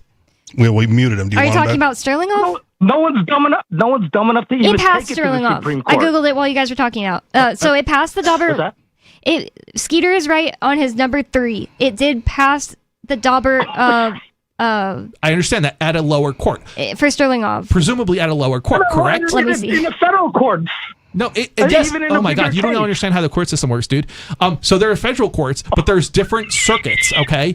And so you're going to go to a district judge, okay? The district judge is going to rule, okay? This is a different trial, dummy. I understand that, but Sterling- it's still at the federal the level Bitcoin fraud with case. a district court, okay? The district court judge is going to rule, and then on appeal, a circuit judge is probably going to hear it, and then after the circuit judge, it could potentially was hit the Supreme appeals. Court. So He it's didn't even listen to my number 2 point, right? This is all a moot point. They didn't even use the Chainalysis reactor tool. It was direct tracing in the Ulbricht case. the direct From tracing Silk Road is server wallet, completely different. Skeeter is saying that direct tracing is just different. Yeah, direct tracing. I don't is understand his different. whole Okay, point. so hold on. The Dolbert rule will not apply to direct tracing. It will only apply to the tool. So if you're saying it was direct tracing that was used, that's not the same thing. Skeeter understands that, I'm pretty sure. Then why right? are you using it as an argument against the evidence presented in the Ulbricht trial? You're the one who brought up the Daubert ruling in Ian's case, saying that it was relevant to the Ulbricht case, dummy. Why don't you actually look at the evidence? So instead of I said fabricating the lies because you're accused misconstruing what I the was. government of? You're misconstruing what I Let's let Penguin said. reply. Okay, what I was saying was that it should not have been admissible. Or I don't even remember saying this specifically, but what I would have said was it should not be admissible in Ross he hung up. I Ulbricht's didn't hang up case on him. if they used the tool. Okay, now it doesn't mean they cannot use direct tracing. That would be legit. The problem is that you cannot direct tracing is a very slow and tedious process. In order to do this, you have to use a tool to do it effectively, and it's the tool that's proprietary and lacks the scientific basis to pass Dolbert. That's the problem. So nobody's disputing the tracing. If they had used that in the Ian's case, that would have been okay. They didn't do that. Are you correcting? I didn't listen to last week's show, so I apologize. Are you correcting what you said last week, or I don't know that I am clarifying? I'm not. I don't think I'm correcting. I'm seriously doubtful I'm correcting anything. I'm pretty sure it's if easy anything, to mix I'm up trying things to clarify about something that people don't understand. Yeah. Because this is extremely technical legal. I get it. Stuff. It's also really easy to mix up something that happened in Ian's case like 2 years ago, because like I remember the word jawbird and all this happening, but I wouldn't have remembered specifically that it was a denied, the motion was denied in part. Also, I think it's stupid for him to characterize it as Ian was just like, never mind, we don't have the chops. I don't know that it matters really in the course of our conversation in regards to Ian's case. The other thing about it is people don't understand that the judge gets to be like, all right, we're having this conversation about chain analysis, but here's how we're defining Bitcoin. Here's how we're defining chain. Here's how we're defining this and that. And it's like, it just messes up your argument because we're not using actual facts all of a sudden. That's what literally happened in Ian's case. I want to say they decided, the prosecutor decided to accept that she would not be allowed to be testify as an expert witness, and so the Dolbert ruling became irrelevant. It was something along those lines. It was just like what happened. It was denied in part. Okay, right, and there might have been a ruling to that effect, but the prosecutor accepted that she was not an expert witness. Because I don't know about them accepting. I would also suggest, from a caller perspective, something along those lines. It's different than Chris. You're a liar, right? As opposed to, hey, I think you made a mistake on last week's show, and here's what I think the truth is. Right. Yeah. Right? I mean, you're getting into some very technical weeds here. Right. Yeah. Is it possible the Penguin was mistaken? Absolutely. Was it malicious? Small aspect of it. Yeah. I mean, but I don't even. Did he lie? I'm doubtful that I misspoke, but it's. Which is also fair, right? You may not have. I don't remember exactly what was said. Maybe I left out a word or something. I mean, that's always possible, but. Let's see what Ricky from the Commonwealth wants to say. Ricky, you're on Free Talk Live. What's on your mind? Thank you there, Miss Bonnie, Brother Penguin, Brother Richie. Good evening. Good evening.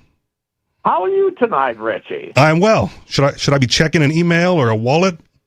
Yeah, you should be checking your wall. You haven't checked yet? I don't check unless there's a reason for me to check, but I will. Well, you go on about your business, and I will log in away from the camera to my wallet to see if there's anything in there. But I know I did respond to his email, and I sent him my receiving address, and then I don't remember receiving an email saying to check. So all right, I will do so during the break. We'll hold you on if you're wanting to hold on, Ricky. More Free Talk Live coming up, 603-283-6160. Call in with whatever is on your mind. More about what happened with this woman that got pulled over without having a hand in a minute. More Free Talk Live coming up. Don't go anywhere. It's Free Talk Live. When you're coping with bad news and the news media come calling, and they will, don't clam up. As notorious political figures find out the hard way, the cover-up can be worse than the crime. So get out in front of unfavorable news about your company, your group, or organization, or yourself. The sooner you confront a negative story, the sooner it will be over. Responding as quickly to negative stories as you do to positive ones enhances your credibility. Hiding embarrassing information or lying will do more damage than damage control. Never stonewall. Tell your side of the story, use specifics, and detail what corrective action has already been taken. Respond in kind. If the issue is emotional, don't sound like a cold, unemotional Mr. Spock. For more tips on critical communication skills for the way things are now, hit survivalspeech.com. I'm Holland Cook. From Feature Story News in San Francisco, I'm Ira Spitzer with a look back at some of the week's top stories. Israel and Lebanon agreed to renew their ceasefire, according to a joint statement issued by the U.S.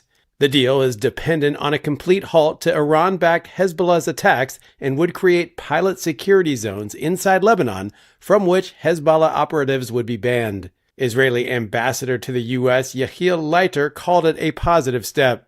Hezbollah is going to understand that there is now an agreement between Israel and Lebanon, backed by the United States. We are full of hope that this time it will succeed, because we see that the people of Lebanon are committed to freeing their country from this malign influence of Hezbollah and Iran. Meanwhile, U.S. President Trump said recent strikes between Iran and the U.S. don't mean that a peace deal between the two countries can't be reached. We got it. We nipped it in the bud very quickly, as we do. We're the greatest military in the world. But some people would say they were slightly provoked because we took a strong action for a different reason. So they were reciprocating it. The negotiation itself has gone very well, actually. Very well. I mean, if it happens, and it might not happen, who knows? But if it happens, it could happen like over the weekend. House lawmakers delivered a bipartisan condemnation of the Iran war, passing a resolution to block President Trump from ordering further strikes. Kate Fisher reports from Washington. 4 Republicans joined Democrats in a vote to effectively halt military operations in the Middle East unless Congress authorizes it, ratcheting up the pressure on the administration to find a way to end the unpopular war. The 215 to 208 vote marked the first time that such a measure has cleared the House or Senate since the start of the conflict more than 3 months ago. It's the clearest sign yet of frustration within the GOP as the war stretches on and gas prices skyrocket. It is largely symbolic, though, as President Trump would almost certainly veto any legislation that restricts his authority. At least 18 people were killed in the Ukrainian cities of Kyiv and Dnipro after a massive Russian attack. FSN's Ross Cullen has more. An 8-year-old boy was among the at least 12 people who were killed in the city of Dnipro. At least 6 people were killed in the capital, Kyiv. The Ukrainian President Volodymyr Zelensky has called on the US to send more air defense systems to help defend cities after the deadly strikes. Kremlin spokesman Dmitry Peskov said at a briefing on Tuesday that the conflict could be resolved by the end of the day if Ukrainian troops withdraw from the areas in eastern Ukraine that Moscow considers part of its territory. The Donetsk and Luhansk regions of Ukraine are considered sovereign Ukrainian land by the United Nations. From Bureaus Worldwide, this is Yep, we still do email. Drop your email address in the entry box at freetalklive.com, and you'll be kept in the loop with Free Talk Live.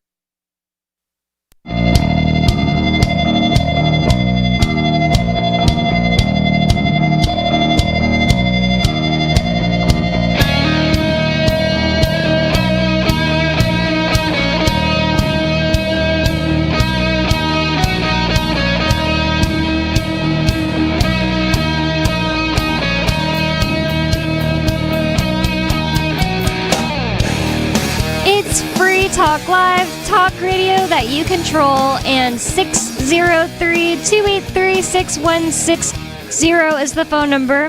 And I'd like to thank Nick for being an amplifier with us here at Free Talk Live. That means that Nick went to amps.freetalklive.com and signed up to support the show. AMPS stands for Advertise, Market, Promote, and Support. Thanks to Nick and everyone who supports us. Again, that's amps.freetalklive.com if you'd like to check out the perks and benefits of becoming an amplifier. And with you on Free Talk Live tonight, you've got me, Bonnie, Mr. Penguin, and Richie Rich. And we already have somebody on the line, so we're going to go to the phones. We're going to start off and go to the honest, ethical, principled, virtuous, upstanding, irreproachable, scrupulous, chivalrous Ricky from the Commonwealth. What's on your mind, Ricky? Well, I guess Richie checked his wallet. I did. May 23rd, received 15 dash. Current value, I guess, $673. So it's been going up, Richie. How long has it been since this bet was made? When was the bet made, and how long did it take you to pay? Okay, so the bet itself was locked in. Where'd it go? January 21st, 2024. Wow, so more than 2 years then. But that's not when he had to pay, right? So to catch you up, Penguin, the bet was by July of this is from January 2024 now. By July of 2025, the national average for gas was going to meet or exceed $10 per gallon. That was a 5-dash bet. Okay. By the end of 2025, the value of the U.S. dollar would equal 0. That was a 5-dash bet. And by the end of the first quarter, 2026, the United States is a third world country. That was a 5-dash bet. The reason he got degraded by me for so long was because this part, by the beginning of 2025, 15- was supposed to be put into escrow, entrusted to former co-host Peakless Mountaineer, and then we renegotiated that to co-host Riley, since I don't know what Peakless Mountaineer is doing, and that never made it to escrow. And when the end of the bet ended first quarter of 2026, right, like that was 2 months ago at this point, right, I still had not received payment. So we're 2 months past due, which is why I put a little pressure on Ricky, but he has now squared the bet, and I am relieved. And Dash is going up too. Yeah, it fluctuates, but as long as it keeps going up, I'm happy. Did you already have a lot of Dash some Dash when you did this, or did you have to go acquire Dash? I mean, that's kind of he had to learn cryptocurrency. He kept trying to renegotiate the bet into dollars. Oh, awesome. Just to not have to go through the crypto process. Well, that's kind of a good learning experience, Ricky. I'm glad you got your hands on some crypto. Yeah, well, you know what? It's an interesting story. Despite what Penguin was thinking, my guy came through. Nice. And he was new. He was a novice to crypto, but he did pretty good. Yeah, it made it to Richie. So, yeah. So what's this? What's this? What was this skeptic thing that I had? I don't recall what I said. You said something about guys in court cases say about my guy. He had to have someone help him through this process, and you were skeptical of the assistance he was garnering. Okay. Oh. Yeah. But the funny thing about it is now he's like gung-ho on crypto. As he should be. He bought some Ethereum on his own, and he got something else. That's awesome. I'm glad it worked out. This activism. Yeah, so, I'm glad I have everything set up now on my phone. I didn't know what the hell I was doing. You got to hook your bank account up to it and all this other stuff. I really didn't know it was going to be that involved. But I will say I use Coinbase, and that's been pretty good. Their app is pretty simple, and I'm glad I have it. That's probably the biggest exchange, the most common. So it's probably good that not bad. Your bet's lost. Otherwise, we'd all be in a world of hurt anyway, right? Because if he lost, wouldn't the dollar be at $0 and gas be at $10 an hour? Yeah, and we'd be in a third world country. Yeah. I'm going to tell you something. Now, I still stand by my bet in this sense. That are we getting ready to make another bet here? Well, wait a minute. Double or nothing. Penguin, you don't know anything. Hold on. I'm going to explain that. Now, my bet was based on heavily the BRICS gold-backed currency. Well, that's been a slow going. But I do still think once that hits, we're going to be in a world of hurt. Yeah, which is fine, which is also why, as we went through like squaring the bets and the terms of the bet, we had to put deadlines on when certain things were going to happen. Otherwise, it's just right. And that was my mistake. I screwed up on that, but I thought it was going to hit faster. It sounded that way, but I do still think that it's going to have that major impact on us. And when it does go through, think about it. I think you may. I think you may not. I think you may be. How do I say this? As much as I can see why somebody might want to see that happen, I my gut's telling me it's not. I don't know if I want to. Don't get it. No, wait a minute, Penguin. I don't want to see it happen. I think it's going to be a problem and happen. Well, I mean, it probably should happen, right? Like the fact that we have a currency that's not backed, and the U.S. government's able to use it to drop bombs on people. You'd have to have a lot of ducks in a row already to want the dollar to go to zero. And it's kind. I kind of wish Peakless Mountaineer was still here, or if he's listening, to call in, because he was really the financial guy on the show. Mm-hmm. Like he got way overworked over a lot of things. We'd be like, well, I don't know what you're over. He's like, you have no idea what's going on in the back rooms, bro. In the financial world, like, the dollar being separated from the oil and no longer having a petrodollar because the Saudi Arabian contract expired and they didn't renew. It was like, oh, that's gonna make some waves, right? It's like, well, really? I don't know. I'm not smart enough. I mean, so it's. I don't think it's not like a black and white thing on that one.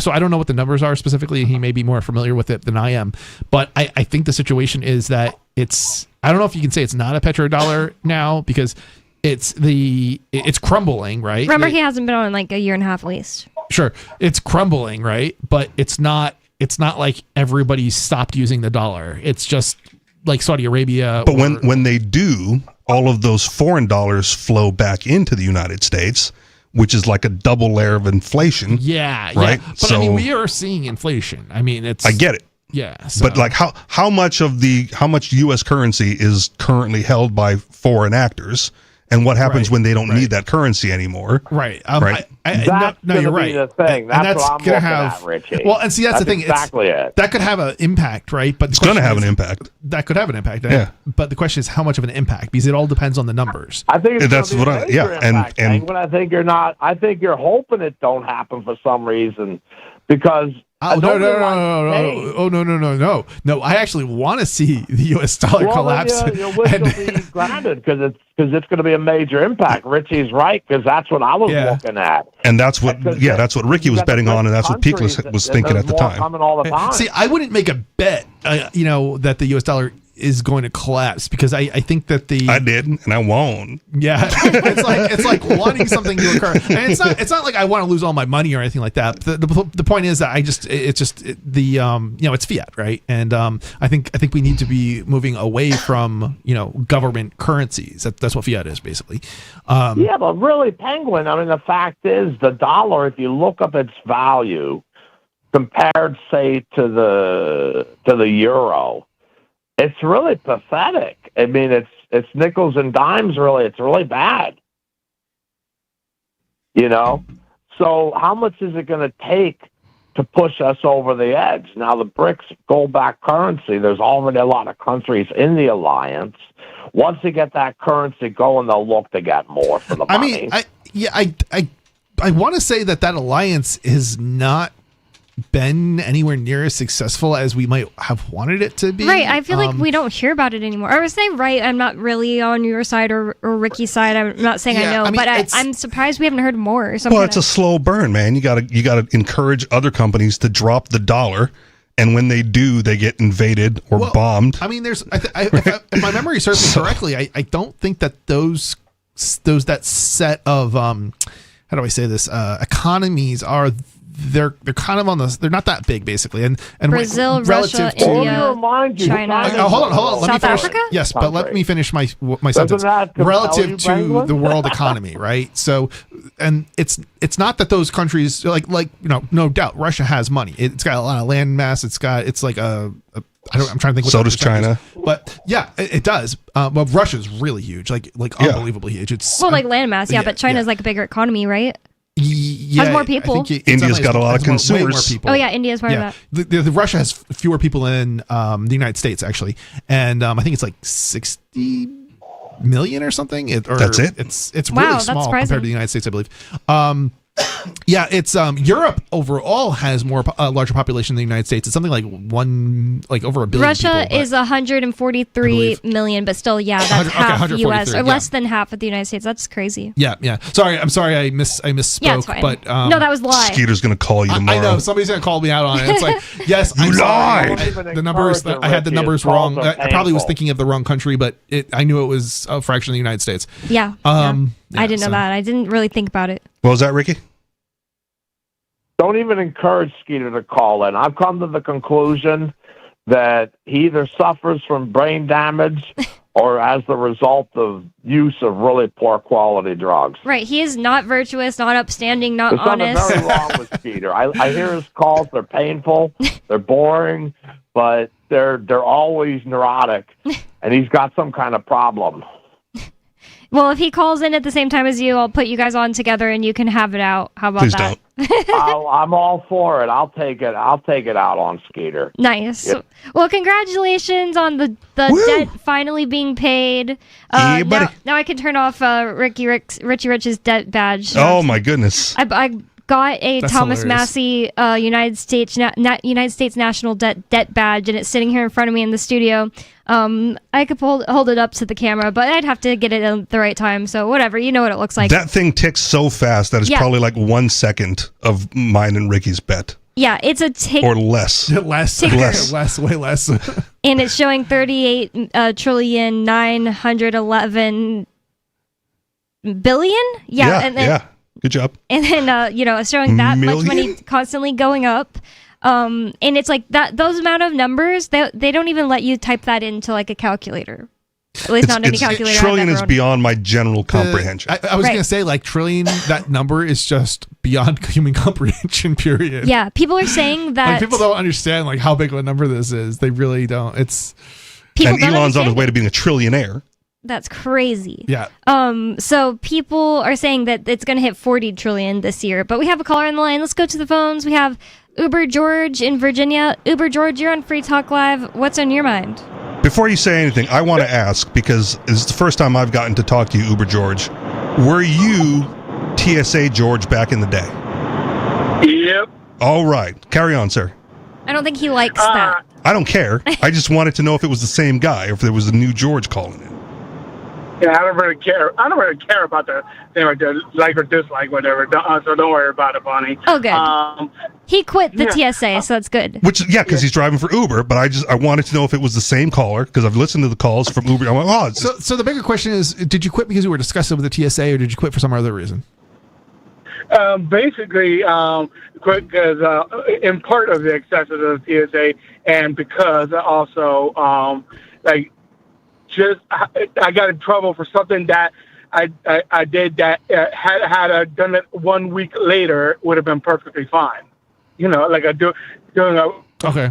It's bureaucratic nonsense. Like, clearing a passenger that alarmed. Gotta wait till you're dating before you touch her like that. Little bomb sniffing machine. What happened was I was working the gates at the time, and this passenger set it off, and it's like I just got back from Europe from vacation, and I thought the new rule of for screening at the gate, I can just clear them then and stuff like that. Like no, that's that was supposed to go into effect next week. And I'm just, and they were making this big hullabaloo about it. And I'm just like, you know what? Screw this. I'm out of here. Nice. All right. That's it. But anyway, did I tell you guys about how a week or so ago, a passenger that was so much in a hurry that he left his iPhone in my car? I don't know if I mentioned that on my previous call. Yeah, you did. You did. I remember you talking. Do you get a lot of iPhones as tips? I get. Oh no, not often. But yeah, to recap,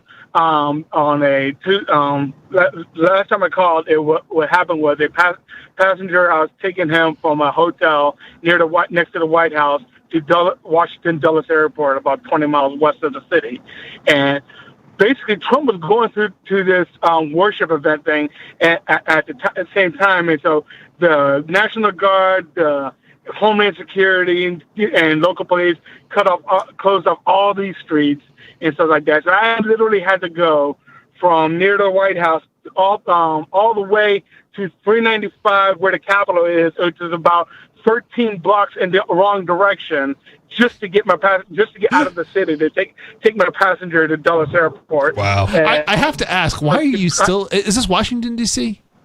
Where the White House is? Yeah, okay, obviously. Okay, I wasn't thinking. Anyway, that's what I thought. But anyway. He wants to know why you're staying there. Why are you staying there? Like, why don't you leave? That's a terrible area to live. Yeah. Well, it pays the bills. And I got family. But and I grew up around here. Even more of a reason to leave. Yeah, I hear that. Anyway, I get them literally within 45. Get them to the airport with 45 minutes before the flight leaves, which is really 25, 30 minutes at best because of they always close the doors at least 10 minutes before the plane leaves. And so anyway, he left his iPhone in my car. And then you gave him tips on how to get through TSA faster. Yeah, a little bit on that. So I'm surprised. I fully expected him to miss his flight, to be honest. But apparently he made his flight, and it was then that he realized he left his phone in my car.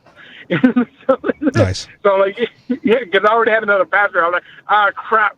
I can't. I got this other passenger. I do that run first, and I fully expected it since he, probably missed his flight. Go back to the airport, give him back. Nope, he made his flight, and so. Then it's like he's trying to get me to ship his phone out. The next day, he tries to get me to ship his phone out to him right there in Spain. And wow! And is he going to pay you like another tip for it? Yeah. Yeah. Oh yeah. Nice. Oh yeah. And so anyway, I go to a DHL thing where it's got information, and then and the DHL now guys explained to me and him on the phone that no country is like, because his phone is activated already, has his own personal info, his own stuff, it's his. He's like, I cannot ship the phone out to him because it'll just get seized by customs. Right there. Apparently, you can only ship a cell phone if it hasn't been activated, like an unopened, unused phone. Wow, well, Chris, you pay that tax. Do you know anything about this? Right. Yeah. Customs. What the guy was saying was, Did you catch all that? And stuff. They're saying that. Yeah, I don't know what he's referencing specifically. Like, customs going to seize the phone because they think it's stolen, as opposed to shipping a brand new phone. Oh, because it's already activated. Yeah, or like illegal information. So I'm not. Okay, so backing up a moment. I think I might have an idea what he's referencing. So there was something that might have changed. I don't really have a solid memory of this, but that might have changed as a result. So there's a scam or scam. I don't know. No, scam's not maybe quite the right word, but basically there was. You guys remember when the phones were being snatched, like in New York and everything? I'm pretty sure it still happens. Yeah, I'm sure it still happens. But those I didn't phones, remember one specific time. No. Well, anyway, it happens all the time, but these phones, they basically get bundled together and they get shipped overseas to generally Africa, I think it is. China. And yeah, other countries like China probably. And then they get activated there. Now, in the United States, if a phone is reported stolen, you can't then activate it potentially in the United States, but if it's shipped overseas, you can. And so this is probably what he's referencing is a reaction to that. I don't know. There's other reasons you potentially might have trouble shipping a phone overseas as well. The crazy thing is that you're trying to ship a single phone overseas. It shouldn't be a problem, and I doubt it'll get seized in customs if you do the customs stuff right. What if they just turn it off? Then they don't know. Well, this is the thing. The customs usually doesn't inspect every little package, and so if you put something on the customs thing, it probably will just sail right through. Were you able to ship the phone in the end or not? No. Put his name in the from. Put his name in the from box. That way, when it gets returned to sender, it goes back to him. Plus, again, she just sent. I mean, I go to my USPS. Wait, never mind. You can't use USPS to send across the country. So never mind. Or across to a different country. He said had it just flown to Boston, for example, instead of Barcelona, for example, then I could have just shipped it that way, within the U.S. But because it's crossing international lines, government's going to want to know what's on this phone. If they can't get into it, then they're going to seize it. But so are you still in possession of the phone? Have you worked out another way to get him the phone? Well, what happened? I told her I could just take it to an Apple store, upload it to the cloud, whatever's on the phone. You can buy a new phone in Europe, right there, new iPhone, and they'll just transfer all the data, onto the new phone like that. But no, what ended up happening was he just he lives in Guatemala, so he just decided to change his flight schedule to land back at dusk, and he spent the night at this Hyatt hotel, and I gave him a phone there, and he gave me. That seems more expensive than a new phone. Nice. Yeah. I'm glad that he gave you a tip. You said $100 tip. Yeah, he gave me $100 and a bucket of wings. Nice. Score. Nice. That's the way to do it. Like that. So I'm just like, because I feel bad because I left my phone in a taxi one time in Chicago changing planes. Like I was just 11 days in China, and I just got back. I'm craving Taco Bell. I need Taco Bell now, and there was no Taco Bell at the airport. So I took this cab to the nearest Taco Bell, and right as I closed the door and started to drive off, that's when I realized, oh crap! I left my phone in the car. And I called it, and and he came back. So I was like, I know that feeling, Yeah, I would be so scared. It would be such a big problem if I lost my phone in an Uber. So that's nice that got resolved. Before we got together, me and my ex, were taking separate flights out of an event, and we hung out the night before, and I had her rental car keys in my pocket. And I went to the airport separate, and only when I went through the screening machines did I realize, I've got her rental car keys in my pocket. That's horrible. Right. That's really bad. And she didn't answer. She wasn't answering the phone because she was still asleep, right? My flight was earlier, and I called 3 3 or 4 different hotels trying to find the one that we were staying at because I didn't even know. I was like, all right, no, it's a Hilton or whatever. I called like 4. I'm like, wake her up. And she had to Uber or, lift on down to the airport and meet me right at the security gate so I could toss the keys to her. I mean, couldn't you just have mailed the keys back to the rental car company? How was she going to get the car back? She didn't have the car keys. Oh, but she had to drop the car keys. She had to drop the car off. Yeah, that makes sense. Okay. That's crazy that worked out as all. I was thinking like you left the car in a parking lot at a rental place and then you kept the keys. The keys were at the hotel with her because I just took the shuttle to the airport. Yeah, it makes sense now. Yeah. Yeah, well, but it is made interesting news. You can't send your own property to another country because they'll assume it's. What if you send stolen? Yep. A note to the. This is crazy, right? Like this is too much government bureaucracy, for you, right? It's like it's our government. I mean, the government started the whole situation in the first place by blocking off all those streets. If it hadn't done that, there wouldn't have been such a frantic run in the first place, and he probably wouldn't have forgot his phone in my car. And DHL sounded like they would have been cool. Like, hey, we can do this, but just know it's going to get intercepted on the other side. Yeah, that's exactly what DHL was saying, right? That it's just going to get intercepted. Take a chance. Well, track it. Put the Uber tracking on there and follow it everywhere through customs.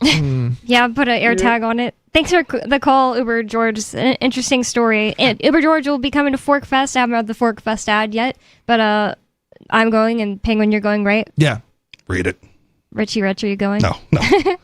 Too far up there. Well, if I had like actual vacation from my regular job, right, it would make sense to go up for a few days, but I don't. So I'd be up there for like 1 or 2 days, and it's a long drive for just hanging out with the same people I already hang out with. Well, if you don't live in New Hampshire, it's even better. That's why I was trying to get a lot of people at the LNC's attention on it. I had flyers and stuff because it's just like if you live outside of New Hampshire, this will be like a mind-blowing experience for you. Oh yeah. More Free Talk Live coming up. Don't go anywhere. Thanks for the calls, Uber George. More Free Talk Live coming up. Don't go anywhere. 603-283-6160 is the phone number. That's 603-283-6160. Free Talk Live. Having spent 8 years, 6 months, and 21 days of my life in the Florida State prison system, I'm going to say that the incidences of rape are much, much exaggerated in the media. I'm sure it happened. It makes for interesting television shows. Yeah. I mean, all the things that I've seen on Oz, I saw in prison, but I was there for 9 years. So, if I saw one incidence of violence where somebody got their ear bit off, okay, it didn't happen every episode. Well, I'm glad to hear that. I mean, it is a public perception, though, and people, it's almost a joke, or it's like a wink and a nod. Yeah, sure. Bubba's going to get you when you go to prison. That's exactly the idea. As though sodomy somehow fixes people's broken minds. That's not where they're putting that thing. So, I mean, it's not gonna jostle anything around and fix it. Free Talk Live, 7 nights a week from 7 to 10 Eastern at freetalklive.com. There are basically 2 types of advertising, direct response and branding. Radio's great for direct response with its low cost to listener ratio, but audio can't be beat for branding, which is a longer term endeavor. You want to be the first thing that someone thinks of when they think about your product or service. If you have a local business that you want kept top of mind in your community, call the station. If you need national reach, Free Talk Live's got around 200 radio stations, millions of monthly listening sessions, can suit all budgets, and if we don't think we're right for you, we'll tell you. Email me, mark@freetalklive.com.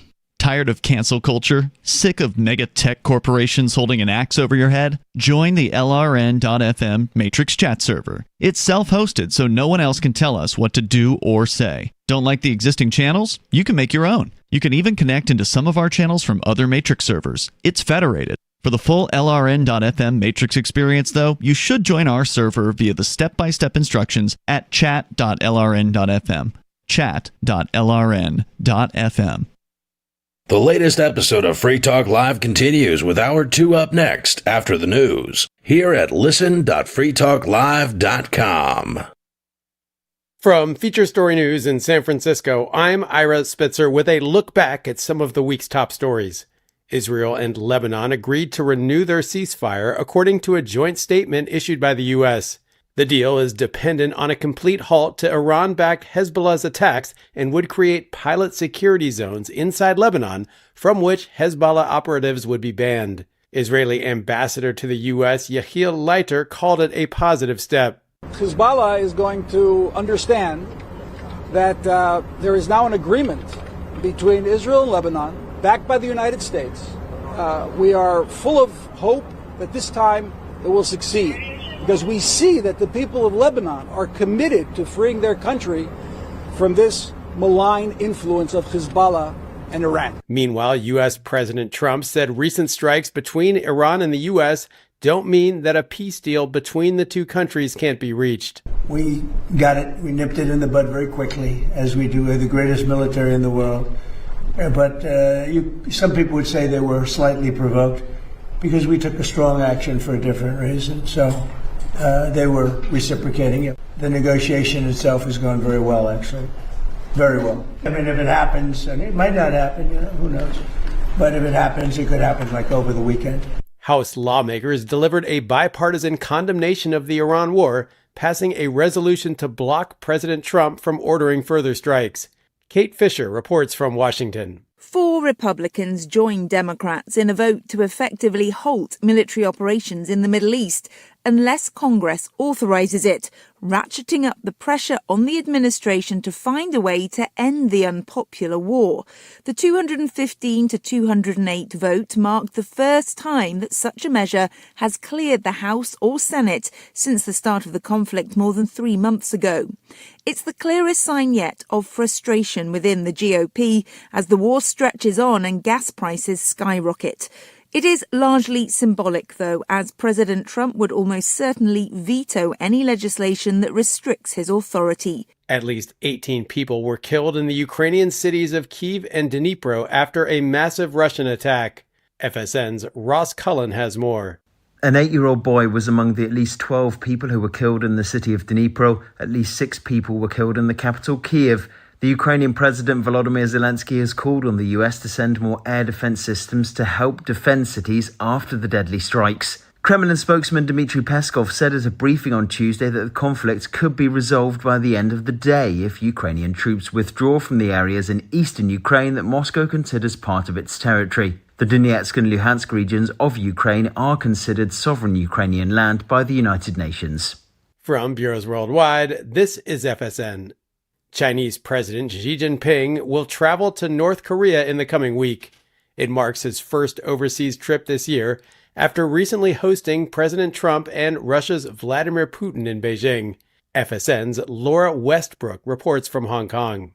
Chinese President Xi Jinping will travel to Pyongyang for the first time since 2019 next week. The trip comes after high-profile summits last month in Beijing with US President Donald Trump and Russian President Vladimir Putin. Analysts say the trip will allow President Xi to cast China as one of the few powers able to engage with all sides in an increasingly fractured world. North Korea has accelerated its nuclear program in recent years and deepened military ties with Moscow. This week, North Korea unveiled a new facility to produce the ingredients for nuclear bombs. Experts say the plant's disclosure implies that North Korean leader Kim Jong-un is eager to cement his country's status as a nuclear weapon state ahead of Xi's visit. Civil society groups in Kenya said 2 people were shot dead during protests against a plan to open an American Ebola quarantine facility at a military airbase in the country. Kenya has recorded no Ebola cases, and protesters say the facility, intended to treat U.S. citizens exposed to the virus in the Democratic Republic of Congo, would endanger local lives. FSN's Chris Ochamaringa reports from the DRC. Hundreds of people took to the streets of Nyanyuki, and they were close to that airbase where this facility is supposed to be set up, a 50-bed facility, and they held protests. They were burning tires, holding placards, and it was a very unruly crowd. Police and the military were deployed, and they fired shots, live rounds, and we're told 2 people died. Those were some of the week's top stories. Ira Spitzer Terror and confusion fell upon the nation this week after nearly 314 million Americans reported inexplicably losing consciousness for 8 hours straight last night, with countless victims helplessly recovering from the fugue-like state with no memory whatsoever of the lost time. Researchers at Princeton University, who have been studying the alarming phenomenon since its inception, told reporters that though they were unable to ascertain the source of the sweeping condition, it appeared to be somehow linked to the setting of the sun. Right now, we suspect that there may be some connection between these sudden blackouts and the visions that some Americans have reported experiencing while they were unconscious. But most of these hallucinations are too abstract for us to draw any definite conclusions from. At this time, we urge people to never turn off their lights and under no circumstances close their eyes for any extended period of... Oh, God. It's happening again. This is the Onion News Network.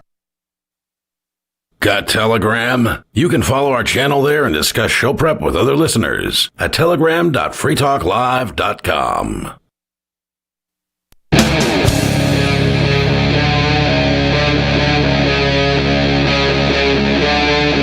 Free Talk Live.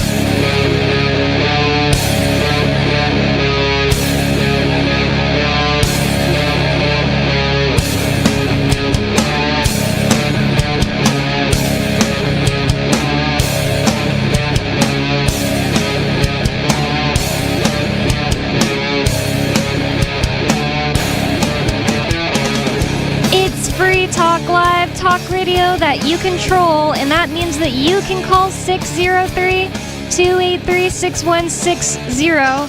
That's 603-283-6160 to bring up whatever is on your mind, and that obviously is how this thing works because we've been having calls all night and it's been pretty good.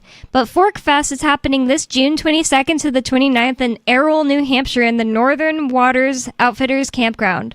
The owner has offered to host 100 campers at $10 per person per night on the site, and anyone staying in nearby motels, campgrounds, or Airbnbs who'd like to come be a part of the fest for a day is welcome to come for free. The only restriction on freedoms the owner is asking us to abide by is no nudism, which I think we can deal with. Forkfest.wtf, that's FORK fest.wtf, and forkfest2026@gmail.com to sign up as one of the 100 campers. And, oh yeah, I unmuted you guys, sorry. It's good to know that some libertarians are okay with a dress code. Yeah. I mean, I'm not cool with the dress code, but I can It's deal not with a dress code. It requires you to be dressed. That's yeah. a dress code. Okay, yeah, you're right. I guess a dress code is like even just one requirement on dress, so Yes. it's true.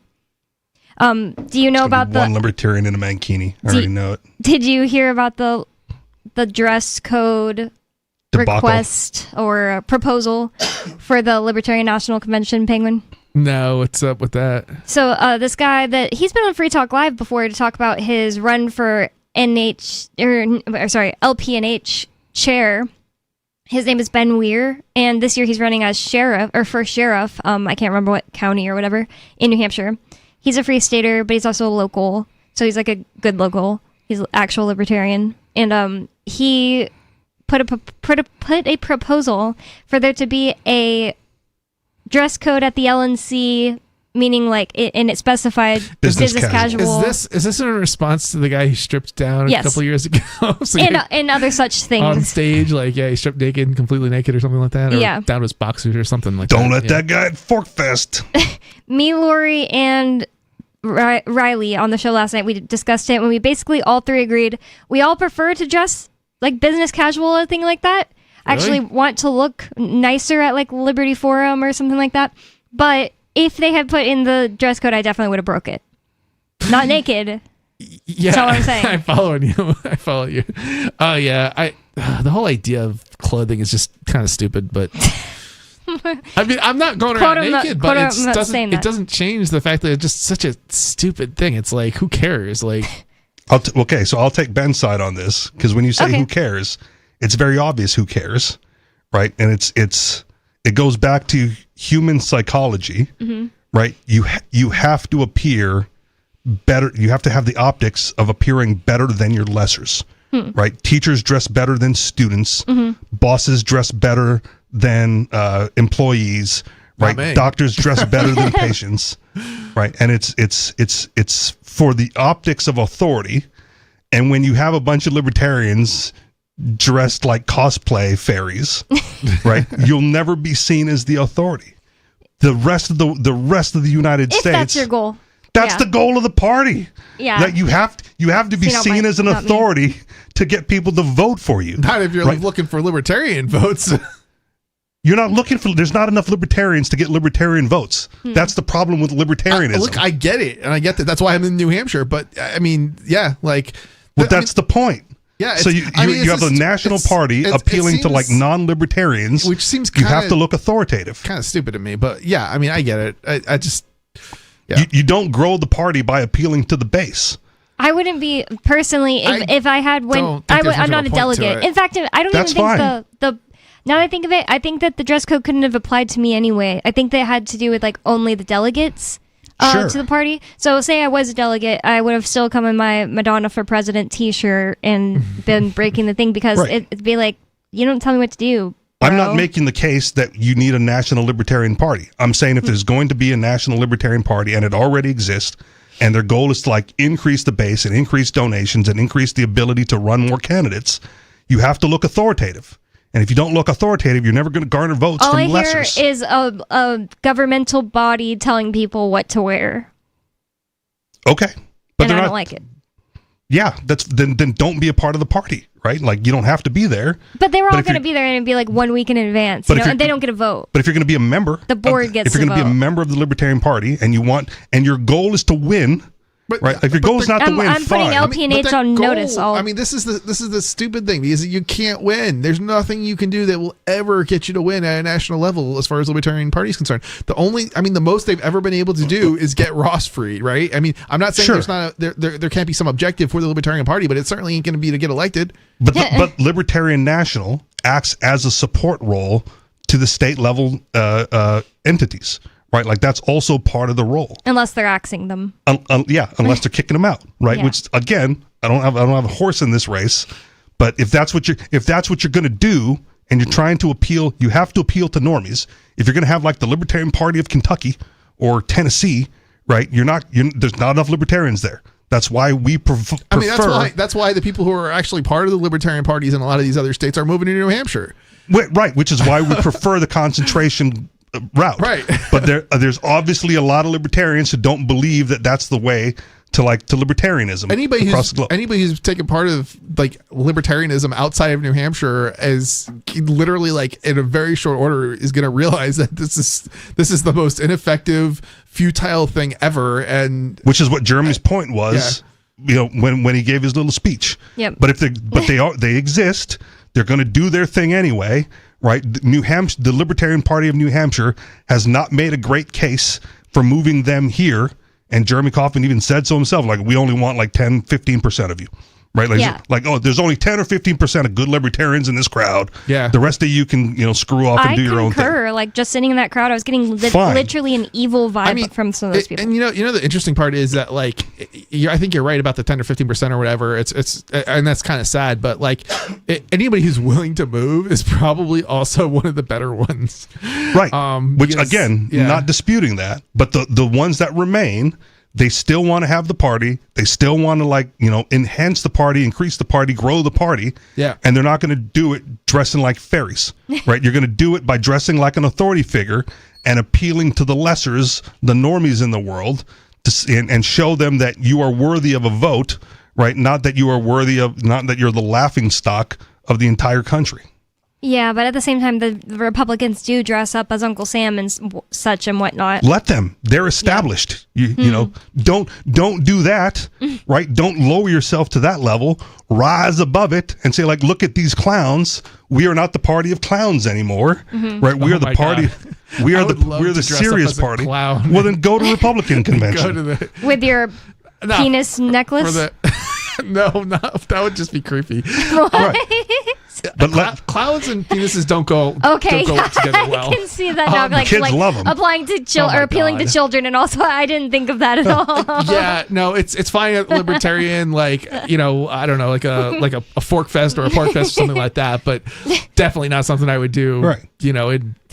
Yeah, that context. That's for sure. If you want to be a small L libertarian and do that, fine, right? That's not the Libertarian Party. No, I think the clown thing is just funny. Just like the stripping down thing at the National Convention, I thought was hilarious. Yeah, from an outsider looking in, but not for people serious about what they want the party to do and what they want the party to be. Yeah. If they want to do that, point that out. That the Republicans and the Democrats are the ones dressing as clowns. The clown We're thing the serious party who can change the world. The clown thing is funny because it's sort of like mocking the whole point of like the whole event. One right? guy came as a hillbilly, like he had. It looked like he was like naked underneath. That's really funny too. Some overalls. Maybe he had like underwear on. Yeah, if you want to mock it, And fine, moonshine. right? But like your membership gets canceled, you get the boot. That's not the representation of the party. That's the small L representation of libertarian principles, but that's not where you want the party to be.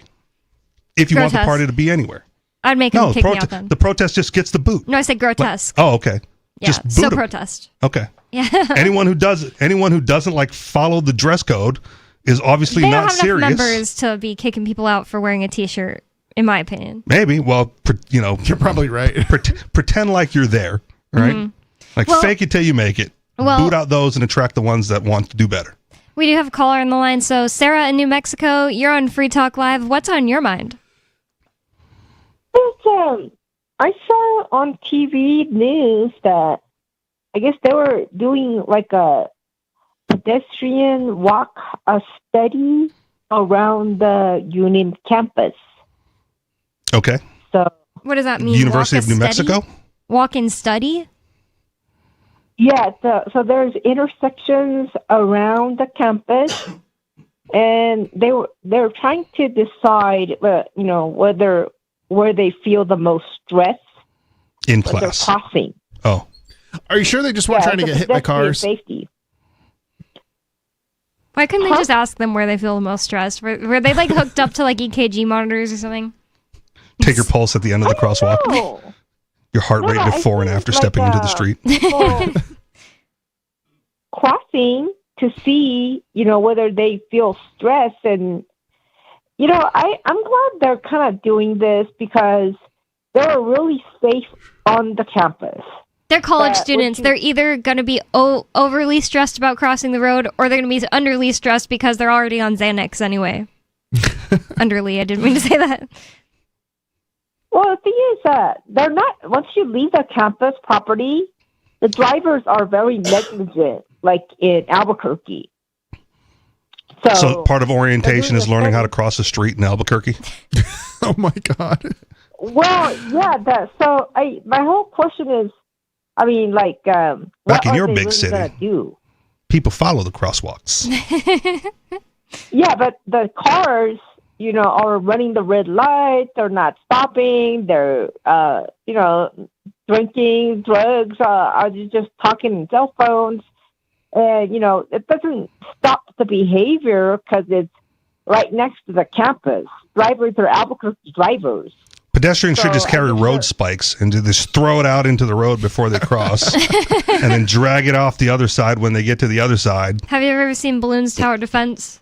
Or played it?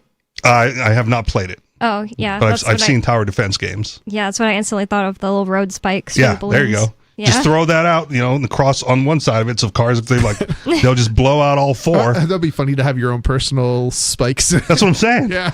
I don't think you need the big old 3 foot wide police ones, but if you got a little 2 foot narrow one. The college issues you your own spikes when Yeah. you enroll.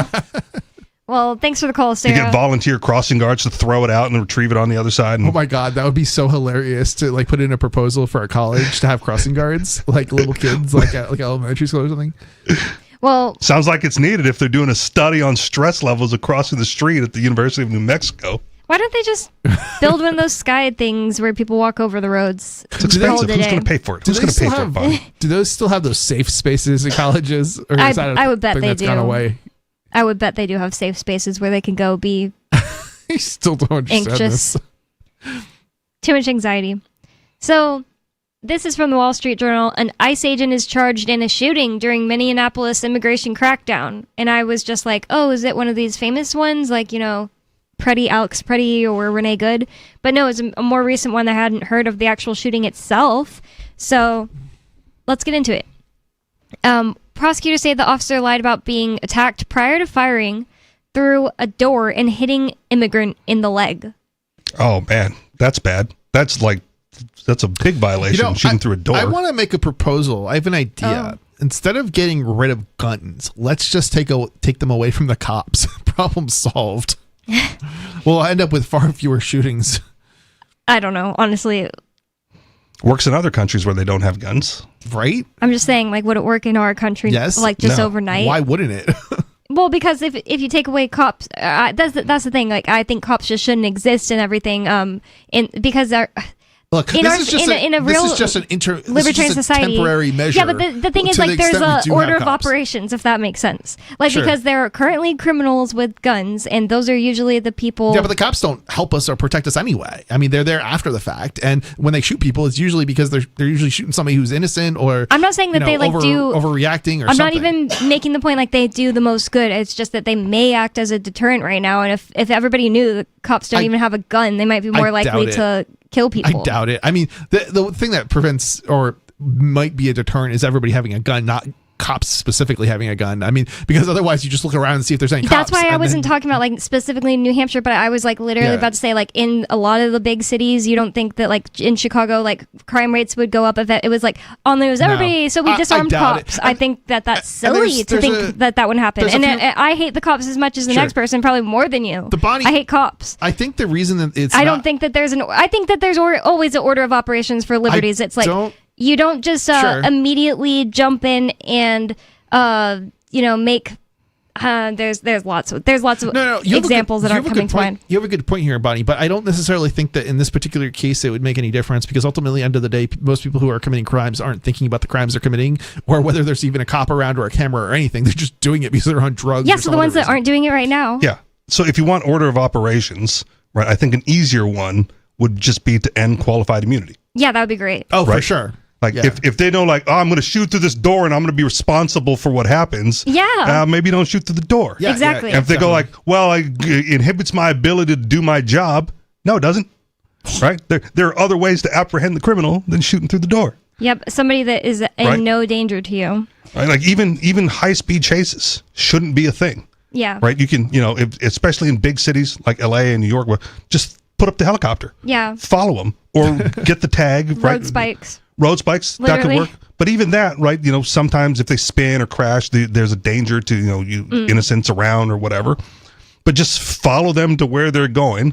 And if anything, if you can get a shot off, just like a tracer, like an iTag, whatever, Apple AirTag. Yeah. Just fire one of those and follow where the AirTag goes and like meet them at the destination. Wow. When they run out of gas. They got to stop somewhere. Just monitor, let them think they got away instead of like, O.J. Simpsoning them down the street like with a parade of cop cars. This is too much That thinking for the silly. cops. They don't hire high IQ people. I get it. But even more so, right? If you end the qualified immunity, they won't do stuff like that because now they're responsible, and they'll have to come up with better ways, and they'll still be able to do their job. And they'll probably quit. I think that they would still do the things they do now. They just would be liable for them. It's not that they would. That's a good thing. Magically, yeah, I think that a lot of the times they would still do things they do now, but I think it'd happen less too. Good. I don't know if it would or not. Maybe it would, but maybe it would also just result in there being a higher turnover for cops, because also good. Yeah, also good. I mean, once you become liable for the actions that you take and their actions are stupid, and and it costs you something, then the math doesn't work from an economic standpoint, so you'd end up. Yeah, I definitely don't think they would just suddenly stop doing anything bad all the time. Like the likely thing that would happen, right, is if you ended qualified immunity, they would have to get some sort of insurance, right? Like malpractice insurance, like doctors. Yeah, right. And doctors, right, like they're already upset because the malpractice insurance is so expensive. Yep. They're like, oh, it's eating away at my paycheck, right? Like, why is it so expensive? Well, stop making mistakes. No problem, right? So number one, if you're a cop and you have to pay for your own insurance, right, like doctors do. Once you get on like, oh, you got to carry insurance. It's just part of the deal, part of the union, whatever it is, right? And your premiums go up every time you make a mistake. Then at some point it goes like, well, this job isn't worth it because my premiums are so high. It's because you're a bad cop, right? It's a financial disincentive. And at some point they go like, well, we're just not going to insure you anymore. And you're like, well, that cop's out of here because he's not going to carry the liability on his own. That would be foolish, especially if he's already a bad cop. So you eliminate the bad cops, you replace them with, better cops. The thing is, I mean, I think this would be a good direction to go with, in terms of getting rid of immunity, but it probably wouldn't have as much of an effect as we would want it to have. And I just suspect the reason is because people tend to just go along, right? At least people could sue in a lot of cases. They could, and that would be good, but we probably wouldn't see that many lawsuits, I suspect. We should probably, but I suspect we wouldn't. Oh, I think you'd see more. Because there's a lot of people right now that can't sue because of qualified immunity. We would see more, but I don't think it would be enough, right? I think we'd end up seeing there's so much complacency. I'm kind of getting tired of hearing people say this one thing wouldn't be enough. Well, because we have to do death by 1,000 cuts for liberty. We have to do everything. When people are like, the House, it doesn't matter, Bonnie. The House being controlled by libertarians, even 400 libertarians, it's not enough. I'm like, okay, you think that's the only thing anybody's doing? So that was the argument I was having with somebody about. That's a terrible reason not to pursue something, right? I completely agree with that. I think the perspective that you're having. Mm-hmm. I think it's I think you can keep things being keep things in perspective, right?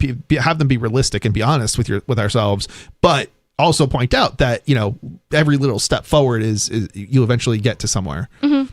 Get to where you want to go. Don't get me wrong, I stopped testifying in front of the House of Representatives people because I'm like, it doesn't matter. I hear enough of these people talking amongst themselves in my chats that I'm just like, I already know you're going to vote the way you want to vote either way, and the Democrat is doing the same thing. The people who aren't libertarians are doing the same thing. They already know what they want to vote for. So I mean, Bonnie, I think in some respects you're not entirely wrong, but I think at the same time it also gives us an opportunity to push back. And it's not even always necessarily the testifying itself, but just the publicity and the show that we're doing something. Right in New Hampshire, you got to have a reason to come, right? You got to have a reason to move, and by just even doing silly stuff, look at the parking meters. I think that's a perfect example. I mean, that was just absolutely it makes no sense, right? It was silly but effective, right? It was silly. Right? If the testifying was silly but effective, my mind would be totally changed. Yeah, I mean, and I think ultimately it's not so much. Guess who agrees with me, effective. Derek J. Derek J. That it's ineffective. Yeah, I think he said the only point in going and doing testifying in front of state representatives is if you're going to say something funny. Oh, that's interesting. Yeah, I don't know. I think going in and of itself may not have a lot of value, but going and sort of sending the message to others outside the state, you should move here because we're doing stuff. Because ultimately at the end of the day, it's like, okay, we have statistics on our side showing, how, we have all these people who are in office, but that's not what's going to get. That's not really interesting or publicity. The issues themselves can sometimes be interesting, or things that libertarians care about. And so if you push those things forward and show that, oh, hey, people are going to the State House to testify on issues that you care about too, they're going to be more likely to come and move here, and then our numbers are going to increase, and over time we're going to have more of an actual impact. Also, why the concentration strategy works is because you can do more and different things when you have more people doing more and different things. I feel enough people have videos of themselves going and testifying. I do stuff all the time. Makes me not want to do it. I do stuff all the time that I'm not really that interested in doing. But it's not just about being not interested. It's I have to choose: am I going to spend 2 hours of my time driving plus the amount of time testifying? Sure. So am I going to do something that actually has an effect? Yeah, but if there's activists closer to the courthouse, you let them do it. Exactly, that's kind of what I do. Exactly. I mean, everybody gets to decide. But you need a lot of people to do that. Everybody, obviously gets to decide for themselves what they want to do. And if it's something that doesn't interest you, there's always something else. So. Well, more Free Talk Live coming up. You can call in 603-283-6160. That's 603-283-6160. More Free Talk Live coming up. 603-283-6160.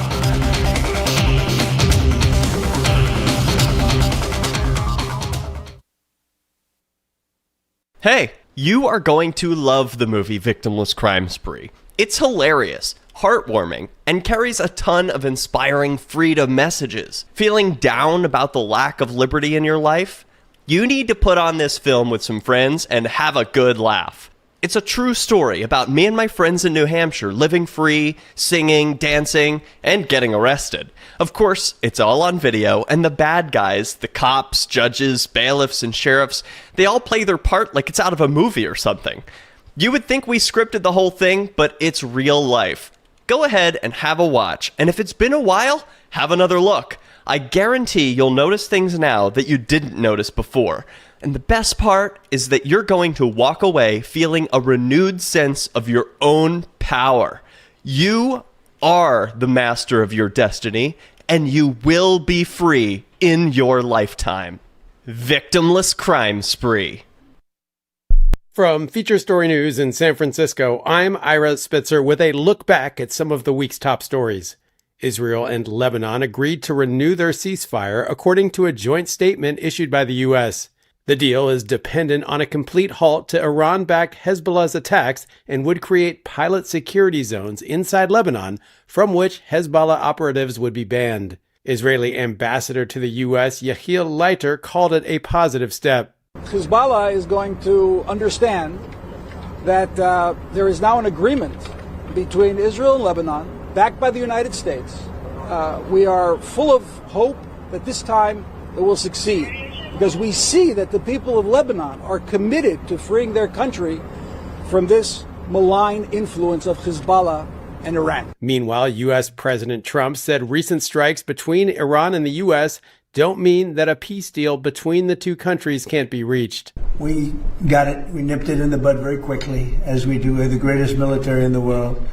But some people would say they were slightly provoked because we took a strong action for a different reason. So they were reciprocating it. The negotiation itself has gone very well, actually. Very well. I mean, if it happens, and it might not happen, who knows? But if it happens, it could happen like over the weekend. House lawmakers delivered a bipartisan condemnation of the Iran war, passing a resolution to block President Trump from ordering further strikes. Kate Fisher reports from Washington. 4 Republicans joined Democrats in a vote to effectively halt military operations in the Middle East unless Congress authorizes it, ratcheting up the pressure on the administration to find a way to end the unpopular war. The 215 to 208 vote marked the first time that such a measure has cleared the House or Senate since the start of the conflict more than 3 months ago. It's the clearest sign yet of frustration within the GOP as the war stretches on and gas prices skyrocket. It is largely symbolic, though, as President Trump would almost certainly veto any legislation that restricts his authority. At least 18 people were killed in the Ukrainian cities of Kyiv and Dnipro after a massive Russian attack. FSN's Ross Cullen has more. An 8-year-old boy was among the at least 12 people who were killed in the city of Dnipro. At least 6 people were killed in the capital, Kyiv. The Ukrainian President Volodymyr Zelensky has called on the US to send more air defense systems to help defend cities after the deadly strikes. Kremlin spokesman Dmitry Peskov said at a briefing on Tuesday that the conflict could be resolved by the end of the day if Ukrainian troops withdraw from the areas in eastern Ukraine that Moscow considers part of its territory. The Donetsk and Luhansk regions of Ukraine are considered sovereign Ukrainian land by the United Nations. From Bureaus Worldwide, this is Our Matrix server is about as free as internet chat can be. Join the existing rooms or create your own at chat.freetalklive.com.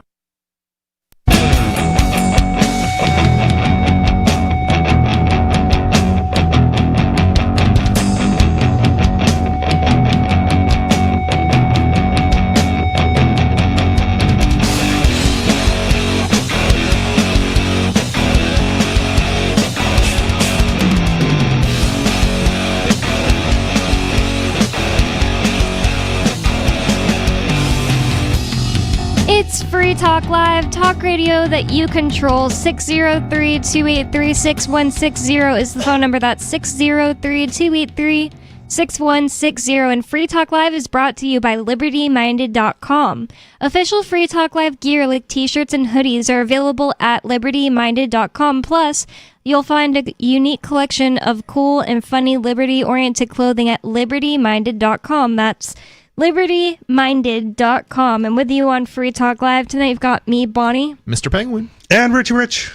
And we were going to talk about this article from the ICE agent that got charged in a shooting. So let's see what went on here, because it's interesting anytime somebody actually gets charged, right? Or a cop actually gets charged. They never, and even after they charge people, it's usually out because people are outraged, and then they like get off. I wonder in this case. It says a U.S. Immigration and Customs Enforcement agent. So they haven't officially changed it to NICE yet. I don't know if they're actually going to do that, but has been charged with assault for allegedly shooting a Venezuelan immigrant during Operation Metro Surge in Minneapolis. The second time local prosecutors have leveled criminal charges against federal officers for their conduct in the city this winter. I'm going to say... Wait, it's a state that's doing the charging? No, federal officers. Oh, the federal... Oh, wait, sorry. It's the second But time the state local that's charging the federal prosecutors. officer. Yeah, you're Good. right. Wow. You're right. Good. Wow. Awesome. That's the way to do it. Wait, that's interesting. Well, that's interesting. I guess it makes How more does sense. that The feds, if they would have been doing it, they'd be doing it kind of to themselves. So I guess that makes most sense. Yeah, it kind of does. I don't know if the podcast but- still exists, but there used to be a show called like The Rule of Law Radio. And like the one takeaway I got from listening to multiple episodes of that show was when the state is your enemy, you sue them in federal court. Oh, yeah. And when the feds are your enemy, you sue them in state court. Definitely. Right. So if this is one of those areas where, you know, the people don't want ICE there for whatever reason, it would be indicative and imperative on the local government to be the enforcement arm and protect their local citizens against the feds. Yeah. Like you want to pit them against each other. Like it would have That's been the great goal. if New Hampshire sued the feds in our case for like coming and raiding our house in some way. That But would they have been great. cooperated for the raid. Yeah. That's the problem. But the local sheriff, Keene PD, right, should have been out there protecting you against the feds. Instead, they were like Instead waving they- people into the house. Yeah. Right. And keeping film crews like Penguin out. Oh, yeah. So, Yeah, they pushed me back 2 blocks. yep. And I feel like that happens in these sorts of cases all the time too, but maybe not in Minneapolis because there's been like this public outrage. So Hennepin County Attorney Mary Moriarty said ICE agent Christian Castro, lots of alliteration here, in January fired a bullet through the front door of a home which struck Julio Sosa Salis. So stupid. Yeah, in the thigh before tearing through a wall in a child's bedroom. So went through a door, a thigh, and a child's bedroom wall. Moriarty said Castro... That's reckless and Yeah. dangerous on so many levels. Yeah. This is why if you take away the qualified immunity and he has to have some sort of insurance, immediately his deductible goes up just for being reckless. Even if he was in the right, You can't be reckless about it. It's interesting. So in Keene, they actually this is more than a decade ago at this point. They actually shot I don't think they shot a kid. They tasered a kid and the kid died in like their crib or something. Okay. And In Keene? Yeah, and the police department had insurance, but and I think they paid out. But I believe what happened was that they wouldn't insure the cops anymore in Keene. That's why they don't have tasers in Keene, or they didn't for a long time. See? Yeah. Wow. So